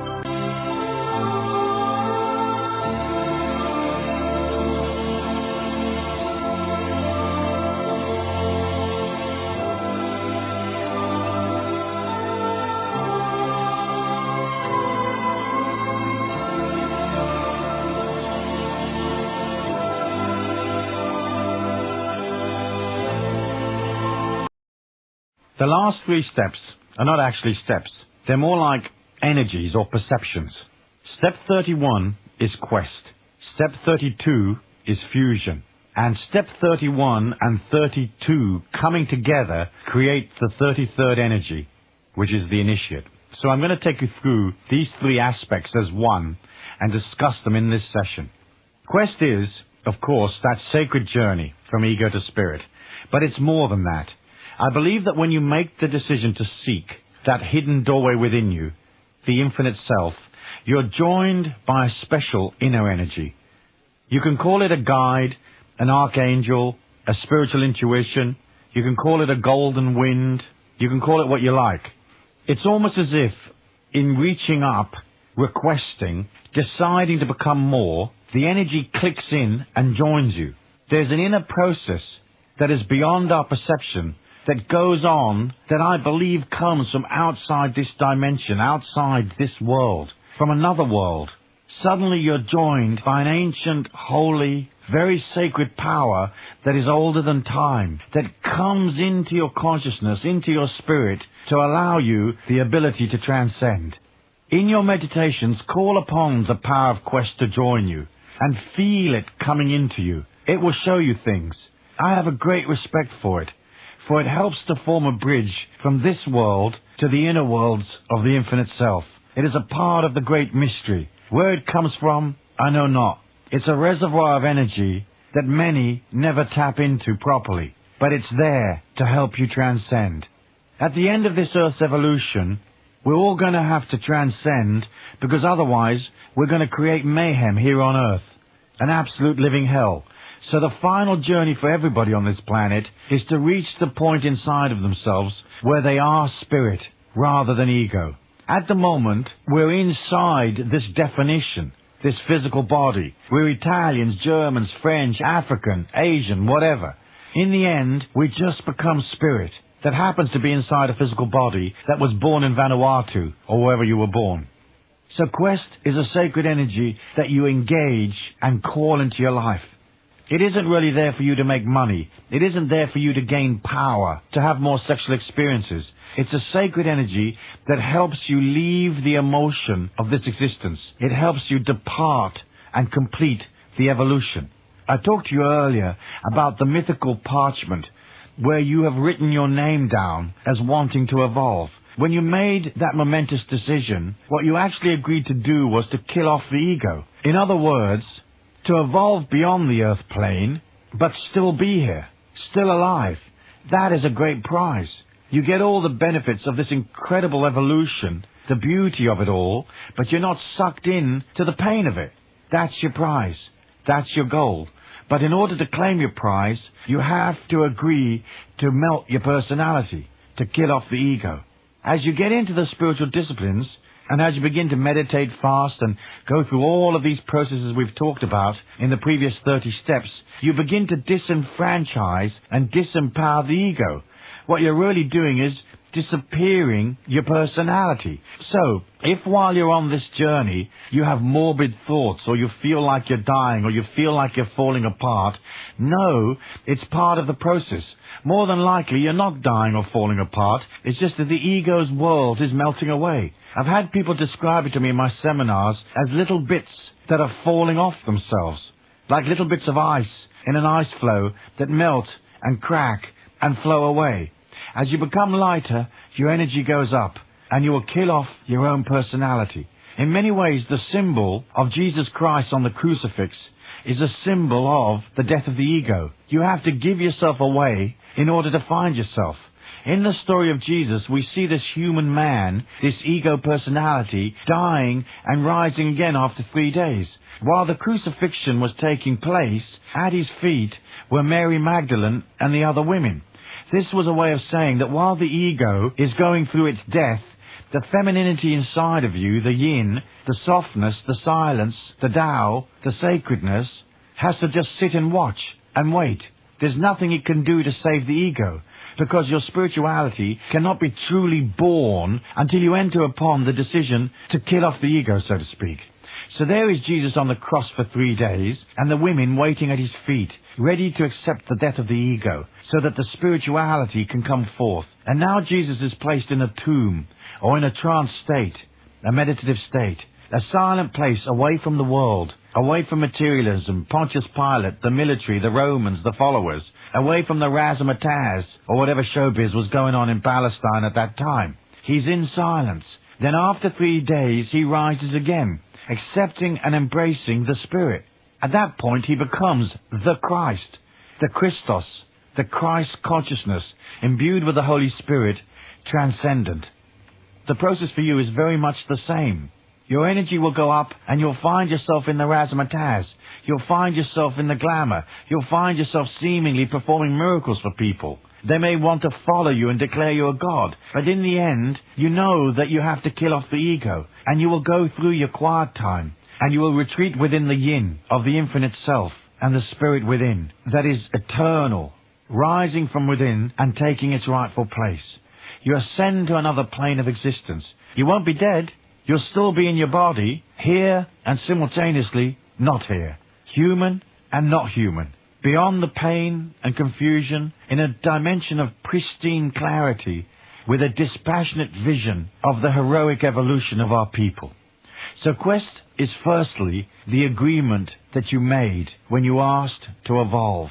Secondly, it's understanding that as you evolve, you will kill off the personality. That doesn't mean you won't have a personality, that you won't remember things or you won't be who you are, but you'll kill off the dominance of the personality, the dominance of the ego, and start to see things in a completely different way. It's like a painting that's painted on some kind of transparent paper, and suddenly you shine a light through it from behind, and you see the painting in a completely different way. You're going to take that light of perception, and you're going to shine it behind day-to-day reality. As the light shines, you're going to see the world in its true evolutionary state. You will see how it actually is, not how it appears to be to the intellect. The process will completely transform your attitude, your emotion, your intellect, your psychology, your spirituality. It'll also change your physical body, because the more spirit you become, the faster the cells of your body oscillate, which will require balance, but the faster it can heal and maintain. So quest is that sacred moment when you kneel down with your God and say, God, make me wise. Make me truly wise. At that point, quest is there for you. Sometimes in your meditation you might see it as a hooded monk that has no face. Under his or her robes, it has no particular gender. It's a brilliant light that shines, that is hidden, for fear of burning you with too much energy.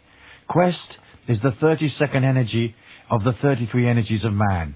It comes to you as a gift when you make the initial turn. For me, the turning point was when I started to give up my personality traits. I'm half English and half Sicilian. When I was a young man in my 20s, I really did Sicilian. I lived in London, and I was pretty successful in the jeans business. There was a lot of criminals around in those days, so I used to travel around with an entourage of roughnecks and bodyguards and weird characters and girlfriends and people. The perfume circus, I used to call it, because it was so mafioso and out of control. One day I woke up and thought, wait a minute, I was educated in Britain and raised in Africa. I'm not Sicilian. My name is Wilde, not Corleone. What am I doing all this for? It's ridiculous. I remember deciding to trash Sicilian. In those days I wore a black hat everywhere I went. I loved that hat, but I decided I was going to burn it. I poured a bottle of brandy over it and set it alight. That was my way of releasing being Sicilian. I think quest comes to you when you get out of, I'm Irish, I'm female, I'm old, I'm young, I'm Afro. You get out of those definitions and realize that you're an eternal being inside a body that may have been born in Ireland. So quest comes at that sacred moment when you agree to quit. It's a beginning and it's an ending at the same time. It's that sacred moment when you agree to quit the fight, the struggle, the emotion, the world of the ego personality, and you step. And as you do so, there's an absolute power that joins you from within, that assists you. It isn't going to lay out the path for you for the next 20 years, minute by minute, day by day. It shines a light in front of you. It's like a miner's lamp that shines a yard or two in front of the miner to show them the rock face upon which they're digging. Step 32 is fusion. From quest we go to fusion. Fusion's hard to understand. Fusion is the consolidation of power. Radiating from your body is an energy which is not normally visible to the naked eye, but it's definitely there. The name I prefer to call it is the etheric. Some people call it the subtle body. It's the totality of the electromagnetic energy that flows from you, imbued with the total feeling that you are. You can train yourself to see it if you can reactivate your peripheral perception. Peripheral vision is, of course, perceived with the side of the eye. Over thousands of years, we've lost much of our peripheral perception. The cells in that part of the eye have become less and less aware because we don't need peripheral perception to keep us safe in the forest anymore. You can wake those dormant cells back to life and usefulness if you care to. It's nothing more than constantly asking yourself, what is to my left and what is to my right? Then look in that direction without moving your eye to one side. Stare straight ahead and notice what is left and what is right. Doing this, you begin to reactivate the rods in your eye. I'll explain. There are two types of cells in your eye. The ones in the center are called the cones, and the ones to the outside, which are more sensitive, are called the rods. Peripheral perception comes from the rods. The rods are colorblind, but they can pick up the etheric. You just have to practice. Put both of your hands up either side of you and start moving them behind you. Notice when they disappear from your view. Broaden your field of vision by looking to the side constantly, without moving your eye, of course. And over a few months, your peripheral vision starts to come back bit by bit. Let's talk about the etheric. In a regular TikTok person, the etheric is all over the place. It's flying out from them, responding to emotion, responding to thought forms, responding to their physical energy. It's flying around like steam. But unlike steam, it's fast. It moves like little bolts of lightning, and they're burning energy left and right. When you come back inside of yourself, the etheric consolidates. You come back through intellectual and emotional discipline, through physical control, through understanding yourself, and suddenly the etheric is defined. That takes you away from the tribal emotion because your energy is now not permeating other people as you walk along. There is a defined place where you are that is different to where everybody else is. Now there's a gap between you and the rest of the world. Fusion takes place inside that gap. It's almost as if the various components inside of you come together and another defined click takes place. Right now, more than likely, your inner dialogue is sometimes contradictory and negative. I don't mean this in a bad sense. Let me explain myself. Because of the insecurity and the programming that we acquire and the experiences that the personality remembers or has heard about, most people will have a negative inner dialogue. So someone will come up with an idea and say, I think I'll organize a seminar in 3 weeks' time at the Diddly Diddly Hotel, and the mind says, no good, it won't work. You'll never get the price. You'll never make a profit. It comes from a negative stance. Sometimes you'll feel good and the ego says, no, we don't. It's in a state of perpetual inner doubt. There is a point on this journey, at the point of fusion, where your quest takes on critical mass. You've processed yourself, you've worked upon yourself, you've gone through the discomfort of it all, you've gone through the psychological process of looking at yourself, you've disciplined the mind, and suddenly a synapse takes place. You suddenly flip from negative to positive. It's almost as if you, as an electromagnetic field, suddenly move gradually back from one polarity, the negative polarity, back to zero, neutral. And suddenly you flip to the other polarity, like the magnetic energy of the Earth does sometimes. At the point where fusion takes place, that is where the flip takes place. You're then more spirit than personality. You're mostly spirit and partly a physical body and a personality. That's what fusion is. It's that moment in time when your inner dialogue flips to a completely positive dialogue. You'll be walking along and thinking, I'll put on a seminar in 3 weeks' time. I'm not sure if it's going to work. I wonder if we'll get enough people. I wonder what it's going to cost. And your inner dialogue will respond saying, it's fine. Go ahead. Do it. It'll work. Invest. The inner dialogue will actually come forward and be totally positive. Intellectually, you might be negative or uncertain. But now the inner dialogue contradicts the intellect, whereas before, the intellect would contradict the inner dialogue. And suddenly, you come from a totally positive view of things. Your intellect says, I don't feel good, I don't feel strong today. And the inner dialogue will respond, we're fine. Drink a pint of carrot juice. Usually your intellect will match your inner dialogue and be positive. But on the few occasions when it isn't, you'll be amazed to discover that the inner dialogue is 100% positive. There's no doubt, not the slightest doubt. There's no hesitation, there's no fear. The dialogue knows. Even when the inner dialogue needs to warn you or show you that you need to adjust, it doesn't do it in a negative way. It doesn't say, warning, warning, fear, fear, danger, danger. It just says, proceed cautiously. Or, take a look at the knots in this rope prior to stepping off this cliff.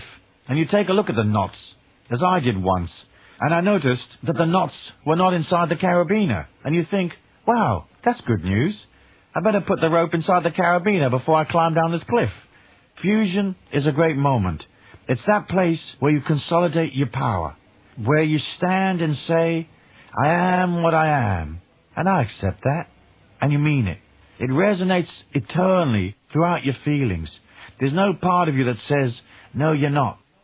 Fusion shows you an enormous world that is not normally visible, and fusion follows on after quest has been established.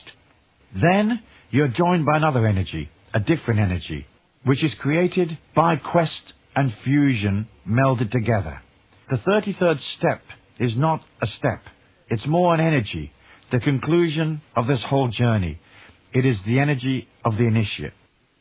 The energy of the initiate is hard to describe because it is beyond the mind, beyond the subconscious, beyond the waking intellect. It is outside what we consider the Earth evolution. It's here and not here at the same time.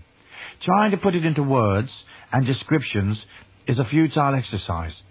Like the first words of the Tao that say, the Tao that can be defined is not the Tao.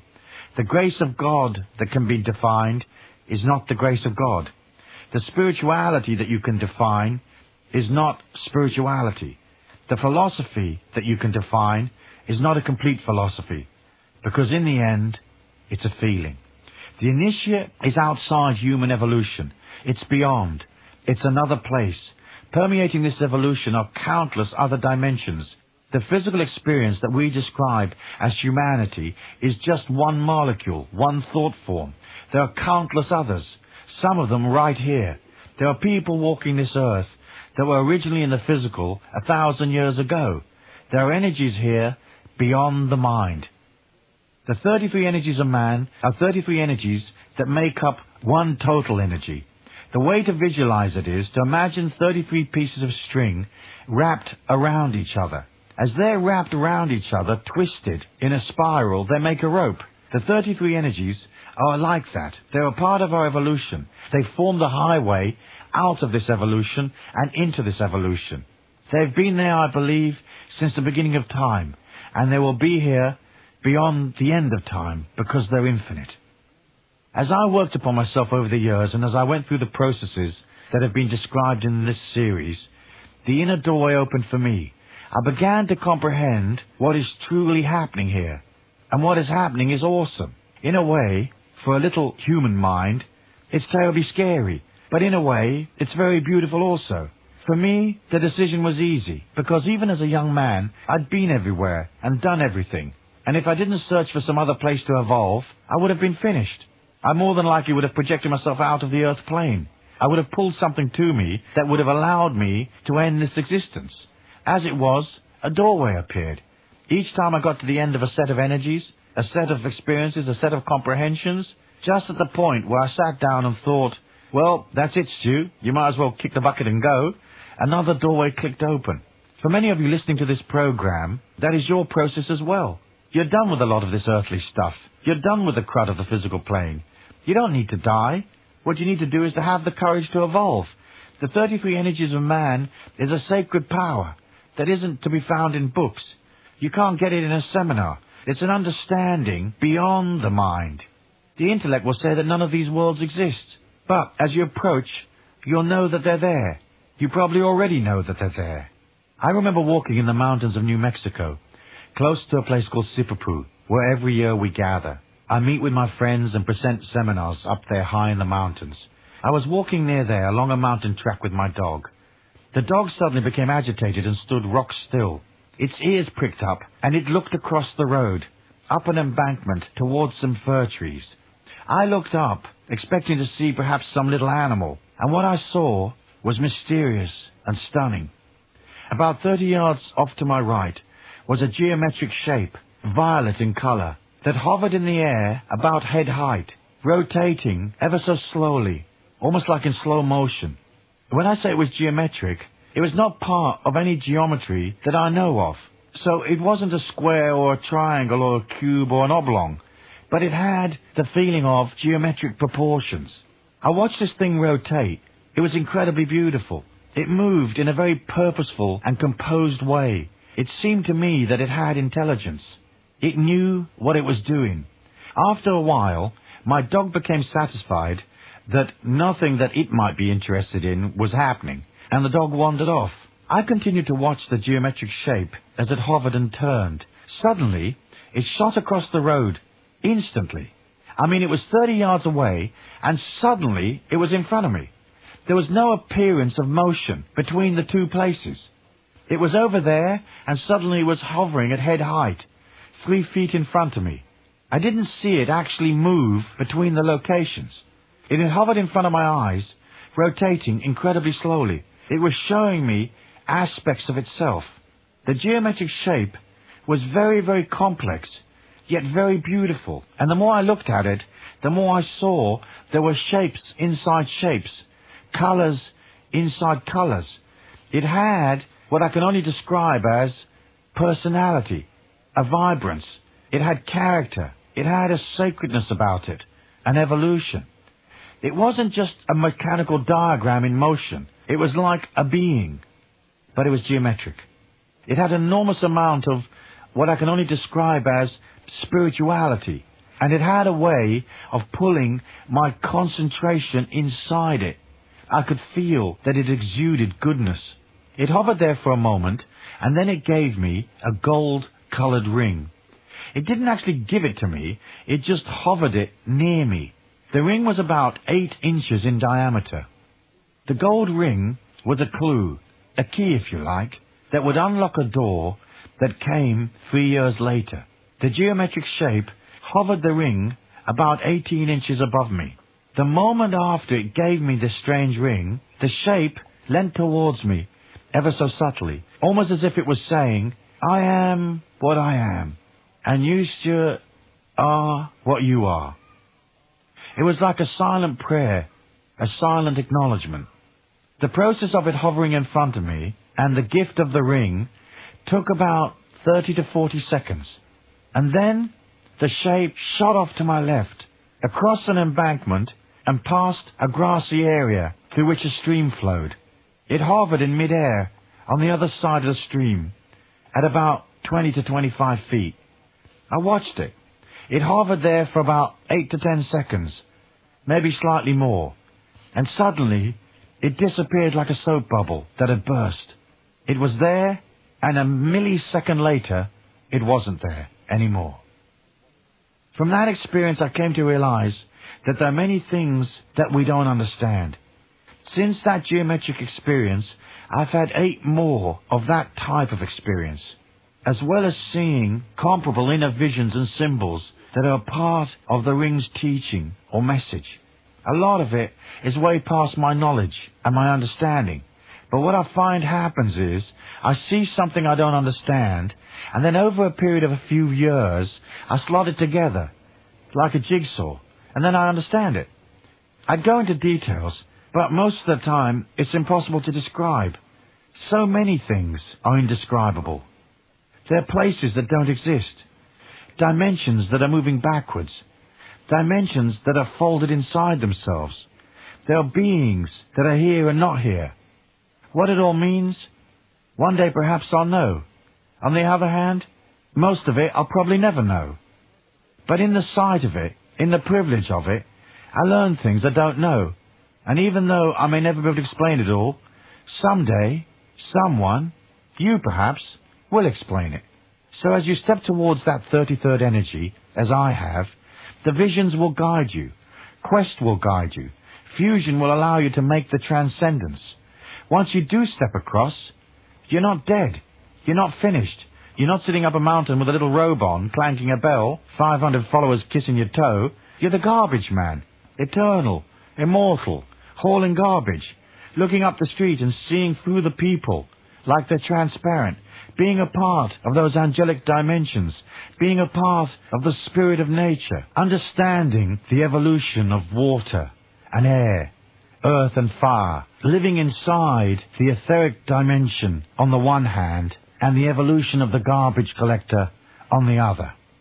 If you ever come across a person that has absolutely mastered this 33rd energy, you'll never know it, because basically they'll be invisible. I know I will never master it until I can step past teaching, step past having to appear in places, step past having to talk about it. Little by little over the years, I've begun to make less and less appearances and show up in less and less places. So I'm thankful, because I'm getting there. But one day, someday, I'm going to buy a taxi and I'm going to retire inside the world of the 33rd energy of man, if it will allow me to do so. And I'll drive my taxi. And who will be sitting in the back seat smiling? You'll be sitting there. And you'll say, "Hello, Stu. What are you doing here?" And I'll say to you, "I'm practicing like you are. I'm practicing in becoming nothing." Thank you. God bless you, and Godspeed on your journey.